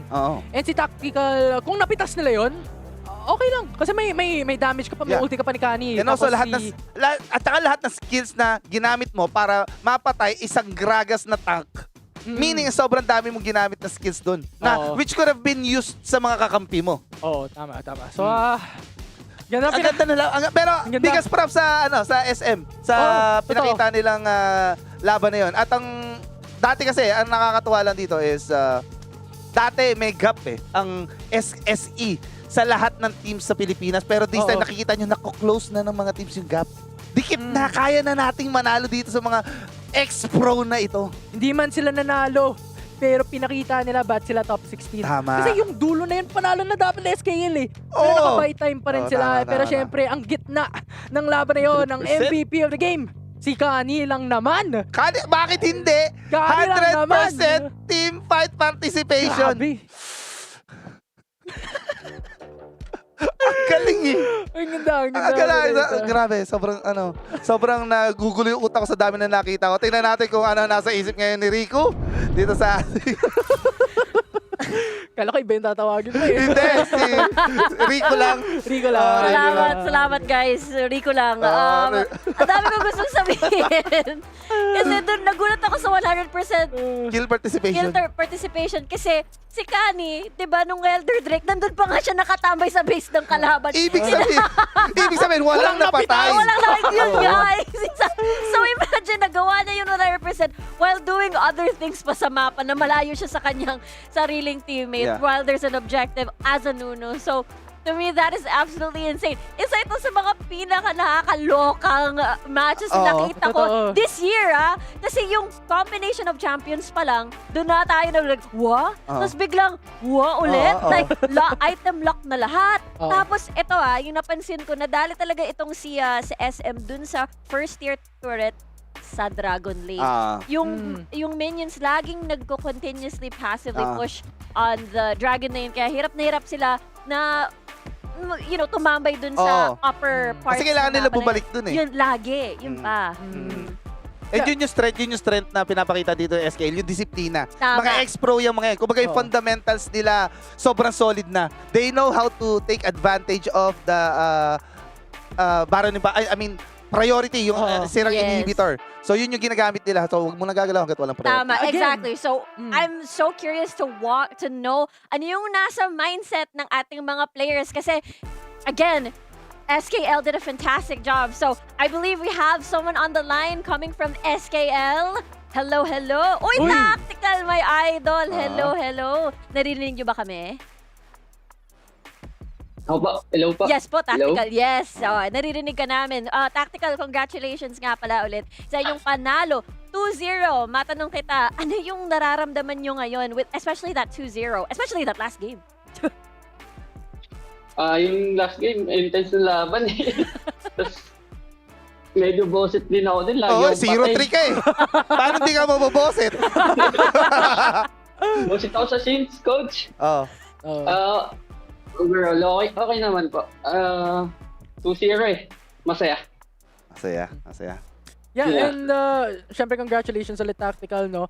Pero alam kong long time player ka na, veteran ka na, kilala ka na namin at ng community dito sa Wild Rift Esports scene. Pero dito tayo sa Wild Rounds Open, meron tayong fearless draft. Gusto ko lang marinig yung pananaw mo dito, no? Meron bang adjustments na ginawa yung team or kayang-kaya nyo na to? Madami pa eh kasi bago lang ulit kami. Madami pa kaming ina-adjust. Kumbaga, konting practice pa siguro. Kasi lahat ng team, halos lahat nag-shuffle eh. After nung Ionia.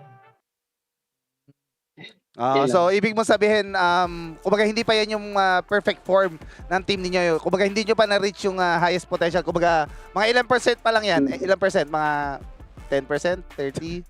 Ganon. Mga 30%. Uy, pa. grabe! Yabang mo naman! Ay, yabang 30 lang yon. Grabe. Ay, pero may isang question ako. Ito, very curious ako kung ano yung sagot dito. Ang tanong ko, ano yung naging shot call nyo dun sa moment na kung saan nakuhaan kayo na dalawang members tapos mag-elder kayo? Tapos si Kani yung pumunta dun sa inhibitor. Paano nangyari yung shot call na yun? Ano yung dumadaan sa isip nyo nun? Wait lang, di ko na maalala yun, coach. Elder, di ba nag-elder nga ni, tapos si Nunu, imbis na pumunta sa Elder 8 contest yun, pumunta doon sa Inhibitor Tower, sa bot. Yung pagkakuha namin ng Baron, Oo. di kasi namin kaya clash, coach eh. Patay Yasuo. Wala na kami pang-engage nun, coach. So, Tapos iwan din ako sa item sa MF nung time na yun. So, go for kills lang kayo. Focus lang namin. Tapos okay lang sa amin makuha nila Elder doon, coach eh. Basta hindi makauwi. Kasi may backup naman kami. Tapos may torrent kami sa mid. I love the explanation kung what was going on through their minds. Pero syempre, kayo nanalo Tactical. any quick shoutouts that you want to give sa live stream? Go. Shoutout. Wala po. Okay na. Meron! Sa Meron lahat ng yan! Meron! Meron yan. mga nanonood guys sa mga sumusuporta sa amin. Saka sa girlfriend ko guys. Yun! Alright, alright. Thank you so much, Tactical, and good luck sa mga susunod niyo mga laban. Pahinga na. Thank you. Thank you po. Bye! Okay, grabe, okay. no? Grabe, no? Oh, ang ganda ng explanation niya. Gusto ko lang marinig kasi ng mga viewers natin kung ano yung umaandar sa isip ng mga pro players. Eh, napakaganda ng call na yun for them to call that very crucial rotation or Yeah. yung macro just shows kung gaano kalalim na yung fundamentals nila. Exactly. I feel like it's just one of those things where it all boils down to a mistake or like one single mistake and it could have ended. And because of that decision making, it really helped and propelled them to this big 2-0. But of course, tapos na ang ating second series of the day. Meron pa tayong natita ng isa pa after nito. So, pagkatapos ng break, we're going towards WSE versus GEN. Don't go away. Kita tayo ulit mamaya.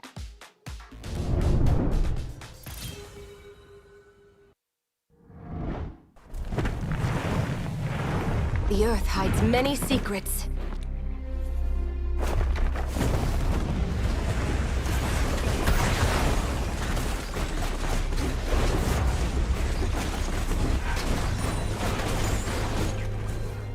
Let's shake things up!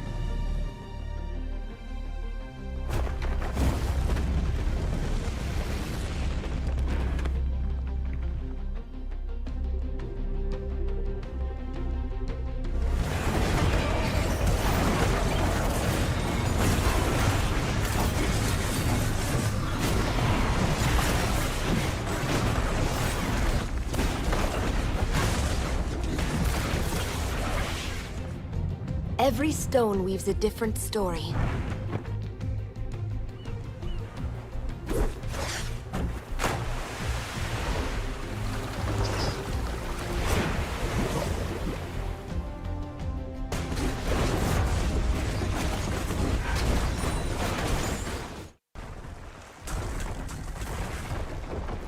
I am Eastall.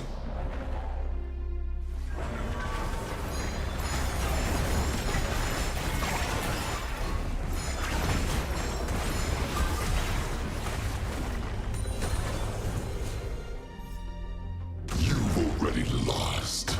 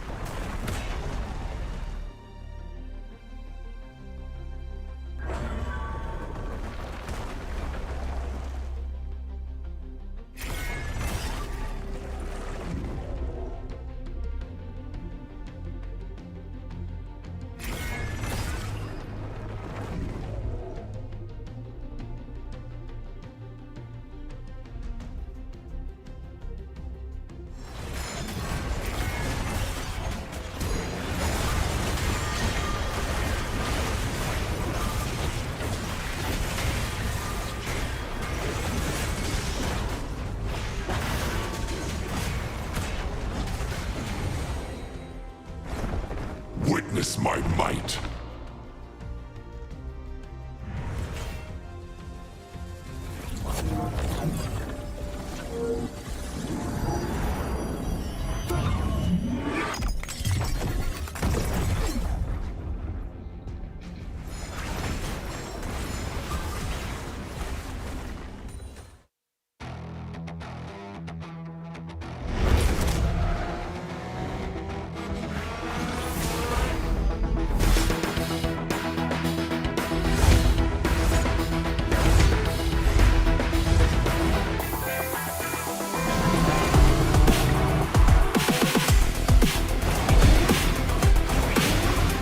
Feel my speed.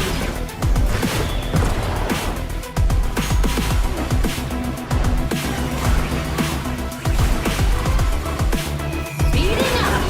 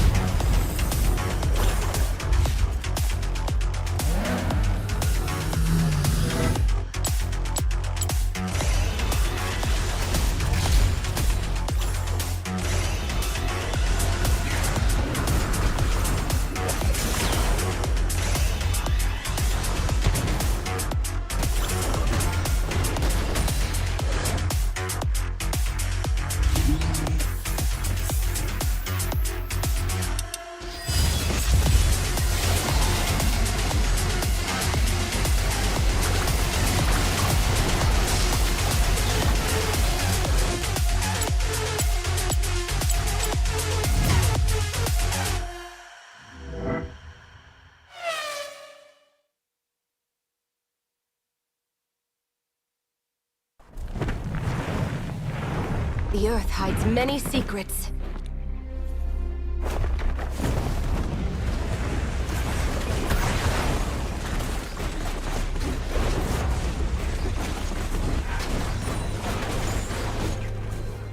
Let's shake things up!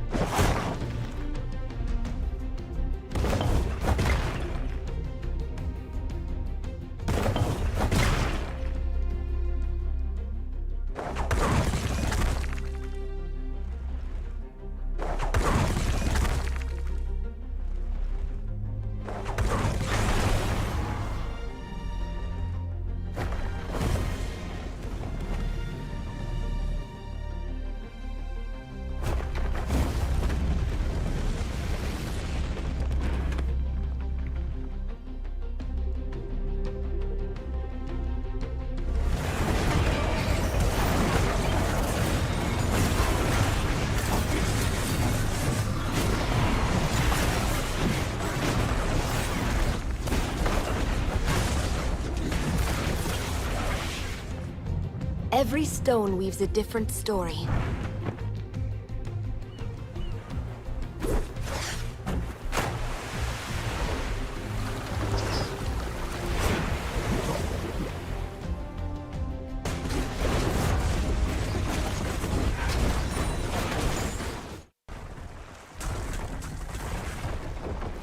I am Ishtal.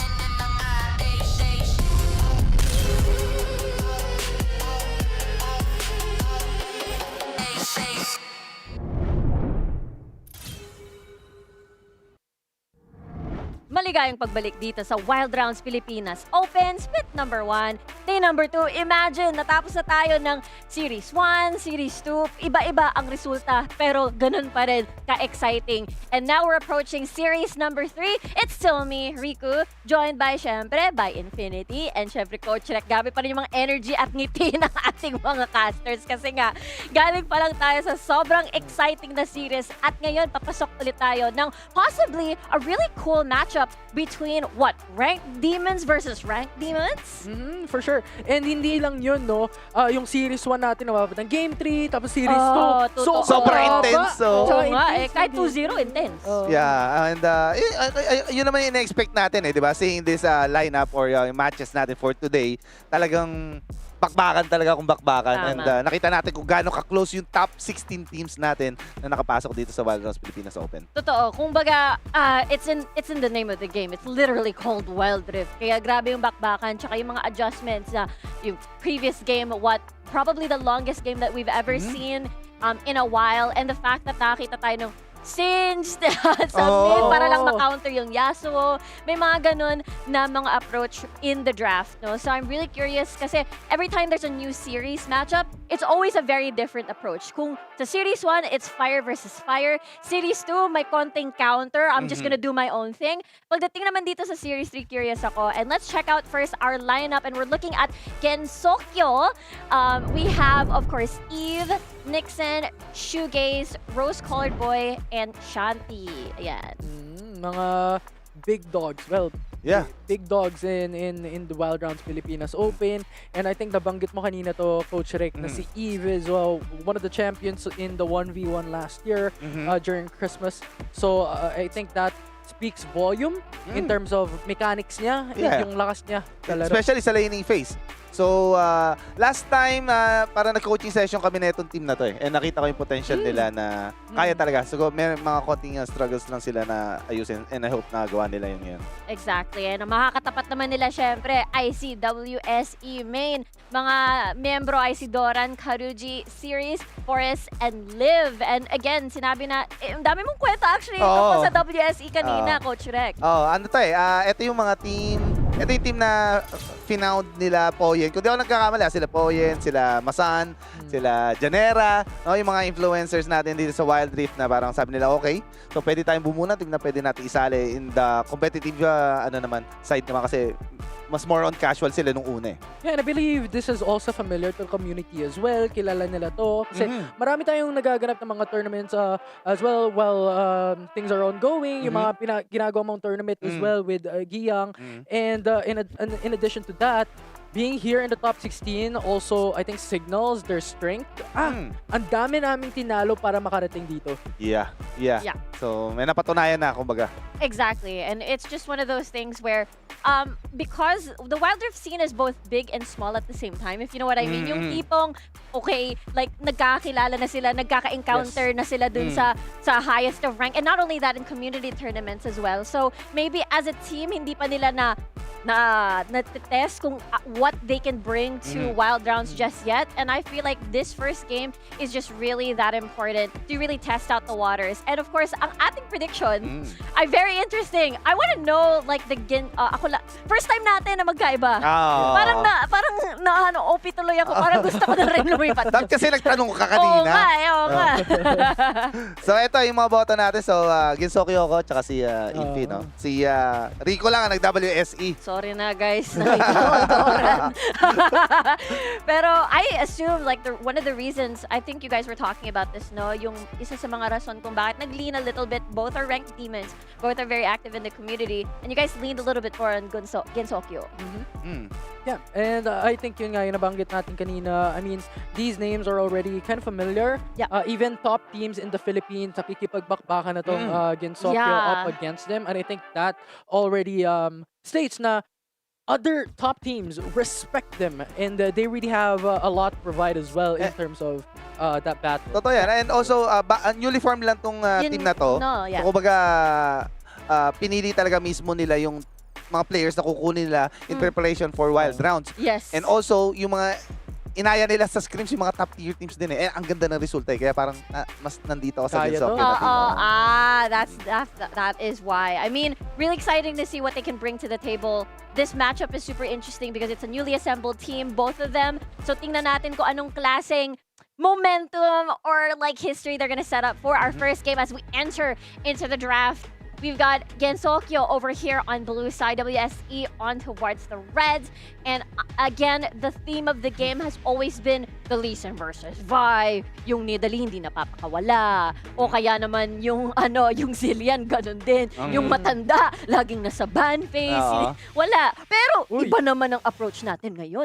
First time tayo nakakakita, at least dito sa Wild Rounds today, ng Ezreal ay tinanggal agad. Yeah, and this is a different ball game than what we are used to. Kasi yung nasabi nga natin kanina, no, what we have here in Wild Rounds Open is a fearless draft. And I think that is also something into consideration by all teams na naglalaban-laban dito. And I think Gen has that respect over the ADC. Ayaw namin makalaban niya Ezreal. And the thing is, they are prior pick. So pwede sila mag-Corki first pick to deny a lot of these ADCs potential in the bottom lane. Yeah, and possibly isa to sa mga research na ginawa nila in preparation dito sa match na to. So siguro, parang tina-target ban nila itong Ezreal ni Boris. Na tingin nila is isa sa mga champion na gusto nilang pigilan. Ang damage dealer Puro carries. Puro carries. Puro yung first rotation ng first game in a best of 3. Ito yung usually yung linilin on ng mga players.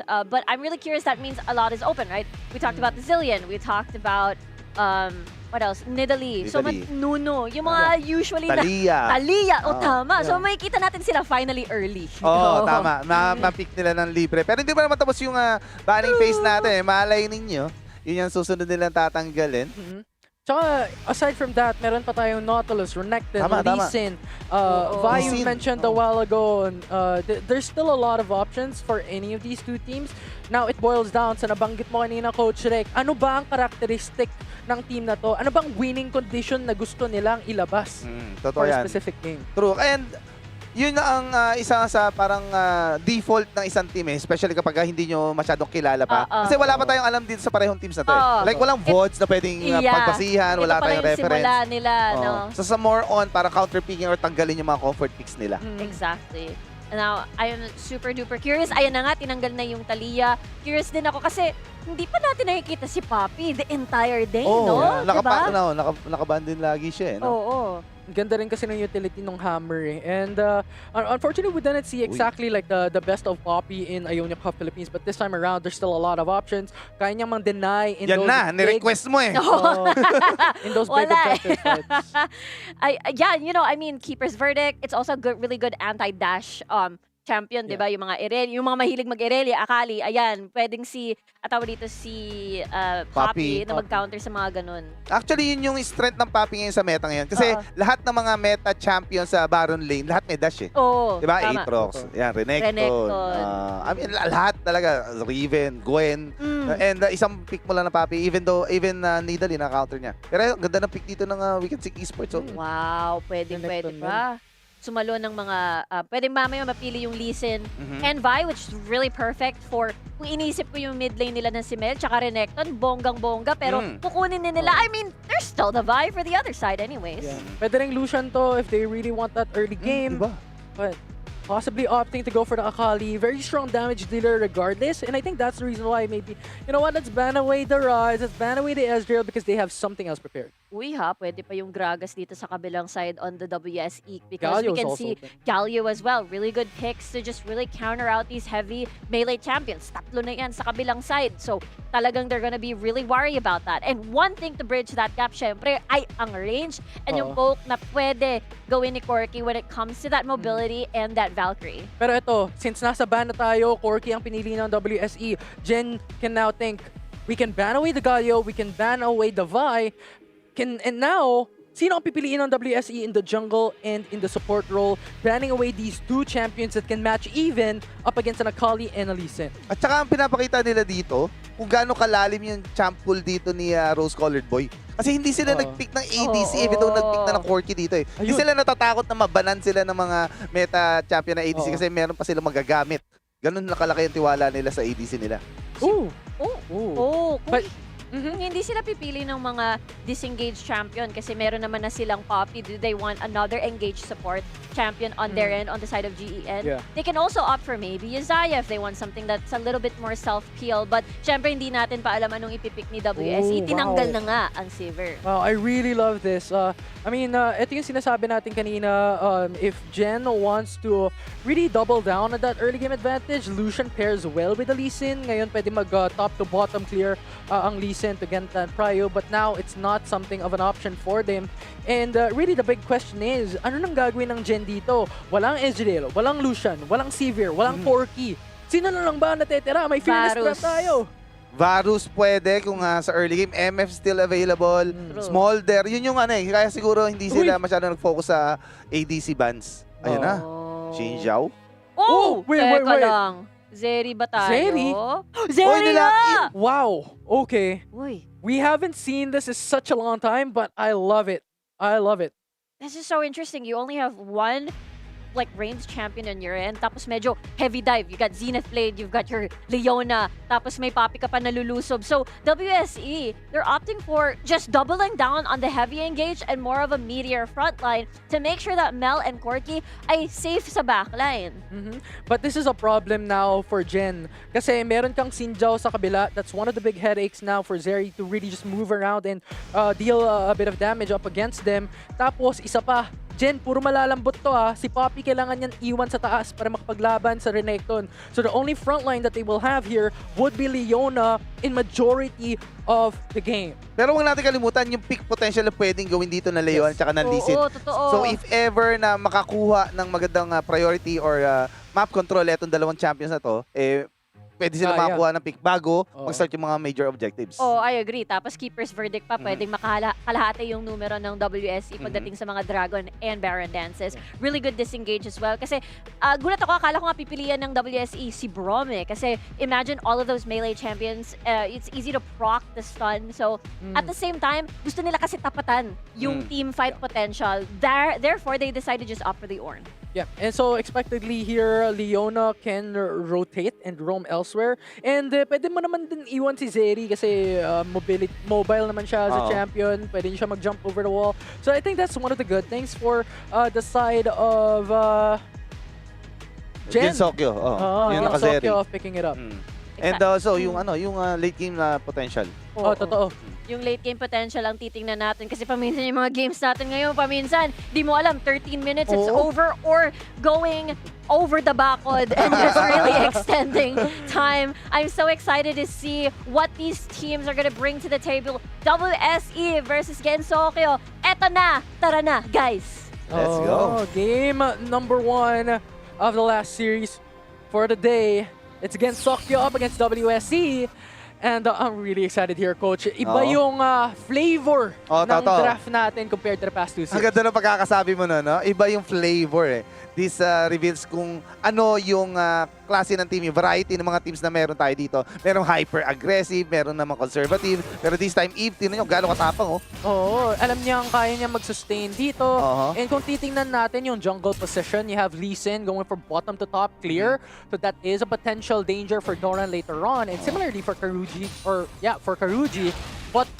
top to bot. Oo, at saka medyo matapang na dito kagad si Iva, knowing na sa top side nag-start etong Xinjiao. Talagang pinilit niya maisingit yung vision niya just to have that information kung saan nag-start etong Xinjiao.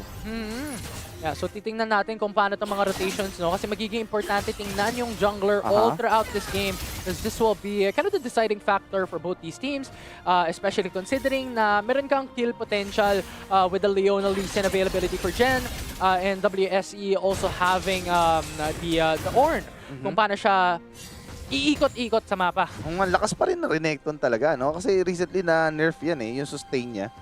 Pero still, makikita natin kung paano gamitin ng mga pro players. Kaso yun na nga. Aggressive. Oo. Pero, Checking lang. Check lang. Kayang-kaya naman. Oo. And alam din kasi ng Gensokyo na wala namang damage masyado ang Corki in level 1 to level 4. Kailangan niya intain yung Missile Barrage to really gain a huge poke potential. So, tamang easy lang tayo, tamang pressure lang para magkaroon ng prio dito si Rose-Colored Queen. Totoo yan. Tsaka iba rin kasi yung aura ng mga support. Alam mo yung engage support na champion?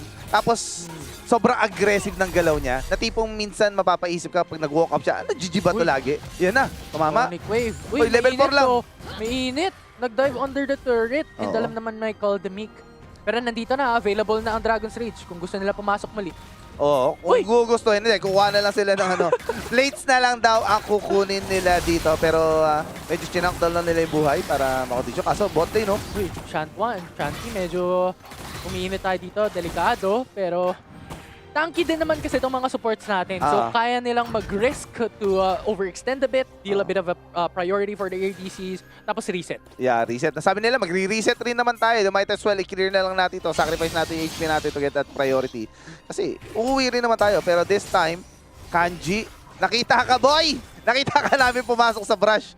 So, kumbaga sinasay ko niya ngayon, etong si Eve siguro, na para maisip niya, baka nag-stay pa dito si Xinjiao. Kaya pinakita niya talaga na pumasok siya sa brush. And kung titingnan natin yung jungler positioning dito, full clears once again and patting themselves into the right quadrant jungle for Nixon. Trying to get the kill onto Liv, but that is a tanky support. Sonic Wave connects, but will not push through for the all-in. Bagong-bago talaga to. Just imagine guys, 3-minute mark na tayo. 0-0 pa rin ang kill score natin. Kaso nabate. Apat to. Eto na. Nixon positioning as well. The knock-up is there. A quick double kill for Jen as Boris and Liv taken out. Sobrang linis ng execution na ginawa in terms of wave management as well as yung kanilang pag-layer ng skills. Pero hindi pa tapos. Invested already to delay series into tower defense in the bottom side. Now the Zenith Blade connects onto series. You have Karuji as well to come through and support the rest of the crew. And Shanty being chased down, but you still have Nixon. Called the Forge God, casted out already as well to support the rest of the crew series. But ultimate executes Nixon. Mel already with a double kill. And Jan, you overstayed your welcome, and WSE pounces back. Nakabawi bigla ang WSE doon dahil nag-overstay sila. Medyo nag-greedy sila sa dami ng plays na gusto nilang kunin. That gave time for WSE to rotate back sa bottom lane at makakuha ulit ng another kiss. Kumbaga nasagot 2-4-2 sila ngayon dito. Oo, medyo tumambay pa kasi sila doon. Pero regardless, ang daming plates na nakukuha ng Gensokyo. 3 plates na ang nawala sa taas. Tapos 1 to 2 plates dito sa baba. Yeah, then because of that 1,000 gold din ang hinawakan nila against Wicked Sick Esports. And right now, another play! Marami na namang labanan! Sonic Wave, Dragon's Rage, ganun lang kasimple. Lee Sin visits mid lane and secures a kill. Yun yung dahilan kung bakit sinasabi natin lagi na alpha jungle ngayon si Lee Sin. Ganyan kasi kalaki ang pressure na kaya niya gawin at potential na playmaking dito sa early game. Tapos sundan mo pa na may Shanty. Yan Para magkasama na kagad Shanty, nandito na, tumalon pa si Nixon.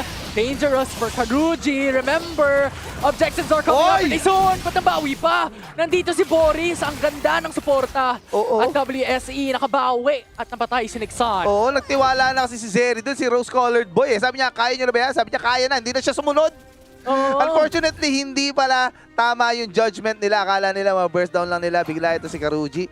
And yan, nakabutan sila ng Corky and that resulted into a kill as well dito sa side ng WSE. Pero tingnan mo yung yung vision Oo. Ang dami nung deep wards ng Gensokyo sa taas. Oo, nakapaglapag sila ng mga vision. Information na para sa kanila. And so far, 35 seconds remaining for the Infernal Drake. Every single one of these teams, or these players rather, wants to reset to prepare for the objective. And we're looking at items. Triforce para kay Sinjao, Mel with the Infinity Orb first item for that extra burst damage potential. Riftmaker kay Kali, Lee Sin with the Yumus Ghostblade. Yeah, Nixon right now. Spotted siya dito, nanduman sa Tri-Brush. Pero seems like parehong team lalaban. Ayaw magbigay ng referral. Oo, kasi marami-rami na rin ang damage output nito. Nabanggit natin kanina yung items. This is going to be staple for WSE. They have the control over the Rift Herald pit. Oo. May priority si Akali dito. Nauna siya kay Mel. Kailangan mo start yung fight if gusto nang makuha ng Genji itong advantage dito sa referral. Tingnan natin kasi 5v5 lalaban! to. 5v5 to. Lahat nandito sa gitna. Shanty, unang stinart ni Liv with that knock-up. Pero ayaw nilang i-push through ang laban na yun. Nakita mo yung disiplina nila no? Talagang hindi sila nag-hard commit agad-agad. Ginigage muna nila kung ano yung magiging decision ng kalaban. Depende kung ano yung gagawin nila. So this time naka-flank, Doran. Eto na. Ang layo ni ano. Uy, Eve! Oh! Nice flash! And Keeper's Verdict. Oy, 3-man die! And now, 3-man solar flare from Shanti enables Gensokyo to start up the fight. Karuji is down. Doran, 1 HP remaining, and he is eviscerated. Tatlo ang napatumba. WSC, kailangan pang problemahin ng referral in the mid lane, and Gensokyo gets the edge. Grabe yung engage na ginawa doon ni Shanti. Free hitting bigla ito si Rose-Colored Boy. That resulted to a lot of kills for them. Right now, 6-3 ang ating kill score sa 7-minute mark. Gold lead, tinan mo. Almost 5K na bigla. Ang laki na, tapos tinitingnan pa ng Gensokyo ang Infernal Drake. Getting that 2 out of 2 objectives. Malayo si Karuji out from the Infernal Drake. So it seems like it will be given out to Gensokyo. Boom. And now Liv is in danger. Solar Flare onto Boris with the Valkyrie going back to safety. And Rose-Colored Boy wants to go for the chase. Liv, 1 more HP. Napitas at nakuha pa. Now Sirius comes in the mid lane as well to put support, to try and get that kill, to try to trade back. And but ultimate coming from Sirius secures it. Ayan na, pumasok na nga, nakahabol. TP. Oh, yun na. From Eve at Karuji, down low already. Tinalikodan pa ni Shoegaze. And low na si Doran dito. Dalawa ang napitas from WSE. So they have to hug the turret instead of fighting against Gensokyo. Grabe pala itong Gensokyo. Akala ko kanina mas more on conservative yung playstyle nila. Pero once nakakuha na pala ng lead dito, never backwards din pala ang galawan dito ng Gensokyo. Nakita mo kung gaano katapang eto si Zeri natin. Tumalon sa padet to close that kill on Liv. Kaso nga lang, ang bilis ng reaction kagad dito ng WSE. Dumating kagad eto si Karuji to answer that kill na ginawa dito ng Gensokyo. Yeah, it's this macro plays na pinapakita ng top 16 teams natin dito sa Wild Rounds Pilipinas. Very important if you really want to succeed in a lot of these situations in these tournaments.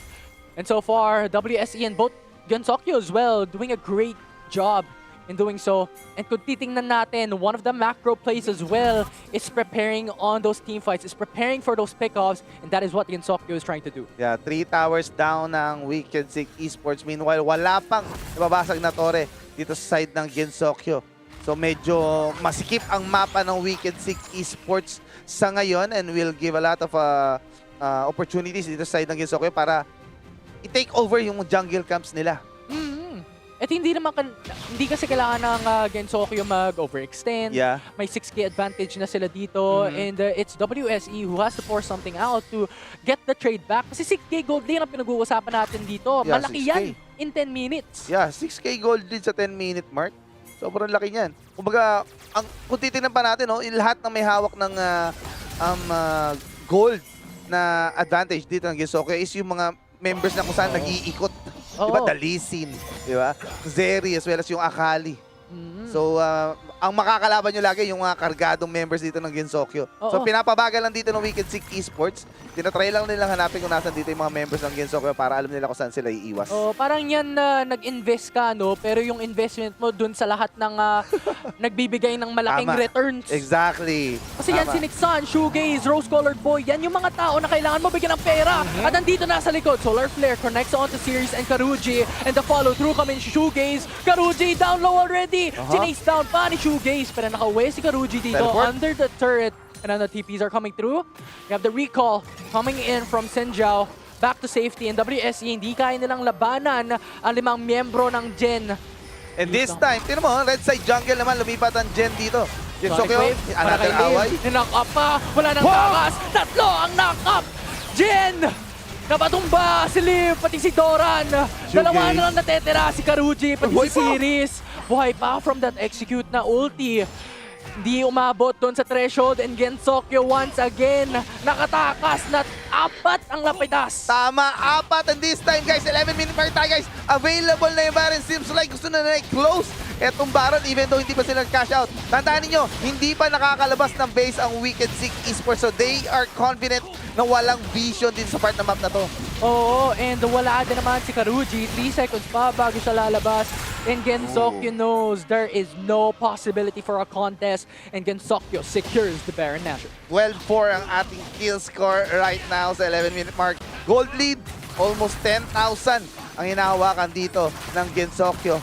3 towers down and pwede pa dumami ito sa paggamit nila itong Baron Empowered Minions. And yeah, in-establish na nila kagad ang mga lanes nila dito. Tingnan natin kung gano'n kaano sila kadisiplinado. Kasi usually, hatid muna yung mga minions. Pero katulad ng pinag-usapan natin, Shoegaze, nag-start kagad ng fight. Nandito lalabas yan kung kaano ka ka-disiplina sa pagdepensa ng inyong mga tore. Especially considering that Gensokyo has a lot of advantage here. They can do a 1-3-1 split at the stage of the game. Sino pang lalaban up against what? An 8k gold lead team. Alongside that, you have the Ocean Drake. On top of that, wave push across all lanes. Sobrang tinan mo, 5 digits na yung mga gold ng mga carries dito na side ng Gensokyo. Kumbaga, lahat ng mga tamang champions na dapat humawak ng gold, dun napunta talaga yung mga pera. Yun naman yung papi natin, 006, selfless na role ang ginawa niya dito. And right now, ito na nga, secondary towers are all down. Makakatok na sila sa inhibitor towers. Okay, WSE. Defense sa inhibitor turret. Lahat ng miyembro dito ng WSE kumakapit sa kanilang base. Ayaw nilang pakawala na ang kanilang mga inhibitor turrets because once that happens, this will be a disadvantage. Natural lane pressure will open up. Grabe Gensokyo yung wants it. Ang sakit ng Baron Empowered Minions, lalo na kapag canon. Yun lang yung kalahating damage nila, yung canon lang yung bumawas eh. Oo, bukas na ang top lane dito. Wala nang inhibitor turret for WSE on top side alongside the bottom lane. At nandito nga, wala nang inhibitors left for WSE. At nagawa na ng ang Gensokyo. Ang kanilang gusto. Karuji, malapit na doon pero nakatakas pa rin. And that's pretty much it. Gensokyo able to bring down all inhib turrets, the exact thing that they wanted. Nakakalito yung identity na itong team na to. Pero if naabutan, mapapatay kaya, dito, good flash. nice flash. Iba no? Parang sobrang unpredictable nila. Minsan sobrang hyper-aggressive sila. Minsan naman sobrang disiplinado. No? Kasi, like for example, parang may ibang teams na parang pwede na lang i-close yun eh. Having that gold lead, basag lahat ng minions, like pumapasok na doon, wala nang didepensa, parang sabi nila, okay, let's play it safe, no? Which is hindi naman sila kanina, di ba? Kasi di ba? Go lang ng go lang kanina. Go lang ng go kanina, tapos ngayon bigla nagdidisiplinado. And part yun I think na strength nila kasi very unpredictable sila. Yeah, and I think na-achieve din naman nila yung goal nila of opening up the base. Sa tong inhib turrets, wala na. So WSE has to play it very, very defensively all throughout this foreseeable future. But now Call of the Forge God casted already.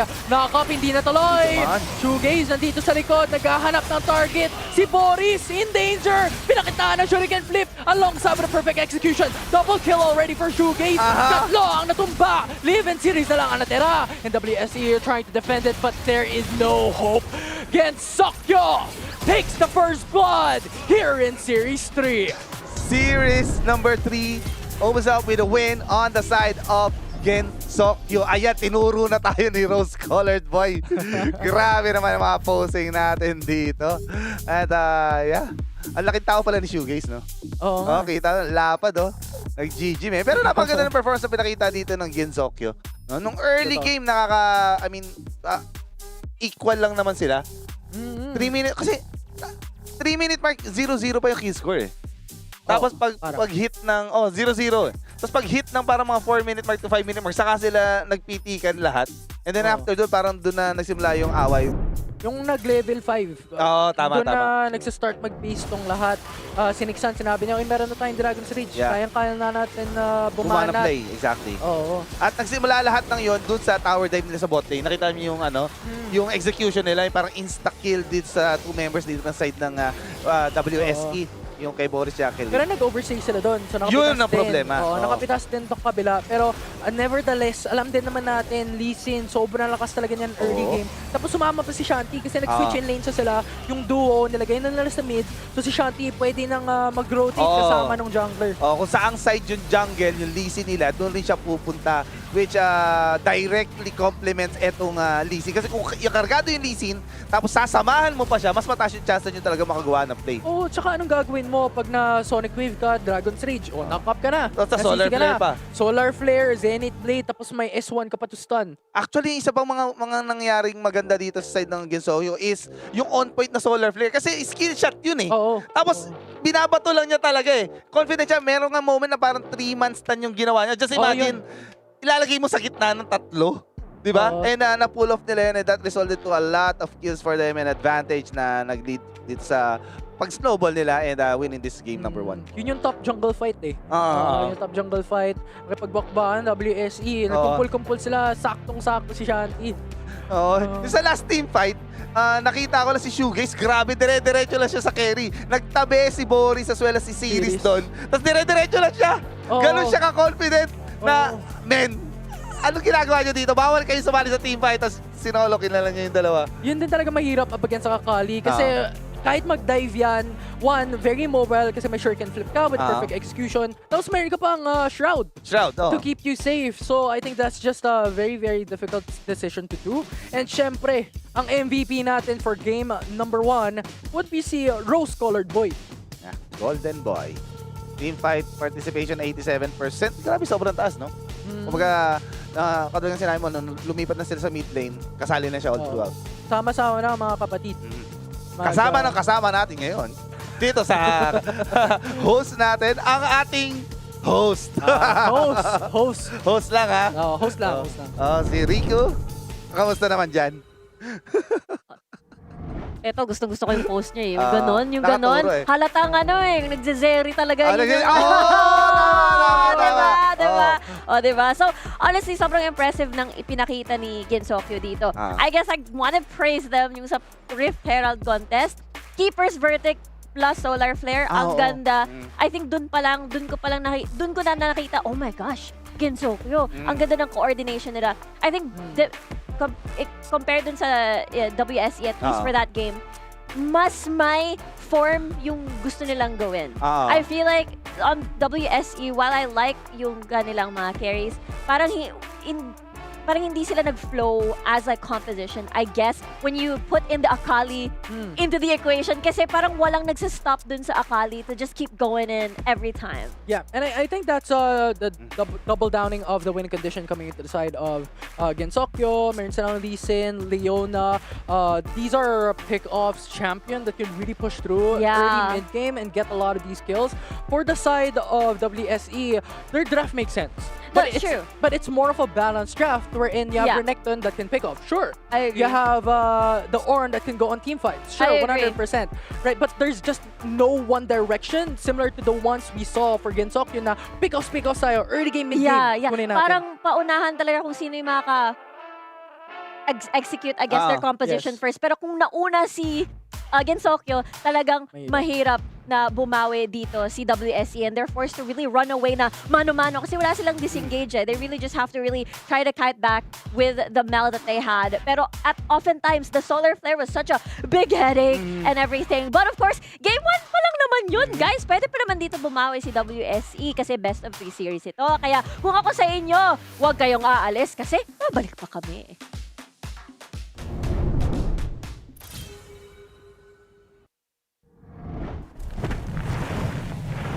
The Earth hides many secrets.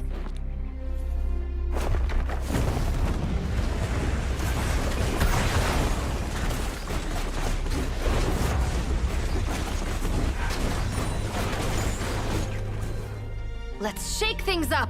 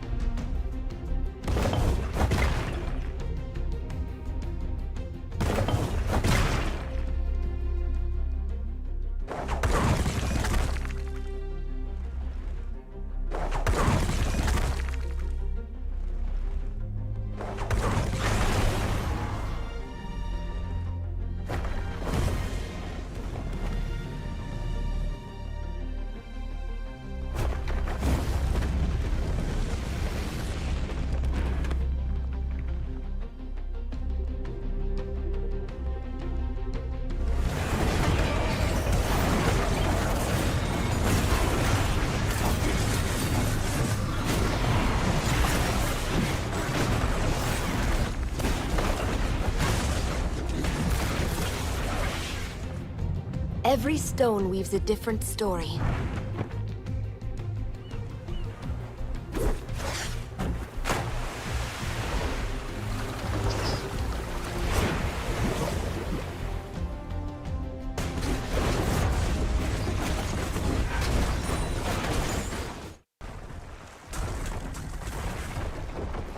I am Eastall.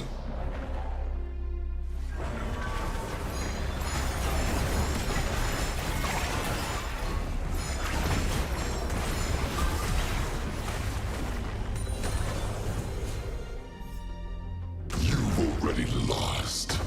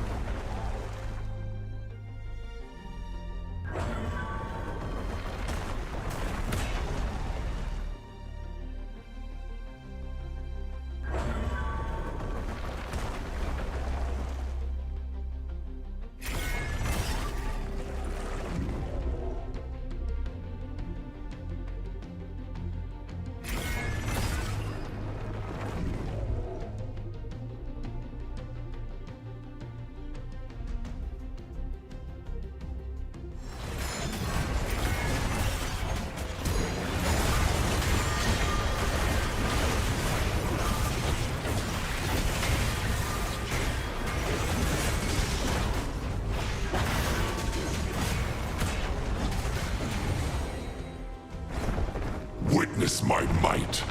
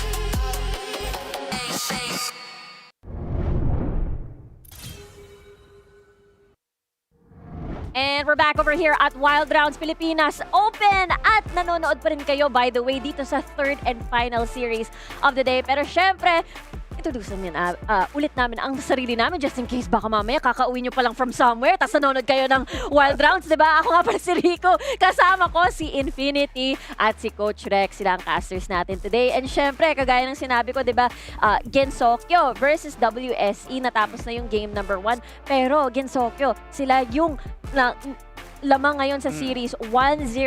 Their cohesiveness, not only their draft was impressive, they got 2 very important picks ngayon sa meta, which is Poppy and Lee Sin. At hindi lang yon, na-execute pa nila ng sobrang maayos, very coordinated, and very free-flowing kung base sa performance nila kanina. Yeah, controlled aggression. Ang nabanggit kanina ni Coach Reckmeister, no, nung simula nung laban, very aggressive sila. Gusto nilang kumuha ng mga pick-offs. Gusto nilang kumuha ng mga kills. Now, nakuha nila yung lead. Medyo kinokontrol na nila. Nagiging disiplina na sila.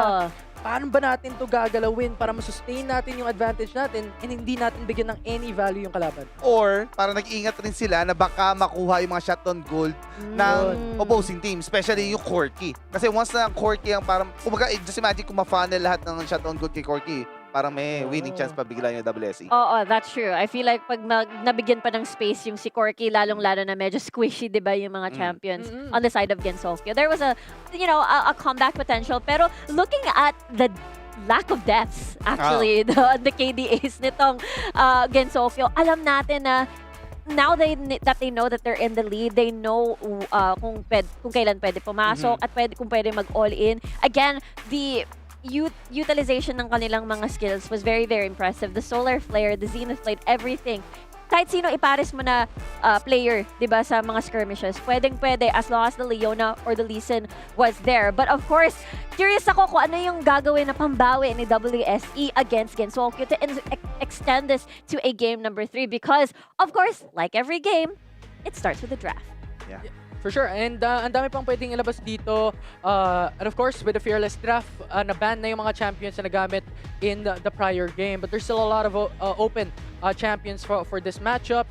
You still have the Hecarim, Kisante, Nidalee. There's a lot of options here for any of these two teams alongside with Italia. At kung meron silang parang pocket picks dito, eto na yung time. Oo, totoo. O, kailangan nilang may panalo at madala tayo sa game number 3. Dahil kung hindi, yung Gensokyo, sobrang taas na ng confidence nila ngayon. Kasi somehow, parang nag-gauge na nila yung playstyle ng WSE. Okay, so pwede pala tayo maging mas mag-lean towards sa aggressive na draft kasi yun yung gumagana sa atin ng game number 1. Tsaka isa pa, WSE pinili nila ang blue side. So there might be a priority or an option here na ito na yung pocket pick na sinabi mo na pwede nating ilabas this time around. Exactly. So, in terms of priority, at least makakuha na sila ng, really strong meta picks that has been quite a nightmare. Hindi pinapakawalan, maybe Zillion, not so much. But it really depends because Gensokyo does have the power to counterpick on red side dito sa kanilang final pick. And that's really scary to think about.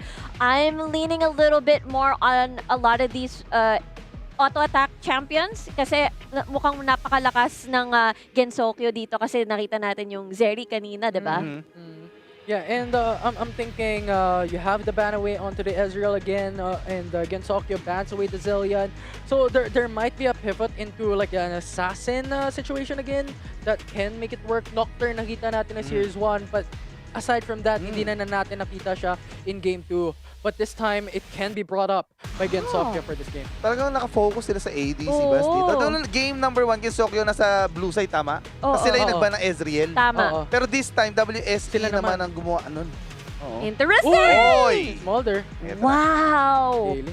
I mean, if you think about it, okay, so medyo banning out the Vi, banning out the Camille, of course, medyo confident si WSE na pumili ng Smolder. But at the same time, this also makes them brave enough to lock in certain champions that are a little squishy, easy to lock down, pero big boy damage. Curious ako, WSE can respond with this, with a Nautilus pick kasi hindi pa siya nasa-select kanina. Yeah, and I think I really, really love these two picks. Wow. For the reason that these two are flexible. Yeah. These two can go anywhere in the map. Tama. So, kumaga, pwede pa nilang hintayin kung ano yung magiging identity ng draft ng WSE before they decide kung saan nila yung roles ilalagay etong mga champions na Talia as well as etong Jace.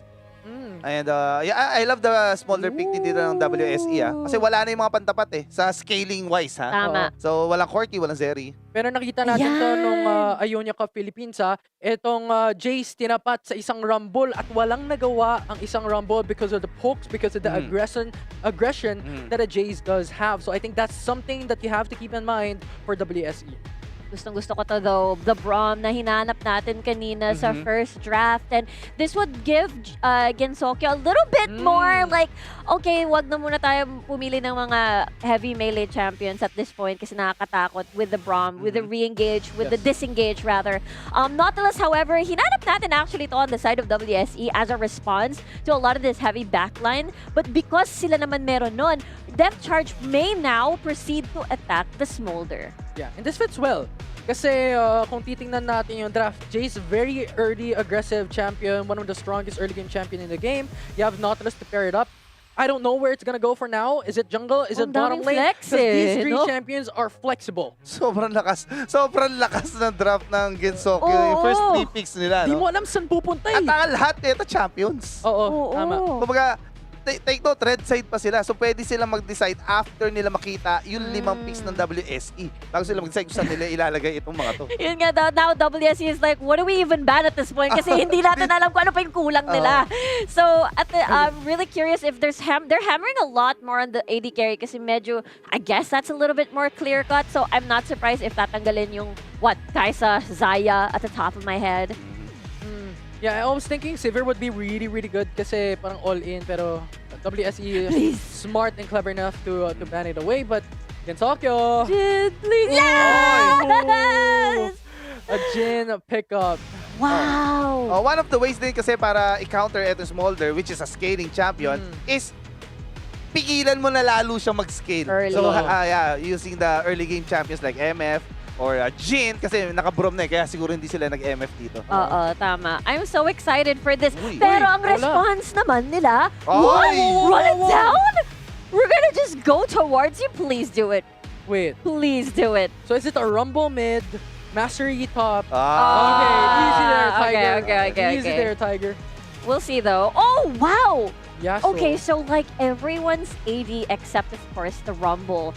So excited ako makita to. I mean, you have the Braum at least for some synergy kasama yung Yasuo para ma-proc. Oh.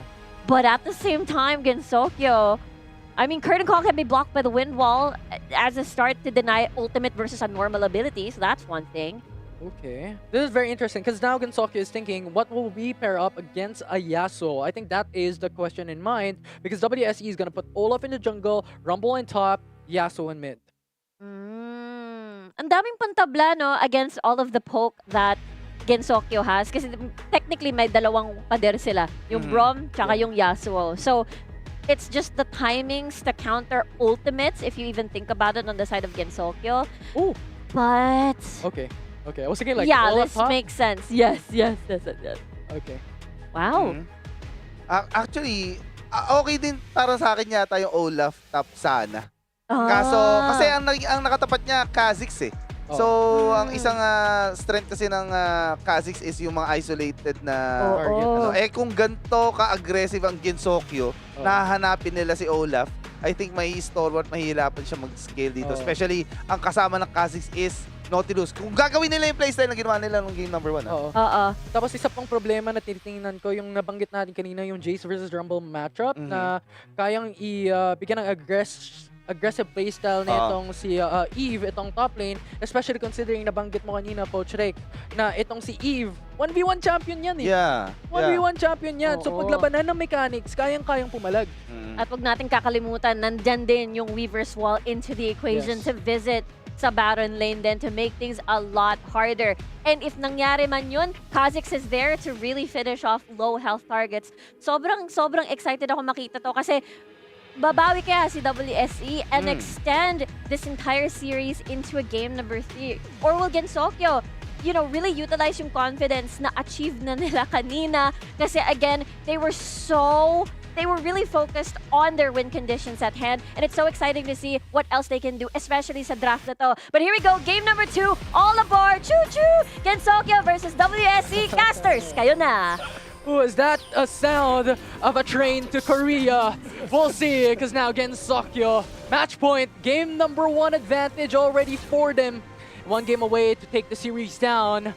But controlled aggression was the name of the game for Gensokyo in the prior match. Will they do the same this time around? And this time, makita tayo ng isang magandang lane swap na gagawin dito ng Gensokyo. Keso strat to guys, no? Isa sa mga strat ng Nautilus. After kumuha ng full clear sa mid, kukuha ng chickens kagad kasi one of the champions nga. Na pinag-usapan natin, di ba, the fastest clearing champion sa jungle. Pero if support, ayun, nakita nyo, parang 2 hit lang kagad, kuha na yung mga small chickens. Pero pinigyan na sila series dito, level 2. Uy, Exhaust invested already, advantage in terms of summoner spell. And now Shanti, niroot lang si Series, nilabanan lang ng isang anchor. Oo. Dumugo na yung buhay. Sobrang ganda kasi ng synergy ng bagong rules. Kaso, Shanti, Delikado tayo Oy! dito, naroot Naman! pa si Series. Lumusot yung kanyang S1? S2. Oo, S2. Yung stun niya dito, which gave them the priority dito sa mid lane. Medyo naubos yung buhay nila. Just imagine, 2 mid champions. Kaharap nyo isang Jhin. Eh, si Jhin ay isa sa may pinamalaking base damage pagdating sa early game if you're talking about ADCs. Oo. Saka W-Prod pinakita niya yung taas kanina. Yung nasabi natin kanina, no, Eve expected to gain advantage and gain prio. Nakakita din naman natin, walang nagagawa si Doran dyan. Hindi siya pwede mag-overextend. Kalaban niya si Jace. Especially na level 3 na, kayang-kayang pumalagyan melee man or range man. Nag-decide kasi siya mag-tank yun. Naka-grass up yan, dying siya ngayon. Pero this time, Scuttler, nakuha na kagad dito ng Gensokyo. Flash out! Early flash burn. A very good advantage coming in from Gensokyo. Wala na yung summoner spell na makakapag lapit kagad kay Liv in those team fights. And nevertheless, they're happy with it. And sobrang hirap na hirap ngayon dito. Ang isang Olaf, just imagine, nakuha ka na ng chicken, nakuha ka pa ng Scuttler, tapos wala ka rin Scuttler na makukuha doon sa top side ng mapa. Gutom ka na niyan. Gutom talaga siya kasi wala siyang camps na i-clear ngayon. Wala ka nang manok, wala ka pang crab. May downtime, pero ito, binawi na nga lang dito ni Doran. I think Doran na nakakuha yata nun. Yan. Parang nakuha ni Doran yan. Blue yung pinabasa. Pero si Series, delikado na naman tayo dito. And binibigay ni Shoegaze kay Nixon. Ay, sayang. And ang ganda nung discipline na itong Gensokyo. Shoegaze, sa'yo na they know. Dapat sa carry mapupunta yung first blood kill kasi unfortunately, mabilis din na mag-react itong si Series. So napunta sa support, pero sila, kill is a kill. Delikado delikado dito. Karuji nandito na rin sa mid lane to support any commit coming in from Gensokyo. No information. And Nixon goes in V, might jump over the wall to take that kill onto Niv. But able to retreat back safety and Smolder with the ultimate just to kind of push down the wave in the mid lane and zone away against Gensokyo. Why not all push? So right now, may idea sila ni Olaf is on the blue side jungle. Kasama na ngayon ulit yung mag-asawa, Nixon and Shanti. Trying to deny all of the jungle buff dito sa blue side. Imagine kung ikaw si Olaf, men! 3v3 ang nagaganap dito sa left quadrant jungle. Nilabanan pa, nilabas pa ang curtain call ng Jhin at Liv na pitas ni Rose-Colored Boy. At masaya na si Gensokyo at nakabigay ng kill kay Jhin, one of the carries here for Gensokyo. Yeah, almost 2,000 gold lead ang hinahawakan ng Gensokyo ngayon. Having control of the blue side jungle. Mag-i-spawn na itong red side camp dito ng WSE, pero sabi dito ng ni Nixon at ni Kha'Zix, wait lang muna, chill. Kunin ko lang yung red buff ko dito. Oy, tumama! Attention tayo dito, si Series natapik under the turret at pinakitaan ni Shoegaze paano mag-utilize ng kanyang knock-up. At nakakuha pa ng isa pang kill ang Gensokyo. Masyado kasing malaki yung diameter ng skill dito ni diameter? Yeah. Paano yun? Ano bang tawag doon? Yung area. Ng skill ng Taliye. So para sa taas ng chance na tumama kasi ito na nga. 3v1 to Shanti. Malayo siya sa kanyang mga teammates. Nilabas pa ang Smolder ultimate, pero si Shanti sobrang tanky at napitas na dito ng WSE. Kaso naabutan pero pa rin sila. Gensokyo inaabot ni Shoegaze with a knock-up. Sinabayan pa ni Nixon as Karuji falls down on the hands of the Kha'Zix. So ang nakuha lang dito na side ng WSE is yung support, which is si Shanti. Medyo nag-overextend lang siya doon. Ayun na niya Akala niya sobrang kunat niya, and also syempre minsan kasi kapag sobrang tapang mo gumalaw sa mapa, mapapaisip ka lang baka may kasama kayo. Oh, and I think So hindi naniwala yung We Can Sing Esports doon. Alam namin na mag-isa ka lang dyan, so pinulit yung trigger, they managed to take down itong support. and that's a really worth trade. Kasi kung titingnan natin, ang nakakuha ng kill kay Shanty ay si Liv. Oo. Kung titingnan natin, nung bumawi ang Gensokyo, sino nakakuha ng kill? Si Nixon. Sinixan, true. Oh, and this time, tingnan nyo guys, almost 3,000 gold din na hinahawakan dito ng side ng Gensokyo. Shanty. Very different to nung game number 1. Dito na, kasama si Nixon. Napakabilis ng kanyang rotation. Has to force out the Ragnarok to fight back up against Gensokyo. And Eve comes through with a quick rotation. At masaya na sila dito na burn ang ultimate ni Karuji. Yeah, paulit-ulit lang nila ginagawa itong rotation na to. Series! Isiyan mo lang, boss! Shoegaze! Shoegaze! Time and time again, these 1v1 matchup sa ibaba. Napipitas si Series ni Shoegaze. Kumbaga lahat ng lane sinasakal nila, even the jungle. Just imagine, spawnin na itong blue buff dito ng side ng We Can Sing Esports, pero nandito na kagad itong mag-asawang to. Si Shanty at si Nixon, hindi na naghiwalay. Oh, ano yan? Birds that flock together. Ano ba yung kasunod? Fly together. Fly together, Oh, yan. yun na nga. So they are flying their way into the victory dito. So dalawang members dito ng side ng Gensokyo kumuha ng Herald. Ayan na. Naipit si Eve dito. Knocks back onto Doran. Has to use the equalizer. Si Yan na. Shanty, delikado. Oh, delikado. Flashes back to safety. Nixon 5v5. nandito sa likod. The flank is there. Has a force of flash from Boris. The knock-up onto Doran. Napitas ng curtain call ni Rose Color. Boy! tumama pa. Kumuha ng isa pa! Triple kill para kay Jin. Pero ito, papasukin pa ba nila si Series dito? May pagka-disrespect na to. Shanty, ako na daw mauuna. Sabi niya dito, pasok! Series nilabas ang kanyang Espada! Oo, para itaas at sumuko na. Gusto pa niyang lumaban, pre. Kaso ang problema, these are 3 Fed members ng Gensokyo. Just imagine, second tier tower dive ang ginawa nila. Available pa yung first tier tower. Ganon kalaki ang gold din na hinawakan nila for them to be able to afford doing those plays. Oo, si Shanty doon medyo na delikado siya, pero up against 3, ang hirap din namang lumaban. True. And alam natin, ang isang normal na Nautilus makaroot siya initially, so nahirapan si Series doon na lumayas, paalis. Kinat din yung exit route niya eh. Kumbaga nakaabang sila doon sa exit route tapos si Pininser strategy. So right now guys, 2 towers down na.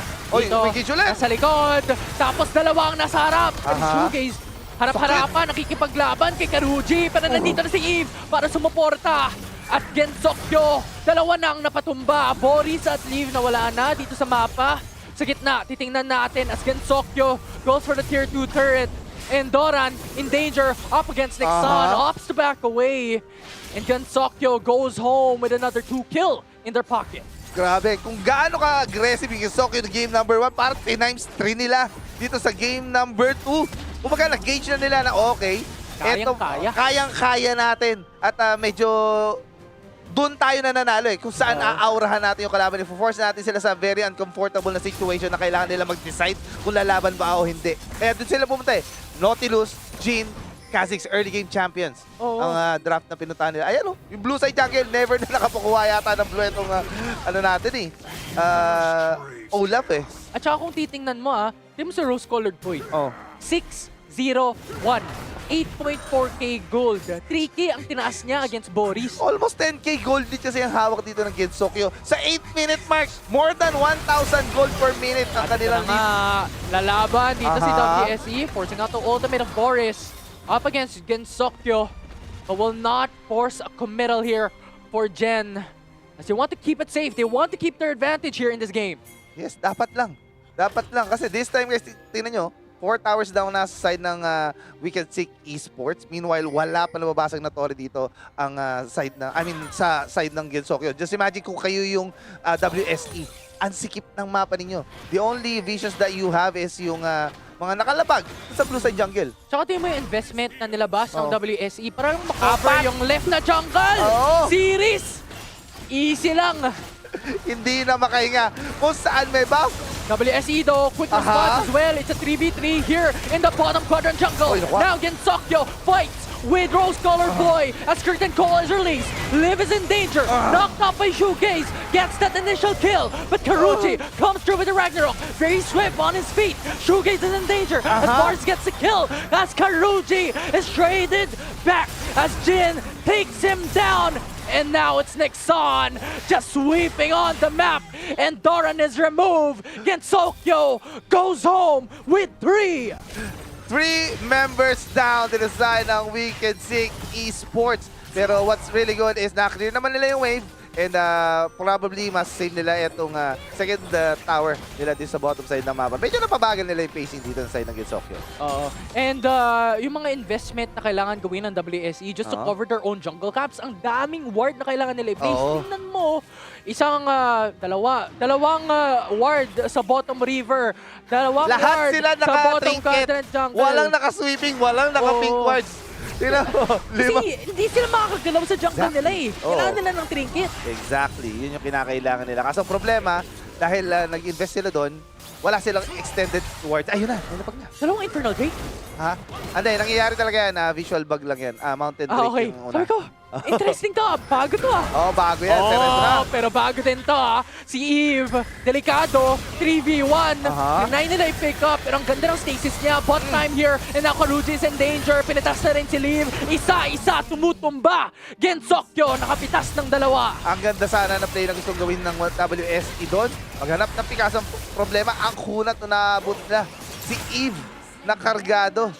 Ang taas na kasi ng ano niya eh, ng level eh. Uy, Whoop! nilabas ka agad yung curtain call. Boss, umiinit ka na, boss. Mainit ka masyado, boss. At Dito, eto na nga, nasecure na X-Flash. nila yung Baron. X-Flash, Shanti, charging up. Pero ang layo na kanya kalaban. Oy! Muntik-muntikan na si Shanti. Pakapitas ng isa. And Liv, nice shield. Buying time. Defending the mid lane inhib turret. But Gensokyo pursuing for that push. Sakit! It's a 2-man knockup. And Boris and Liv in danger as they melt down each one's HP.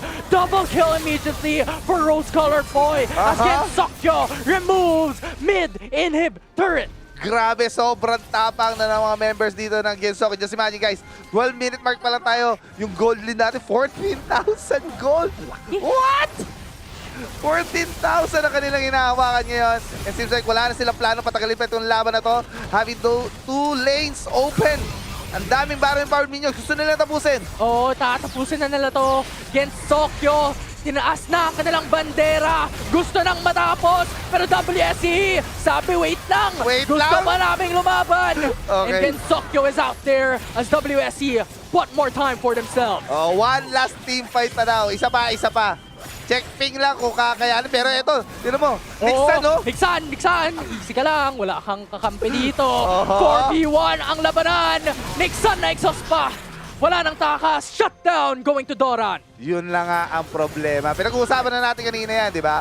Paano pa matatalo dito ang side ng Gensokyo kapag na-funnel sa isang member dito ng Wicked Sick Esports, lahat ng shutdown gold. Ang problema lang doon, what's really good doon sa side ng Gensokyo is walang objectives na available. Kasi kung meron yun, I don't think na i-extend dito sa Tereto na. Nahok si Shanti. Uy. Tinalo na ni Nixon. Glacial Pressure to buy time. Pero saan ka pupunta? Up against 4 members sa napakadaming CC. Gensokyo removes the support of WSE as they once again look for the finish. Yun ang problema kapag sobrang fit na ng mga kalaban ninyo eh. Kahit na yung tank nagmumukhang papel sa lambot sa dami ng items. Just imagine, tinan nyo, 3.5 items na yung hawak dito ng karamihan ng members ng Gensokyo. Ayun na. Equalizer, brought up just to stand down the wave, but Gensokyo is happy with removing all inhibitors against WSE. So parating na, Nixon.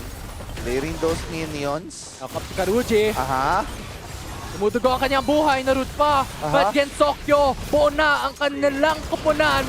Looking for the Nexus. Gusto pumiras pa. Pero si Doran, delikado. Eve, isang HP na lang. Karuji has forced out the Ragnarok along with a Glacial Fisher. Shanti is broken down. Si Eve, isang HP na lang. Pero naka-double kill pa. Si Rose-Colored Boy and WSE still keeps fighting. Curtain Call released already. As Sirius and Boris is the only one left standing. Nexon jumps through over the Nexus. But Nexus falls.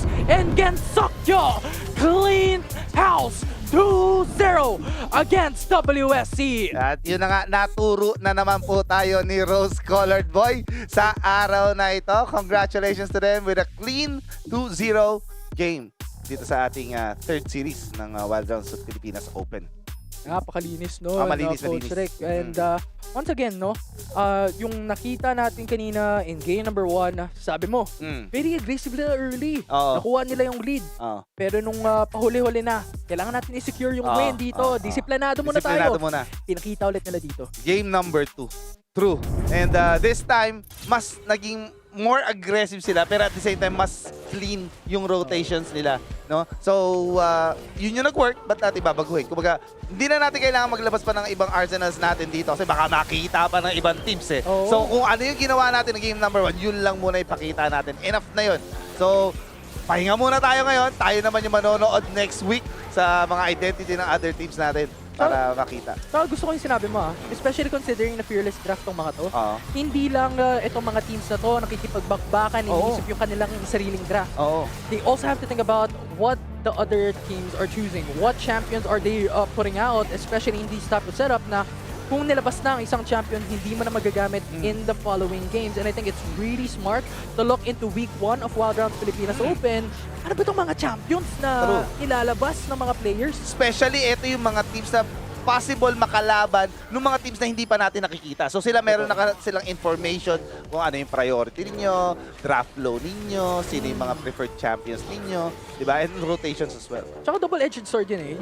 Yung sinabi mo, itong pinakaunang nagbabakbakan sa week 1, okay, pwede nating itago pa yung mga ilalabas nating champions and we can try to flip things around during the draft. Pero in the following weeks, magkakaroon na sila ng disadvantage kasi malalaman na ng ibang team, ito yung mga champions. Unless may mga nakatago nga sila. Oo, Kasi yun. for sure, meron silang, sa groups nila, meron mga specific teams sila na parang ito yung team to beat natin. If Kailangan. gusto natin ma-secure yung top 2 dito sa ating group. I think this is one of the reasons why WSE is thinking we have to target ban ang ADC.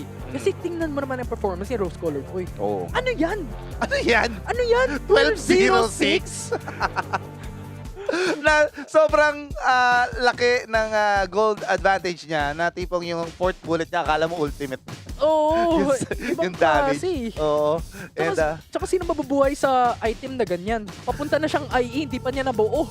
Kasi tapos na yung laban. tapos tayo na. Just imagine, 8-minute mark, 14k gold lead ang hawak nila. Oo. Parang nasa, ang hirap ng math, pero sigurado ako, more than 1,000 yung For per sure. minute yung gold nila. And ito na nga. Of course, yeah, well-deserved dito. Kakasabi lang natin, kakabanggit lang natin ang pangalan. Si Rose Colored Boy, MVP of the game with a 12-0-6. Oh, naduro na naman tayo. Nakakalalaki to Oo. Ba't nanduduro ka? Nang turo ka na nga ng game 1, nang turo ka pa ulit ng game 2. At syempre, ngayon, ituturo naman natin sa ating host. Yeah. Kung ano ang maituturo niya sa atin. Ano nga ba? Ano ba? Yan ang tanong. Di ba? Ayaw ko sa inyo. Pero, I mean, understandable. Di ba? Parang hindi sapat yung 5 bans against Rose Colored Boy, no? Oo. Dito sa Tama. AD carry role. Parang kahit na binuhos halos nila lahat, meron pa rin Jin, meron pa rin Zeri, which are 2 champions na hindi natin nakita the entire day, di ba? Kasi yung tema, puro Ezreal, puro Corki, mga ganon, di ba? So, super duper interesting yung, actually, ng Wild Rounds, usually when we look at Wild Rift tournaments, parang lagi natin nakikita yung jungler players, like, these are the top junglers. Pero feeling ko, ang tema naman ngayon, maraming mga up-and-coming AD carries that are fantastic sa Wild Rounds Pilipinas. Pero syempre, pag nanalo, may interview. Yan! So, let's have a player on the line from Gensokyo. Hi, Shanti! Congratulations nga pala. Naririnig niya kami. Opo. Ikaw. Ikaw hindi ka namin Naririnig. Ayun! Okay, naririnig na kita. Ayan. So, congratulations ulit, Shanti, sa inyong pagkapanalo. 2-0 pa yon. Ano yung nararamdaman nyo? Especially, that was such a dominating 2-0 pa. Lang po, siguro, dala lang ng maraming practice namin. Masaya kasi na-execute namin yung mga mga plano namin, tsaka yung mga tinuro ni Coach. Oy, Oo, grabe. Sino coach yan? Ayan. Ano, hindi, kasi ano yan, humingi ng tulong sa akin nung last time na humingi ng session. Sabi niya, coach, pasilip nga ako ng galaw namin, tapos parang nagkaroon lang kami ng konti session. Ang ganda. Oo, yun lang yun. Oh, Ang ganda. bongga. Pero ayun, once again, congratulations, Shanti. Ang ganda ng pinakita nyo doon. 2-0. Talagang nilinis nyo yung series nyo for today. Pero may gusto akong tanong kasi ang ganda ng pagsusupport mo doon, especially sa ADC. Nung last game, si Rose Colored Boy talagang nilabas na yung 12-0-6 eh. And gusto kong malaman, no, being the support and being the frontliner for the team as well, sino ba nagsha-shot call sa inyo? Ikaw ba yung nagko-call, itong gagawin natin? Meron po kami isang patron caller, yung jungle po namin si Tipsy. Tapos yung the rest po, parang suggest na lang kami ng calls. Pwede ba to? At least, no? At least nakapag-establish siya kayo ng shot caller. Kasi nung last time na nag-session kami, wala silang shot caller. Just imagine. Walang shot caller yung isang team. Lahat sila shot caller, kaya ang gulo-gulo nila. And this time, dahil na-establish na nila, I think yun yung parang nag-strength nila. Kaya mas mabilis na yung rotations nila. Ang tanong ko lang sa inyo, ngayon dito sa akin sino sa group ninyo yung tingin yung team to beat? Yung kumbaga, kapag natalo namin to, masasabi na namin na kami yung pinakamalakas sa group na to. Yung IX, possible. Oy, IIX. IIX. Okay, so IIX pala. Sa tingin nila, I mean, just imagine, yung performance nilang napakaganda gano'n, tapos ang tinitingnan nilang team to beat is IIX, meaning ganun kalakas din yung IIX. Yun nga eh. So yun yung parang mode of measurement. Yeah. Thank you, Shanti. Pero bago kita papakawalan, syempre, dahil panalo, may interview at syempre, may shoutout portion tayo. Shoutout. Sino yung shoutout mo, Shanti?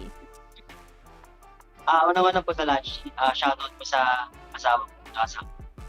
Tapos sa family ko, syempre. Sa mga ka-team ko, kay Coach Rek, sa buong X-Goat family at sa FAP, rather. Aw, thank you so much. I mean, congratulations sa inyong pagkapanalo, Shanti. And syempre, magpahinga na sila. And good luck sa future matches nyo. Thank you. Yun. Uy, shoutout kay Coach. Shoutout ako. Hindi, dapat lang. Di ba? Kasi tinutulad eh. Katulad kasi sabi ko nga sa mga teams, kahit sinong teams dito sa Wild Rounds Pilipinas, kapag lumapit sa akin, hindi ko rin mahindihan kasi. Kasi ang gusto natin, di ba, gusto ko tumaas yung competition sa Pilipinas, gumaling lahat sila para maganda yung pinapanood natin. Yun nga eh. At that's exactly what we saw, di ba? Sa mga matches na nakita natin throughout the day. Even though, let's just say, yung iba 2-0, they were still very intense 2-0s. And I can't believe Day 2 is already done. I mean, bunch of 2-0s yesterday. Madaming mabibigatin na teams that were tested today. I mean, before we close anything out, ano yung mga ating mga learnings? Charot, parang educational show. Mga ituturo. Mga ituturo. Ano ba mga bata? Ano yung natutunan natin today? Yeah, I think it's really just the teamwork, the discipline, yung macro masterclass yung pinakita kanina talaga, yung macro plays, especially nung Series 1 and coming down to Series 2. And I think that's, if you want to learn something, I think these two series or even the third series as well is a really good learning curve. Nakakatuwa makita yung level ng skills ng mga teams natin dito. Parang di ko in-expect na anditong nasa highest level na rin sila maglaro. Even though parang sabi nila, di ba, parang kulang sa events or hindi. Hindi nagpabayaan itong mga teams natin at nakakatuwang makita na ganito yung skill levels nila. I agree. Diba? Oo, totoo. I mean, you can already tell that a lot of the teams dito sa sa Wild Rounds, they're already giving it their all. A lot is at stake on top of the prize pool, of course, diba? Na sobrang laki. Road to Korea din ang kanilang ipinaglalaban. At saka wala masyadong gap. Halos dikit-dikit yung skill levels nila lahat. Tsaka imagine nagsisimula pa lang ang Wild Rounds Open. Week 1 pa lang tayo. Yun nga, parang ang dami na nangyari. A lot of the veterans that we keep talking about are being tested as we speak. And they're really going back to the drawing board, seeing kung paano pa sila ma-secure yung yung top 4 or maybe even top 2. So this is just really, really cool. And magsasama, nakita natin yung schedule, di ba, sa simula ng ating stream. Magsasama tayo until September. Split 1 to Split 2.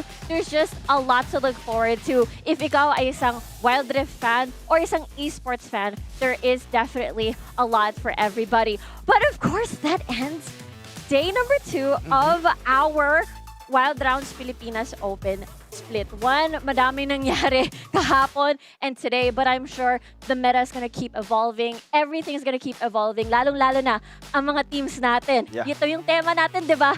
Roster shuffle, parang balik tayo sa Season 1 ng Wild Rift Esports. Pero yun na nga, today nagtatapos ang ating day number 2. Maraming salamat sa suporta nyo sa panonood ng ating stream today. Thank you very much, Infinity and Coach Rec.